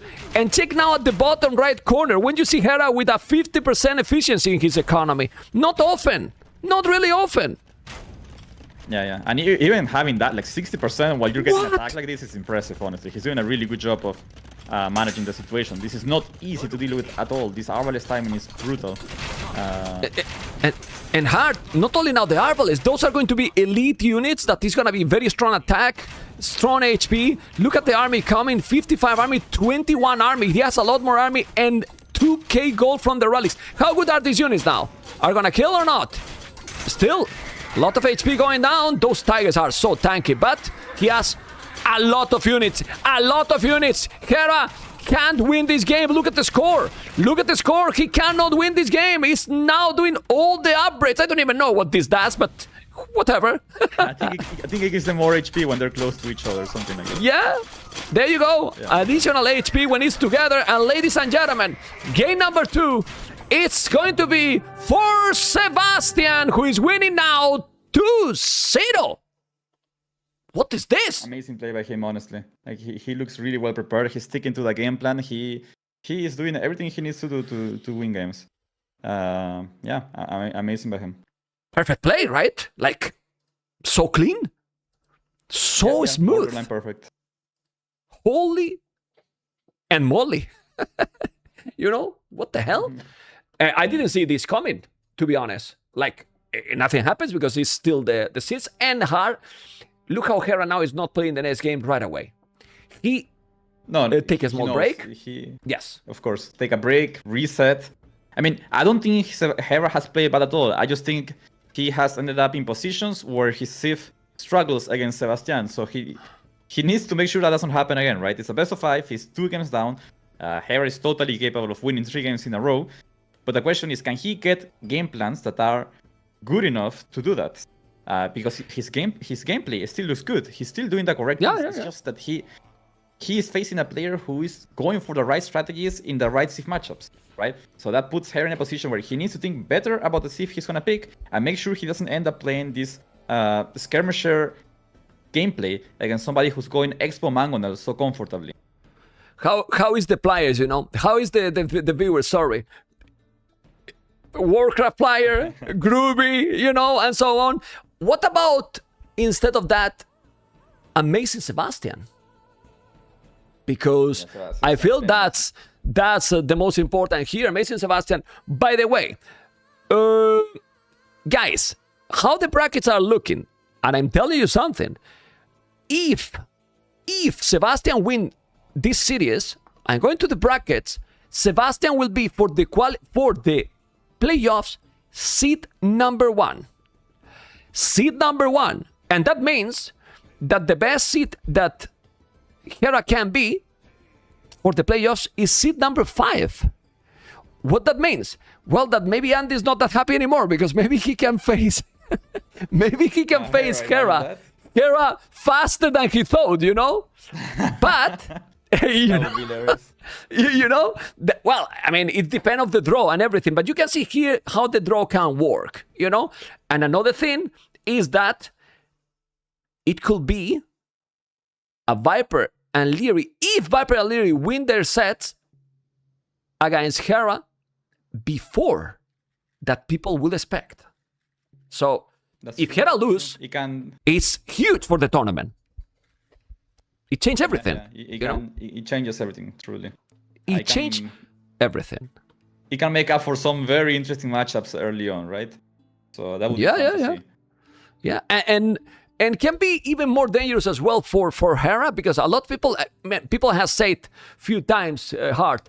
Well, if there was best of 7, Liu will have won Hera already. It's true. He has been leading in some tournaments in a best of 7. I remember in the Garrison, he was 4-3 leading, and then he lost. Yes, that's true. You know? But at the same time, I know what you're gonna say. Pressure.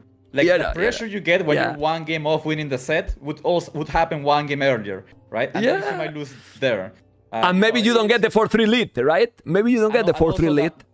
And also your opponent wouldn't pick the same maps he would pick if there were so few games remaining, right? He would go for more safe wins, let's say, like wherever he has a better C4 to make sure he gets some momentum back. So things will be different. Obviously, it's nice to speculate, but, you know. Let's wait. Hera is what he is because he's the best in the world.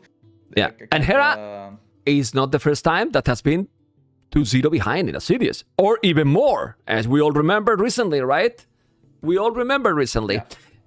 Anyway, if this happened, it would be the first time that Hera lose, even group stage, a series in a very long time. That's correct as well.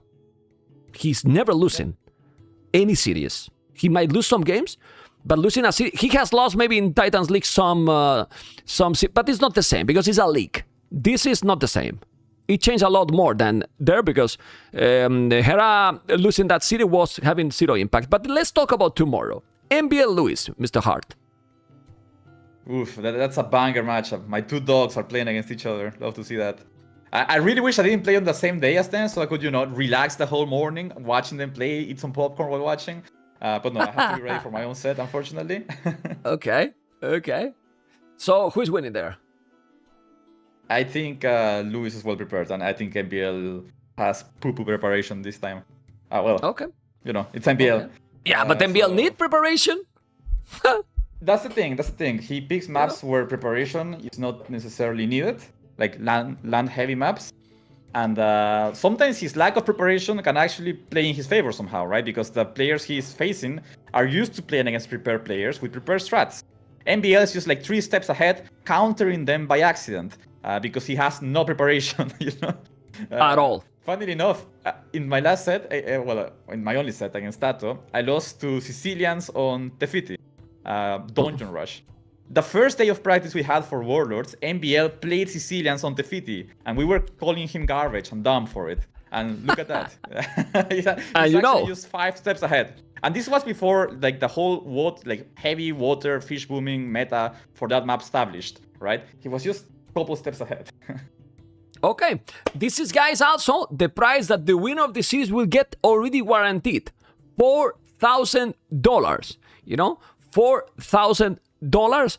That's what it's going to be. And thanks to you guys, and mainly to Hart co-casting, the donation goal has increased quite a lot today. Thank you, Hart. We will talk about all this during the tournament, okay? Anyway, I'm gonna tell you guys that we don't start. I don't want to put here Sebastian, let him relax, because Hera is still AFK. Tomorrow, Luis versus MBL is gonna be Sitoko casting with me, but Hart, you're putting the bar quite high. And then we're gonna have Capoch co-casting the second series, because Capochito wanted to co-cast your series, Hart.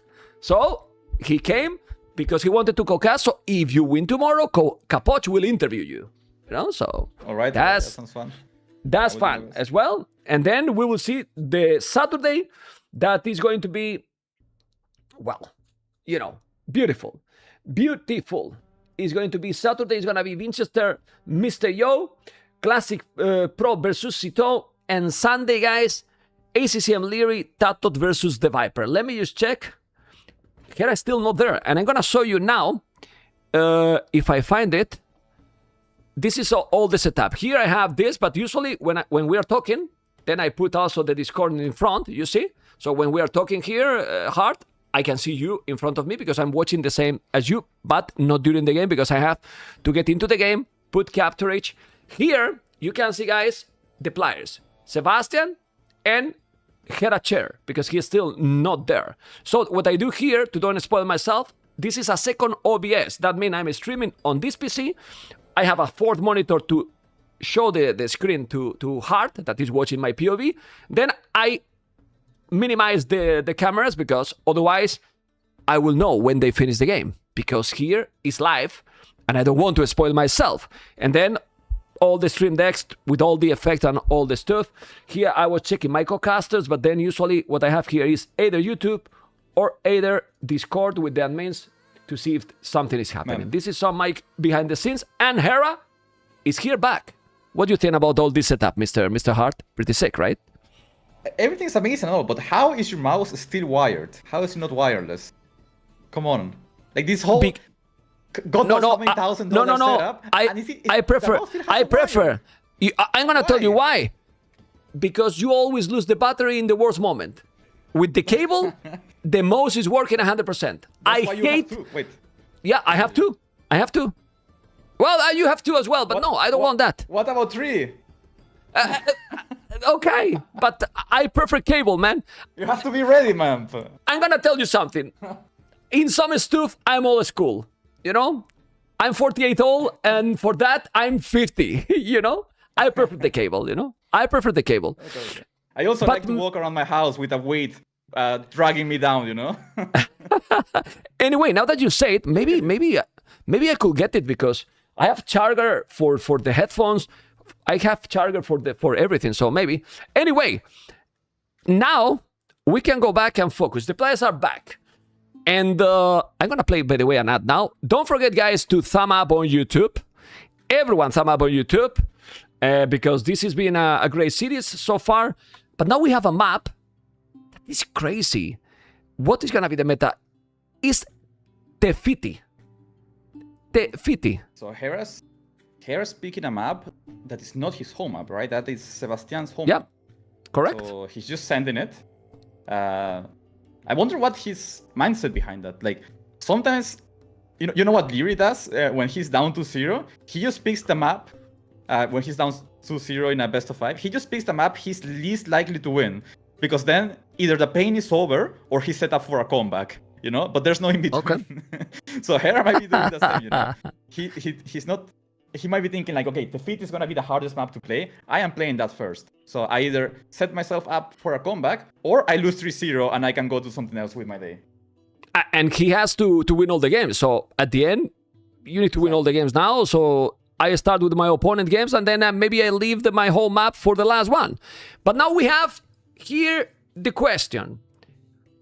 Hera has picked the best civilization in the world. The Dravidians? I mean, come on, Hart. Dude, man. No way you got that, man. I tried to get one of those things. In Red Bull, of course. In London. I couldn't take any, man. I saw Pleb! CCM go Pleb! into the room with like 4 of them. NCCM got all the civilizations. Yes, and then he took Hera's mousepad as well. I couldn't get any of those. I got Dravidians, guys. I got Dravidians. But guys, 10 seconds and we're starting. Hera versus Sebastian, game number 3. Is Hera going to put now an insane comeback? Or is gonna be El Uruguayo gonna be able to make, well, let's be honest, a big upset, Mr. Hart, because that would be a big upset. Come on. Yeah. My prediction going into the set was a 3-2 for Sebastian. But he's up to 0, so he might get a 3-0, which is impressive. Yeah. Especially how he started very well, as I said. the first game. Because the first game, Yeah. you know. Yeah, it was looking hard. It was looking hard the first game. Yeah. He managed to Okay, recover. guys. Let's keep going and focus now. Tefiti, crazy water map. And I'm very happy that you are here with me because you're going to give to the viewers a lot of insight for this crazy map. Because, I mean, what is the best strategy here? Yeah, so it's a very tricky map because it's a bit of a rock, paper, and scissors, right? Some people are going for really heavy fish bones. I'm talking like going up to Feudal Age with 30 vills and like 20 fishing ships. But that exposes you, right? That's a very slow uptime. So some people, they cheese you, let's say, with a super fast uptime to Castle Age. Not so much economy, but they go with like a ram push through the middle. And then there's people tower rushing you on this map as well. Now, the tower rush usually can't come too early because upping is hard. Since you don't have deep fish early on. As you can see, in the inner circle, there's only short fish. So it's very slow to collect. So usually when you go FC, you end up making a transport ship to make a dock on the outside of where the deep fish is. And then you end up making a lot of fishery. So Hera... Yeah, let's read. Okay, I was wondering why this was going too fast. Yeah. Okay. Okay, as I was talking about the map, so it creates a interesting dynamic where some people are playing fast Feudal Age and trying to punish your FC with early aggression, with towers usually. Since all the wood is forward, it means that you can deny woodland from the opponent. You could see that in the game I played against Tato in my set, where he denied all my woodlands basically with Sicilian dungeons. But some people are also going for fast castles and just trying to push through the middle. Now the standard, let's say, play, the common play, is to fish boom with like 28 vills in Dark Age or so, and make 15 to 20 fishers and just go fast castle and play water. That's like the standard play, you know? And you can see people are trying different things to counter that. Yeah, this is where I start to we start to get into that situation where we have seen, in quotes, similar gameplays in the first and the second. I mean, it was completely different because the civilization was different, but was more or less. But now we start to get into different maps that now, game 1 and game 2, you have to forget, because this map, is completely different. I mean, you have been explaining already what possibilities to have, and maybe it's gonna be something else that we don't even expect, like going for water, going very aggressive with militias. Like, it's a gamble, as you said, right? Yeah. Really You a never gamble. know exactly what the opponent's doing, right? Up until the moment you see him hit Feudal Age and, you know, see his timing there, you don't really know exactly what he's gonna go for. So when you pick a strategy that is outside the norm, you're essentially gambling that opponent's not also doing the same and directly countering what you're doing. So there's a lot of findings here. Dravidians are obviously one of the best water sieves because their fishers carry extra food, which means their economy is amazing on water, especially on maps like this, where the fish is farther away from the docks. And they also get extra wood, right, when they hit the next age, which means their water play is amazing. Okay, remember guys that if they have restarted, it can happen because sometimes the servers get bugged, you know, they get bugged, and they shouldn't have bad ping, right? Hard, I mean, Argentina, Uruguay, they should have a good server, so sometimes it's just, you just need to relaunch the game. They're playing on Chile server, and like it has lag spikes. It's, you know, it's the best server for both of them, but it does have lag spikes. Like the game just freezes and you can't even pause. I had the same happen to me on that server when I was having my games in another tournament. So it's not that weird. It doesn't happen all the time, but it does happen. Okay, he's exploring. He see the dock here now. Very, very tricky map to play now. Oh, I have to switch the cameras, by the way. Cameras has been switched. Sebastian as a red, Hera as a blue, Dravidians. Oh, I like this a lot. Look how he's doing the house to avoid the potential tower. You block this area. I like it. Small details matters, right, too? Yeah. You can see he's taking precautions. He wants to make sure he doesn't get tower rushed, or at least no tower behind his woodland. So that's very important. In this map, I think people that are FCing nowadays, they are more aware of people tower rushing. So they're trying to make their walls farther out to make sure if you do get tower rush, it doesn't hit all your wood lines immediately at least. Okay. Remember, guys, just look. There is 8 islands. Remember that all the maps in Warlords 5, they have 7 relics. We have 1, 2, 3 in the middle, 4 relics in the outside. Very common start is also to make a transport and make then a second dock here if you're gonna go for a better economy. If you go super quick up, usually they do that later, if I'm not wrong, Mr. Hart.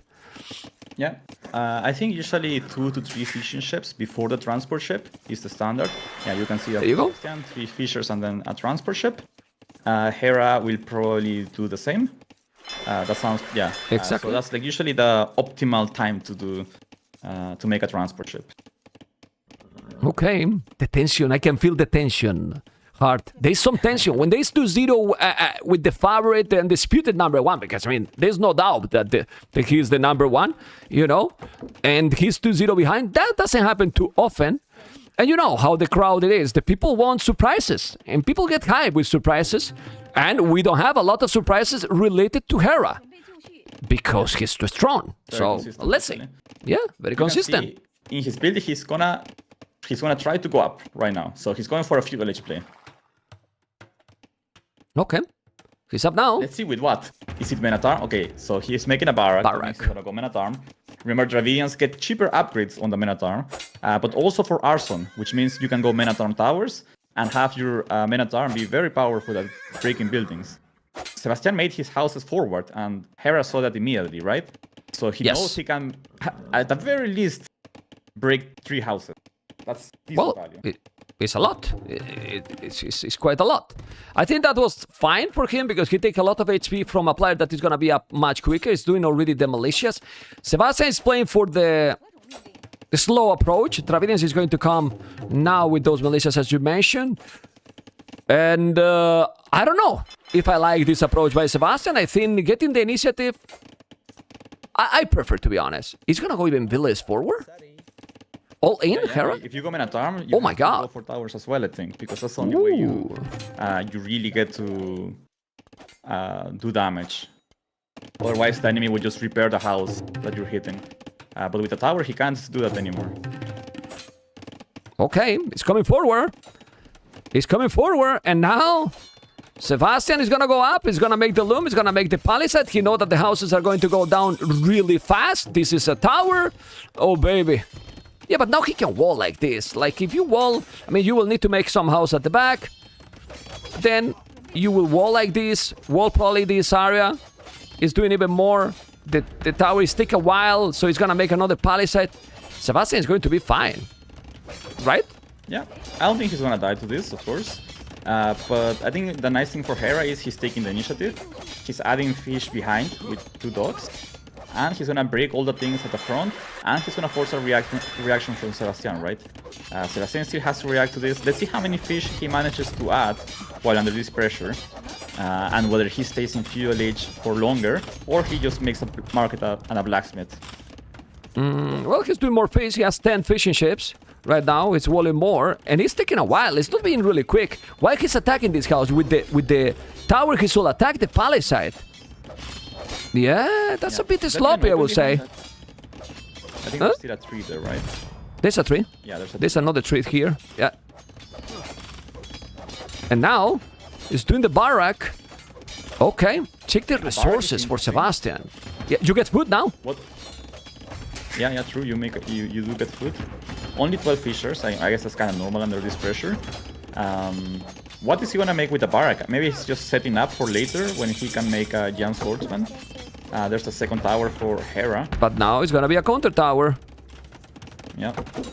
The counter tower will happen. You need to put more villas there. I think he should put more villas. I mean, Sebastian doesn't have a mill yet, so he cannot make a market. He has to go for 2 more buildings still. At the very least, either a oh, he take a villier. That's a good.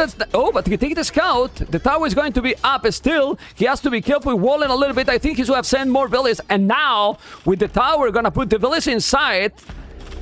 You need to make a house here. What's happening? Oh, it's not bad because now the Minotaurs suffer. No, it's super fast. That was a really not great move here by Sebastian. Why he never make a house, I don't know. He has to be careful. This is a great moment here for Hera. Resources, though, for Sebastian, really good. Let's see the micro. He has villains here, and he's only 1 Minotaur. He still do what? You don't want to lose this tower. Very important to keep this tower alive. Yeah, this pressure is hitting hard. Look at the resources for both players. Yes, Sebastian can click up, but he's missing 2 buildings. Now he's building them. But still, his woodline is idle. Meanwhile, Hera at home, completely untouched, right? And his eco ban is looking amazing, too. Yeah, with the but Sebastian is going Castle Age. And now he get more food, doing the blacksmith now. He's on the way to Castle Age. Why he don't click up? Sebastian! The pressure, remove the villier! Okay, he did it. I mean, all these small things matters a lot, Mr. Hart. Yeah, you definitely want to. It's also how it makes you feel, right? If you're getting everything perfectly, you feel amazing because, you know, even though you're under pressure, you're still popping off, doing the correct things. So when you feel you're, you know, missing small timings here and there, it makes you feel like, ah, man, the pressure's getting to you, maybe. Well, I think this is very important, Hart. His Castle Age is gonna be Castle Hera, but now you get Giant Swordsman, you have the timing, you have the momentum, you are having now some hold. You need to put the villas there. The fishing ship, sorry. That's a problem. Look how he's trying to block, but he and Q and his microing need to go away. Beautiful by both. Okay, who has the advantage now? Because look at the villas on stone. The game looks quite even. Obviously, Hera's position's more comfortable. He's under no pressure. He has full vision of the front. Pushing on this map on land is very deadly because you control the woods very suddenly, and you also get to take 3 relics immediately in the middle, right? So map control is very important here. Sebastian's mining stone for a castle. His resources collected ahead is looking nice and all, but keep in mind that it's mostly food that he's ahead. And on this map, you only need so much food, right? You go up to Castle Age, and once you hit Castle Age, do the important upgrades. What do you do with the food after? Usually not much. People start to sell food sometimes, and yeah, but double attacks now late. Double attacks now late. He did double attacks, and oh boy, oh really boy. Okay, he's doing now the medium warship. He can do now Giant Swordsman. He's going away because he knows what is coming. The Giant Swordsman, but he's not doing them. And honestly, Sebastian is gonna drop a castle. And dropping a castle in this map with the fire archers, I don't know how you feel about this, but this is absolutely amazing. Yeah, the fire archers are a great unit here. They basically have no proper counter in Castle Age. Oof, So the he's best going Hera can forward. really do against them. He's gonna go for a 4 castle. That could be a mistake, right? Let's see. Okay, he's No, just no. taking down the tower. It's gonna be Well, it doesn't need it. Also, it should make the castle here, take the tower. And now the men at arms are coming, but those men at arms won't achieve too much. He need to wall. Let's see if he's gonna wall. The tower is here. He see the men at arms. You need to make a house. Sebastian? Sebastian, hello? Hello? Hello? He's probably not expecting that. That's such an animal play by Hera. Like, who adds more men at arms there? Is there still a hole? Ooh, another gate, another house, and now he's gonna block them in. He's trapping. He did it on purpose or what? He's gonna be able to wall or not? Ooh, what's happening here? What a move by El Uruguayo. Those lone swordsmen are now in the damn hell. And Sebastian in a total domination mode activated today. He's killing it, but those lone swordsmen in the hell. What is going on? Seriously.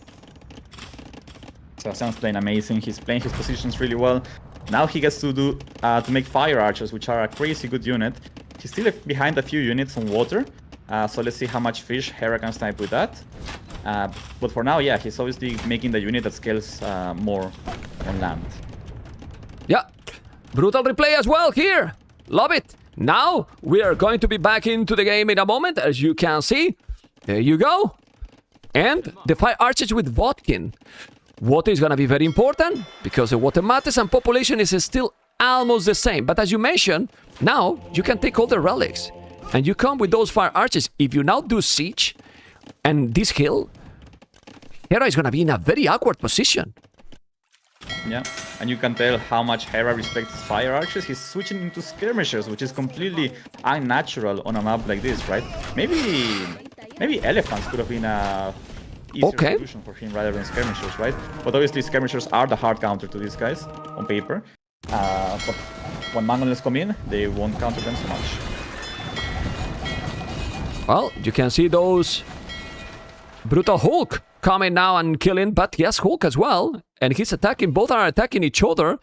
Now he has so many units, he's gonna kill that one. He got it. Oh boy. Oh really boy. Population is almost the same. You can see how there is a lot of things happening all over the map. And he's having the advantage here. It's so hard to tell now. Yeah, I think the game is quite even, still up in the air. Obviously Sebastian has got his castle down, which is important for him. That's part of his game plan. He's also gonna get the relics most likely. But Hera's probably feeling nice about idling all these fish. His fish is also getting idled though, and he has lost a few of them, more than Sebastian. He has no fish. He can still go either way. Hard, he has no fish. 4 fishing ships is definitely not a lot, especially for Dravidians. Market, siege war shop. I think Sebastian is in an excellent position. He's taking the relics now, converting the skirms. He convert one skirm. Oh my god. Is Sebastian gonna be able to beat the Canadian Machine 3-0? Oh baby. For him, he's definitely in a good position. The game's not over yet though. I mean, no, definitely not. Definitely hurts Dravidians more here because they are on skirmishers which require food, while the fire archers don't require any. But the food is still important, right? The ultimate timing you have with the Wu is once you hit him. So Sebastian still needs food. Yeah. One question. He has a lot of builds in Q though. 9% Q. Yeah. The question here is, couple of GN Swordman that he forgot will destroy the skirms. No? Yes, but they would also be countered by just like 2 monks, right? So okay. If he just keeps making these fire archers and mangonels, now he has the answer to skirms. And Dravidians monks? Heh. Dravidians monks, right? Not the best, but the skirms now... They will do the job. Yeah.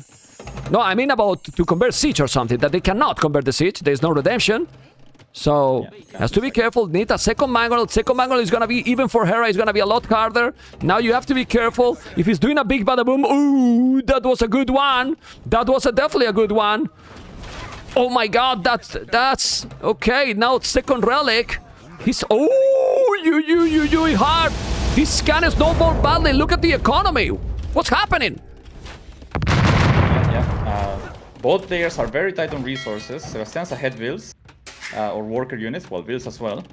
And he has the middle, he has the hill control, so he has everything he needs to win this game. Can he close it out though? He still needs to take the good decisions. Hera being on the skirmishers here cannot feel good. Like, once again, we're on... Somehow, we ended up on skirmishers on this map, you know? And Sebastian's just punishing beautifully. Okay, you can see here now with the fire archers, 2 mangonels. And he's gonna go in. Ballistic is so important here. The armor is important for those fire archers. Or right now with the siege, the most important is now to micro here. Not hard? Yeah. Let's see, I mean, both of these players are really good at this stuff, but Sebastian, I think, has a lot more practice lately with this kind of game plans. As you can see. Oh my god! Ladies and gentlemen, Deadly. this is so huge. I know that the population is almost the same, and it's still the Canadian, Hera. That is amazing. He can come back from this. Well, I don't know. He's losing more and more ground. And this means that Sebastian has 1k resources collected more. That relic is also in danger. He's going to go in. The skills are there, but now it's getting harder and harder. I will even make a tower here if I'm Sebastian. Is Sebastian gonna be able to make this? Nobody has win to Hera a single series in play in a S-tier tournament except a league, one that is not that important, and here he can get his seat. He can steal his seat number 1. Definitely it's not definitive, but it changed a lot for the tournament. He's now getting nervous. Is Sebastian now feeling it so close, Mr. Hart? He has to be feeling something, right? Like, he knows he's so close to beating Hera 3-0 in a set. It's not an elimination match, but it's still a set. And yeah, that would be huge for him. So he just needs to keep doing what he was doing the other 2 games. Play towards win condition, right? He doesn't need to finish the game right here, right now. He just needs to keep doing what he's doing, not lose the game, keep the lead, and he will win eventually. And I don't want to make you feel so bad, but you know, it's your destiny. And if Hera lose here and then you win tomorrow, maybe you can face him in round of 2. My goodness. My God. Sorry, God. That would actually be hilarious, man. I mean, I'm sorry, man, but it can happen. Anyway, I'm sure you're sorry, man. I'm sure. No. I mean, well, for you, yes, because you are here with me, man, and helping me and being great. But population is still, well, is it still okay? No, it's not still okay, Hard. 96-82 with crazy amount of mangonels and on the water. Well, there's no fish anymore. 7 fishing ships. So maybe now Sebastian is gonna have the middle, but in the outside, Hera, it's fine. But is with the outside enough? I'm asking. I don't think it's enough. I mean, it could be enough if Sebastian wasn't so well boomed. He's on 72 villagers to Hera's 52, right? That's a 20 villager lead. And even if you have the outside, Sebastian's economy lead is so massive that he could just retake water later. So even if he has the outside, he won't manage to keep it going. If it was all in that Sebastian has weak echo, yeah, but like this, you know, maybe now the Giant Swarmers will be good. Still there's 2 monks. Let's see the micro. Okay. Well, ooh, he still also don't lose. What the hell is going on? Also 2 relics. Only 7 on food, which is not the great. Okay. Yeah, and now? Down some farms right now. Yeah, he's doing more farms. He can do many. Okay. Yeah, man. This map is crazy. It's really crazy. We can see some comebacks here for sure. Hera is now with the TC outside. Another TC outside. But the wood outside, it's so limited, Mr. Hart. Really, really low. I mean, there is some, but you can't compare with the middle. And the wood in this map should be more important, no? Yeah, I think the wood is just the most important resource, and it's all in the middle, right? So it's gonna be hard for Hera to come back from here. He basically needs to take borderline impossible trades. Like he has to trade so well, and I just don't see it happening. I think Sebastian got everything set up to make a huge upset here. Okay. You can see now the mangonels, 4 mangonels taking the town center. It's so many fire archers. Obviously, he's gonna lose this TC. Those monks are going to go down. Look at the monks. He convert 1 villager. Well, not what you want. Now you need to transport. These villagers are all going to die. Population is still a big difference. Look at the score. Even if it's Hera, if he come back in this game, I mean, it's even harder than the 3-0 in Red Bull is now. Or not. I mean, this game is looking impossible to me. He has no advantage anywhere. He has the water, but that doesn't really mean anything right now. Look at this! Look at this! Oh, baby! Oh, real baby, you need to be careful to don't lose more, but now the TC is going down, and ladies and gentlemen, the surprise is about to happen. As you mentioned, it's not elimination, but change the whole brackets, you know? And then... It messes up the whole tournament. Well, it is what it is. It is what it is. Anyway, you can see the castle here. It's gonna go on mine gold now. Okay.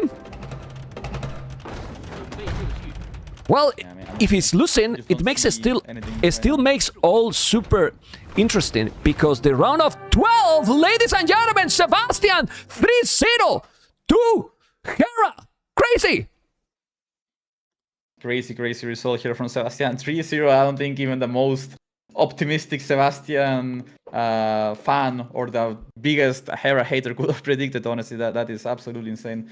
Very well played by Sebastian. Every game he felt like he had a very clear plan and he just executed perfectly, honestly. He had a few shaky moments, but he honestly, I think to me, showed something more important than keeping a perfect game plan, which is when some things go wrong, to not let it overwhelm you. I think that's honestly the biggest thing he has done this set. And really congrats to him. Happy for him. Yeah, amazing. Well done. It's speechless, right? Sito was right. Sito was right. Yeah. Maybe Sebastian is number 3 in the world.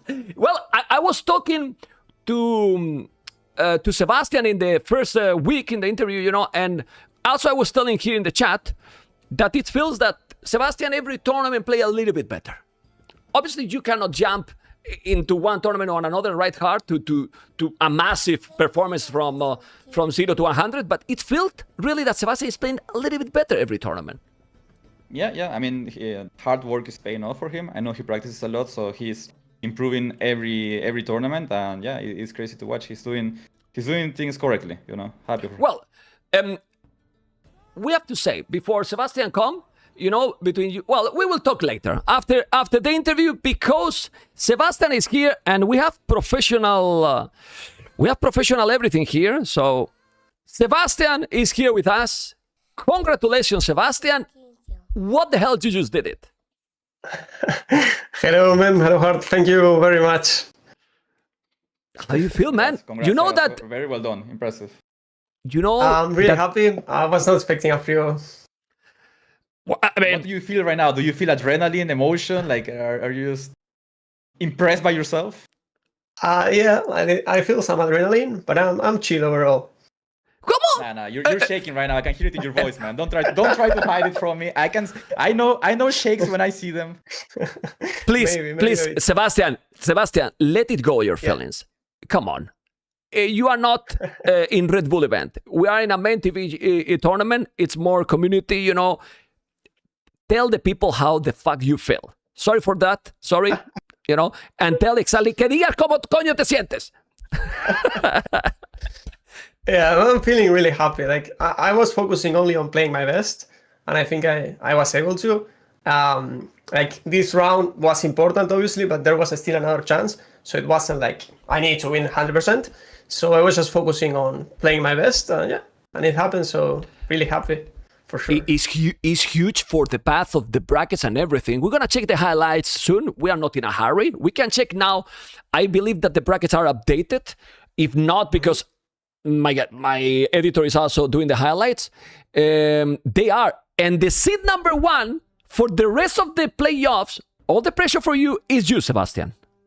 Did you know that? You are the seed number 1 now. Nice to steal the number 1 seed. You are still the number 1 seed, and you can only be in those 2 green spots. You don't have to play round of 12. You go directly into quarterfinals, and Hera is now seed number 5 and will have to be in one of those blue spots in round of 12 that will happen next week, Tuesday and Wednesday. So you don't play again. Look how much you have time now to prepare till Thursday next week. Yeah, indeed. is huge for you and your preparation. You know, I don't know if this is good also for you or you prepare. I mean, it's good. You can prepare now quite a lot, and it's 21 maps. Yeah, there is a lot to prepare. Maps are still really tricky. There are a lot of strats, so there is a lot of room for creativity. So yeah, we'll try to use that time to create some strats. Okay, we're going to check. I'm gonna leave you with Hart because he's gonna make you the interview with the highlights. So you comment the games together, okay? Perfect. All right, let's see. Here we see Chimera against Mayans. Were you happy with the Civ matchup? Or were you expecting Chimera on Crownwood, perhaps? Yeah, I was expecting Chimera on Crownwood. No, I wasn't happy. Like, I think like Chimera scales really well into Mayans. So I felt that I needed to use the timings with crossbows, and it didn't go as planned, honestly. I deleted my rage by mistake. I thought that I was losing this game for sure. Yeah, there were like I thought you were making the correct moves. Like here, I think it's good because you think like you see no blacksmith, so he can't really kill you. But then he comes out with an amazing house trap and kills all your archers. So that was very well done by him. Then you moved out. He caught you. You lost a few archers, and then you deleted the range. So it looked like it was full disaster. I thought you had a really good game plan by being passive with Mayans, but then everything went disaster. So how were you feeling at that moment? Yeah. I thought I was losing the game on the spot because he had the pressure as well, and the siege was getting awkward to play. Like he was attacking on the siege, so it seemed like I couldn't use it. But I guess in my mind I was like, okay, I will boom a bit. Maybe there is still a small chance, or maybe just to warm up for next game. So yeah, that's exactly what I was saying. Like, I think the worst thing you could do is to lose track of your win condition, because here, even though your position wasn't good, you still had a win condition with the El Dorado Eagles, right? So were you just thinking about that? Like, I need to get there, or were you just trying to survive at any cost, not even thinking about what comes next? Yeah. I was planning to switch to Eagles because with Arbalest it's impossible against Scorpions mainly. So yeah, I had that in the back of my mind, but I was taking a glance at the score and it wasn't looking good. So I was not expecting to win this one for sure. Yeah, it was looking quite bad. I mean, I was thinking like the pressure you were under, like right there, is so heavy, right? It's really easy to just go take a fight and lose the game right there. I think the best thing you did this game at this point was that you never took a losing fight. Like you didn't take the one fight that loses you the game, right? You were behind, yes, but you were staying alive. And you eventually got to the El Dorado Eagles, which, you know, they're just so good. Yeah, true. I agree, 100%. What about the castles positions, by the way? We were discussing where you would put the castles, and it felt like there was no position that would protect your base and also the goals which you needed for Eagles. You ended up going for a first castle at the bottom right, which felt a bit unnatural. Did you feel like you had to, think a lot about where to place the castles to make sure you could secure some golds? Yeah. I thought like with the one on the right, I was like being able to secure the corner. There was a woodline as well that helped. Didn't see the woodline though. I knew like he could go across my main TC. That was the I was worried about that mainly. But yeah. How do you think he should have finished off the game there? Like from your position, what were you thinking he could do that would kill you? Scorpions, Cavalier? I guess. But the map is big. Yeah, I think Scorpions, yeah, but I'm not sure, probably. Yeah, I was thinking maybe more I thought he would switch off skirmishers and go directly into Cavalier to try to heavily raid you and then just snowball. Yeah, could be an option for sure. Here in this map, ended up being a quite similar game. You're on crossbow, mangonels. He's on skirmishers, now mangonels. So ended up playing quite similarly. Do you like this matchup for the shoe? Haven't played it yet, but I thought like I could stop the unique unit with my unique unit, which came quite handy because at the end of the day it's cheap. It's like 15 gold, if I'm not mistaken, super cheap on gold. And also it's like a counter to cap, so I did some Arbalest to prevent like Champagne. So yeah, I was confident. I didn't know how to play it, if free TC or 1 TC fast team. I decided on free TC to make sure to play with Eco. It felt like you were thinking about staying 2 town centers and going in for a little bit, and then you switched your mind and added a 3rd town center and just ended up booming it out, right? Yeah, I noticed I'm down on villagers actually. Yeah. I guess it's natural against Way. Yeah, against Way. But you still had the map control. Here you lose the map control, but did you know that on paper, your castle units, the feather warriors, are supposed to do good against cavalry, But the Tiger Calf are a tricky unit, you know, they gain HP when they kill and they have such good stats. Were you sure that they would perform that good? Because they did quite good, honestly. Yeah, for cost, at least. No, I was not super confident, but like once you No get other the choice. yeah, there was no other choice. And once you get the unique tech, it's quite tanky. So and it has bonus damage against cap, so it was my best option for sure. Some quick walls. That was a really good play. I was saying, I think the best decision you made this game particularly was that you never added siege at the beginning of Imperial Age, as many people would do. You just kept going army, right? And idling his economy. So I thought that was really smart. Because I think if you made traction trebuchets, you would be stuck pushing one spot, and then you don't take advantage of your timings. So I thought that was really good and really smart by you. I got lucky. Of course, always lucky. That was really good. Really good. Thank you. Really good game by you. Here the Feather Warriors took a pretty decent fight, honestly. I thought they would get stomped, but yeah, as you said, they are so tanky. They trade quite well even against Tiger Calf. Yeah. That's when I'm getting the unique tech for more HP. But yeah, it didn't come on time, but it was fine. Yeah. Any questions, Memp? I'm just speechless, Mr. Sebastian, with your gameplay, and that also deleting the archery rings in the first game, you still managed to do it. But I feel that in this one, you had 100% in your mind what you wanted to do, right? In the third one. Yeah, it was a cook strat. Yeah, it was a prepared strategy, yeah. Were you scared of the Menatarm push? Like, did you think it could damage you a lot, or did it get messy from your point of view at any point? Like, okay, I think I'm messing it up. Yeah, I got scared when he came, like here, 1 minute later when he goes inside my tower. I got scared of it, and I made some mistakes. Like, I made the archer range for one archer. Nice play. Some mistakes, but it was greedy. fine, I guess. It was fine. That was greedy, Sebastian, a bit greedy. Yeah, he destroyed the gate. Probably had arson, yeah. Yeah, and then you just get a castle down and you're feeling quite comfortable, since I guess that was your initial game plan with the fire archers. Yeah, from here, do you ever feel like the game could slip away, or you get the fire archers out and suddenly you feel like there's nothing you can do wrong from there? I was not expecting the skirms. Made total sense with Dravidians. I got a bit worried when he won the middle, but like fire archer is a really versatile unit. It's really good against siege as well. So I knew that if I could mass enough siege and have the fire archers, I would be in a good spot. Like, he needs ballistic as well to completely counter me. And actually, fire archer is quite good against skirms, because they shoot multiple projectiles. Yeah. What about elephant archers for him instead of skirmishers? Maybe a bit more, a bit faster to come out, right? Don't need the elite skirmisher upgrade, and they're good in lower numbers. Maybe that would have been a better choice. But yeah, obviously his economy was under pressure, so maybe he felt like that would be too expensive. Yeah.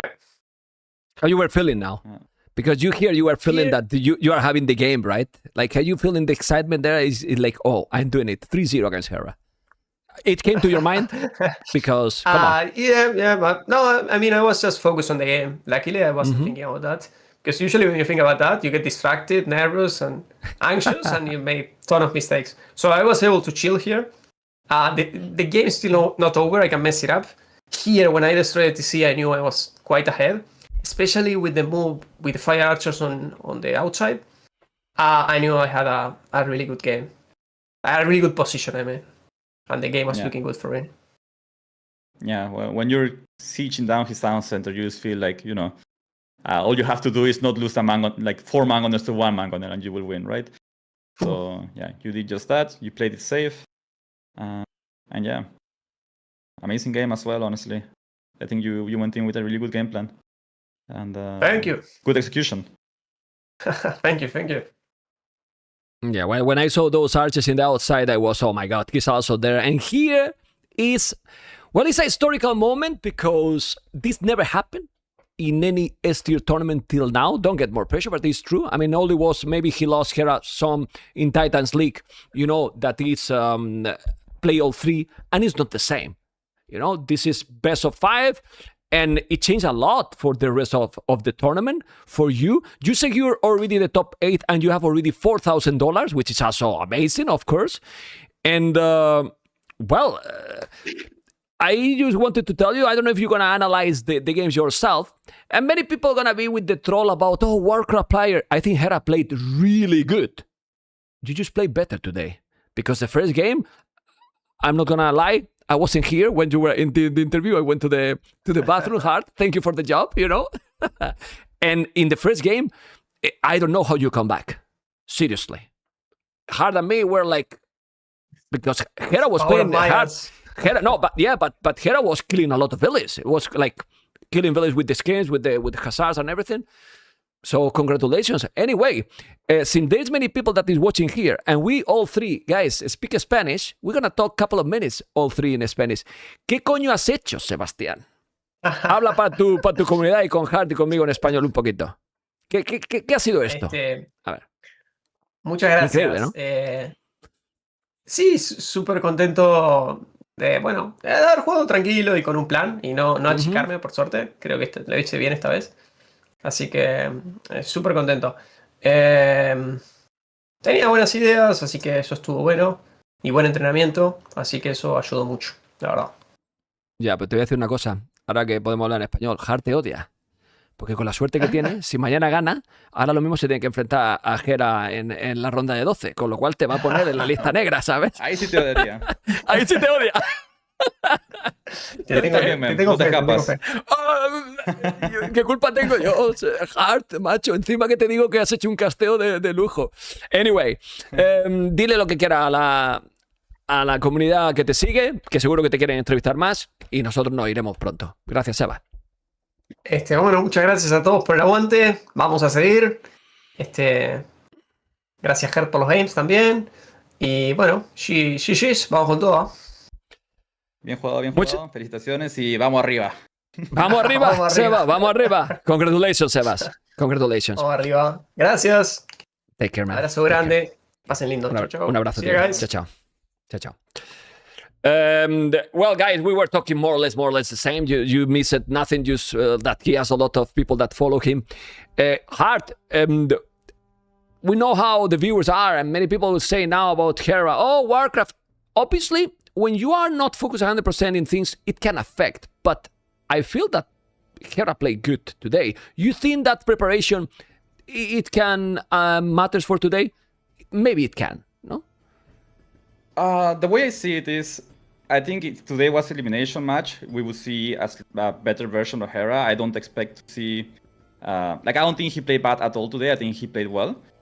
I think he can play better though. He shows better.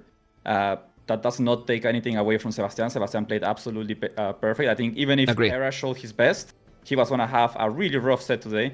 I was predicting a 3-2 either way.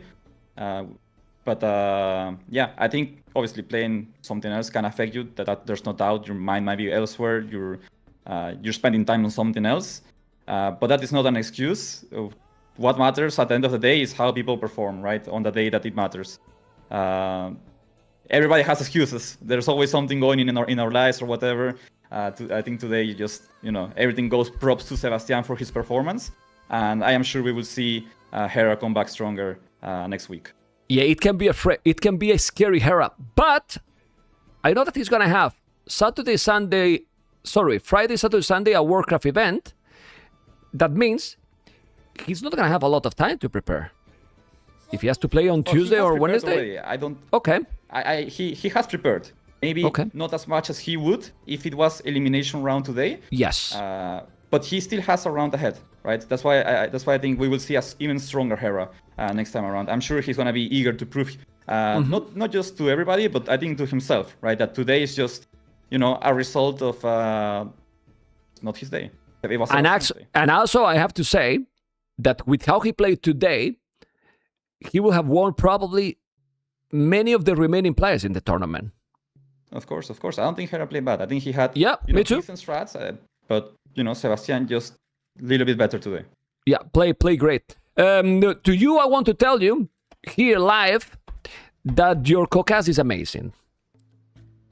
I tell to everyone that is coming, but I think your co-cast is really, really good because you give a lot of information, and people love your co-cast. So you are more than welcome to come back in the rest of the tournament. I know that you don't want to come back because that means that you're still in the tournament, and then you don't have time to come.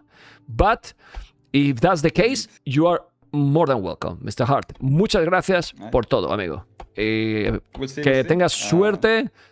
Good luck. When you play? Tomorrow? No, or Saturday? Tomorrow, yes. Tomorrow, right? Yeah. Tomorrow. Guys, Hart play tomorrow versus Mihai, and that will be after MBL Luis. That's gonna be another great day. And also, it helps this co-cast Hart, not a preparation, but it helps as well. You know, you see games, you see what things can happen, and if you have the same matchup for whatever reason, it can probably help those co-casts because you are deeply analyzing all the games, no?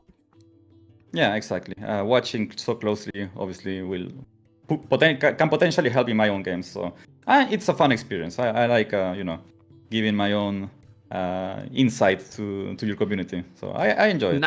Nice. Well, to everyone also, because all the interview has been in all the other channels, in T90, in Dave, everyone see the interview and everything. So a lot of people know you. Guys, don't forget to follow him on his Twitch. Is there in the comment. We will talk. Okay, Hart? Thank you so much, amigo. Take care. All right, thank you, man. See ya. See you Take care. To your community. Bye-bye. See you. Bye-bye, man. Well, insane day, Insane day today.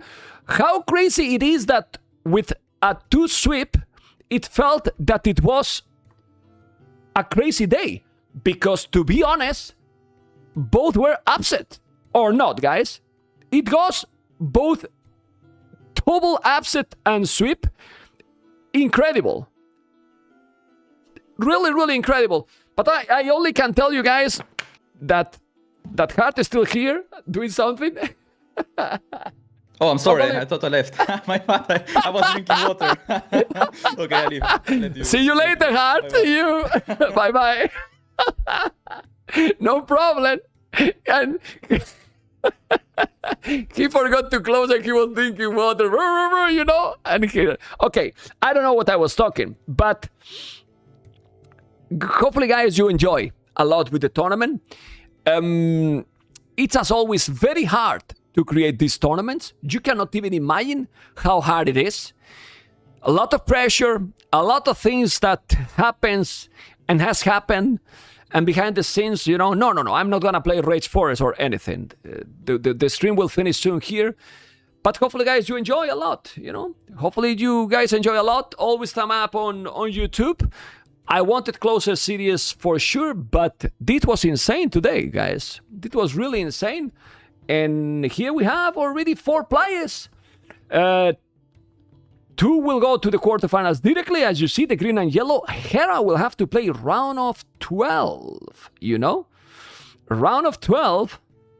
Unfortunately, both players are qualified. Oh my god, you guys. Don't be assholes, man. This is create a lot of interesting stuff.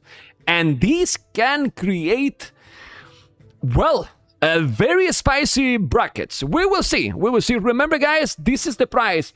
The people who won already guaranteed $4,000, And this is the goal. Today we got some very nice donations. The subscription is still going slow, guys. But I believe that with the tournament coming, it will still going strong. I believe that I didn't show all this, but I can, because in Group A, freaking Andy is already in quarterfinals. Champion of this group, guys.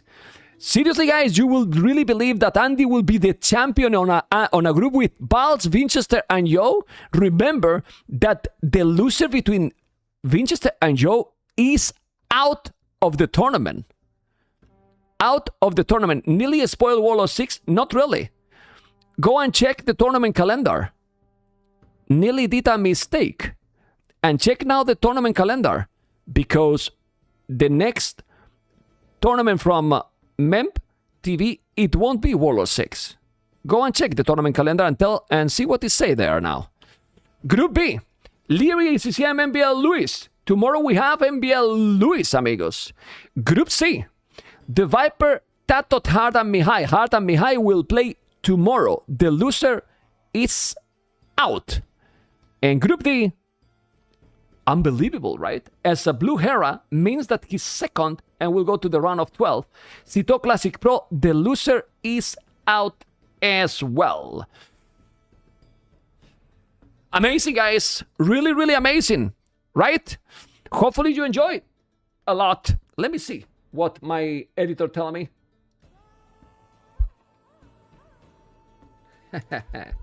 Yes. Well, I want to confess you something. My editor, it's now not at home. Thank you, Daniela. Appreciate it, man. My editor is not at home, and he was worried because he's in Serbia. He's with Vodka in a tournament from Age of Empires 4.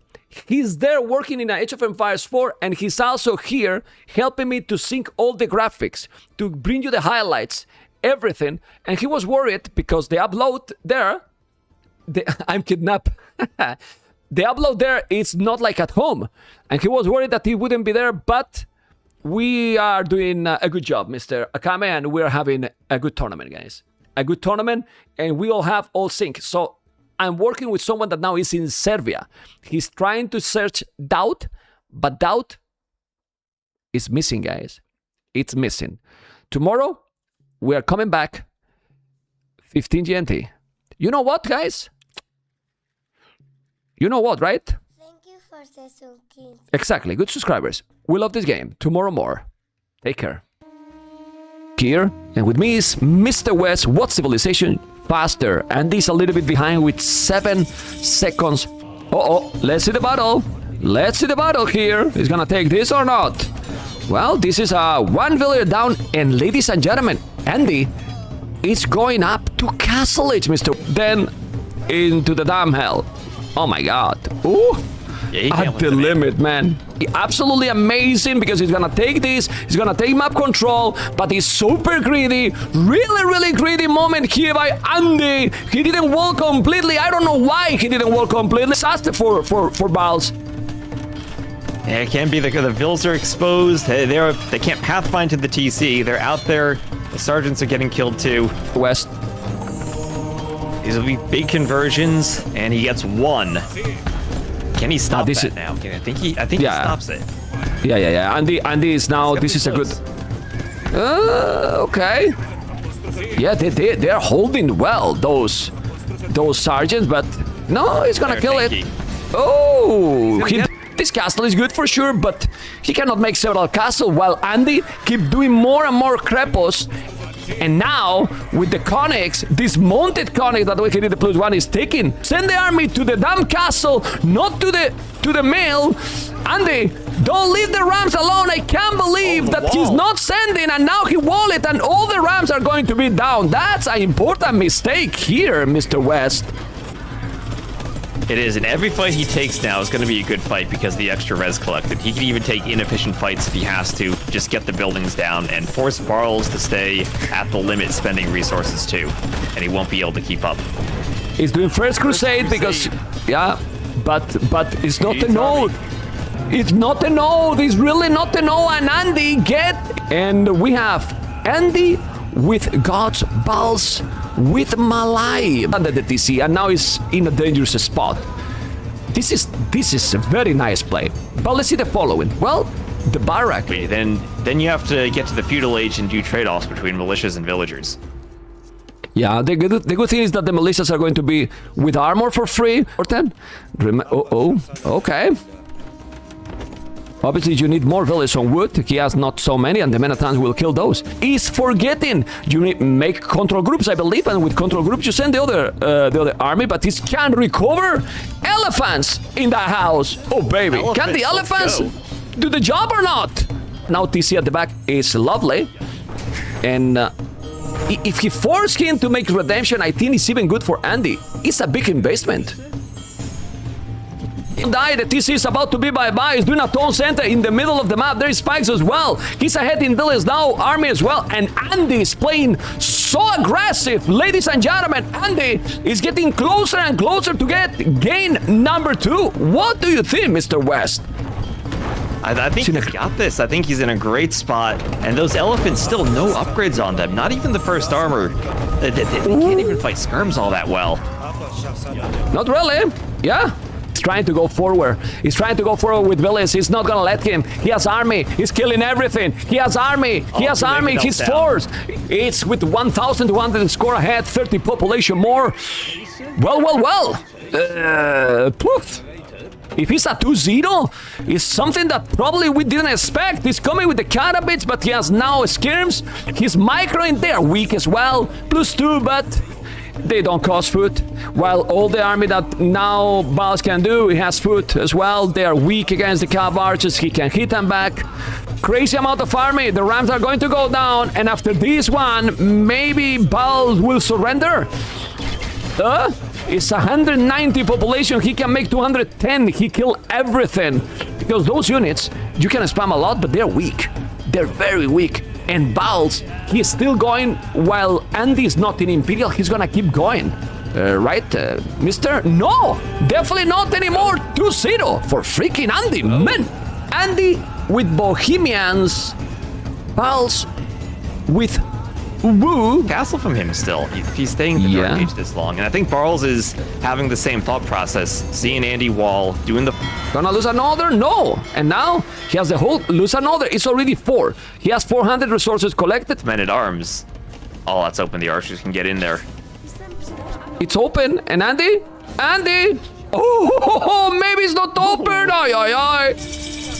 There? Oh, he wants to clear the remove the skirm! Remove the skirm! Remove the... Me cago en la leche! Remove the skirm! My goodness! I think the longer the game goes on, the better things get for the Bohemians anyway. Yeah, he has double the army now. He has the same villas now. Well, it's 21 maps, and Andy feels so well prepared, honestly. Really, because at the end, here we are not talking about, oh baby, he's coming, he has to be careful, Barles, the monks are there, and now, if he convert, he need to go away, there's another Mangonel coming, he's gonna be very close. He's also attacking and taking these galleys, getting the control. Blood printing, 4 relics already. Population in cavalry, he's not taking now, but those, well, they're strong. You can see how they are strong, but why he's not doing a trap? With one trap, he will be hitting the castle. Same now, it's with devotion, minus stone here, but he keep going, and this is so many bomber cannons, and the bomber cannons now going down. He doesn't need to rush, right, Mr. West? I don't know. I don't even want to check because I don't want to miss this because can be the last battle of the game, of the series actually. Look at the amount of units converting everything. And ladies and gentlemen, check Andy population in one of his most impressive performance. Mr. West, never know, really. And this is not Arabia. Yeah. It's completely different. Yes. Yeah, not Arabia, and Andy, he likes, you said he liked these Warlord settings before. I think he likes being well-practiced for maps. That's the impression I got from him today. Everything he did. This is not the practice, get rewarded, and he get the game number 3, and he qualified to the quarterfinals. My goodness. And Khmer or Mayans, Mr. Hart? Well, I think you got your answer here now. It's just pushing with the scout and with the villager. Yeah. To be honest, it's gonna be difficult to go away from this area, right? It's oh my god, look at this. 300 APM right now. Ooh, but he failed. Stian will have to figure that out. But still, Mayans fully walled once again. I mean, he's not killing, but he's create some idle. Now he's doing the blacksmith. Okay, I mean that's fine. No hard. I mean, you forced him to react, so it's okay. He managed to close the gap by making a house wall there. I mean, that was amazing, honestly. Yeah, really good. Like smooth gameplay, as sometimes we see from Sebastian, right? Yeah, well, and now the difference is that, okay, the Mongol is going to be... he split those units, which is great, as you can see. Okay, the Mongol is down. And now the problem is that he can go in with the knights, don't have anything at home. The archers are going, but the problem with deleting the archer... Oh, that was a good move. Wow. That was very nice as well, Hart. Yes, and now, those knights bye-bye. I feel like he wants to move out, so he makes the warship forward to get the Mangonels out faster. But Oh, he saved it. You don't want to lose the monks. This is the key here. He's gonna convert maybe one. No, the archers are coming. He converted a knight, but if he converted two, will be a lot better. The knight is now here. Don't kill your own knight. Okay, but this is a good trade for Hera. But in this situation, Mayans are really fine. And well, those raids are not gonna be that much dangerous anymore because this army now, with all the upgrades, are killing everything. Even with the dodge.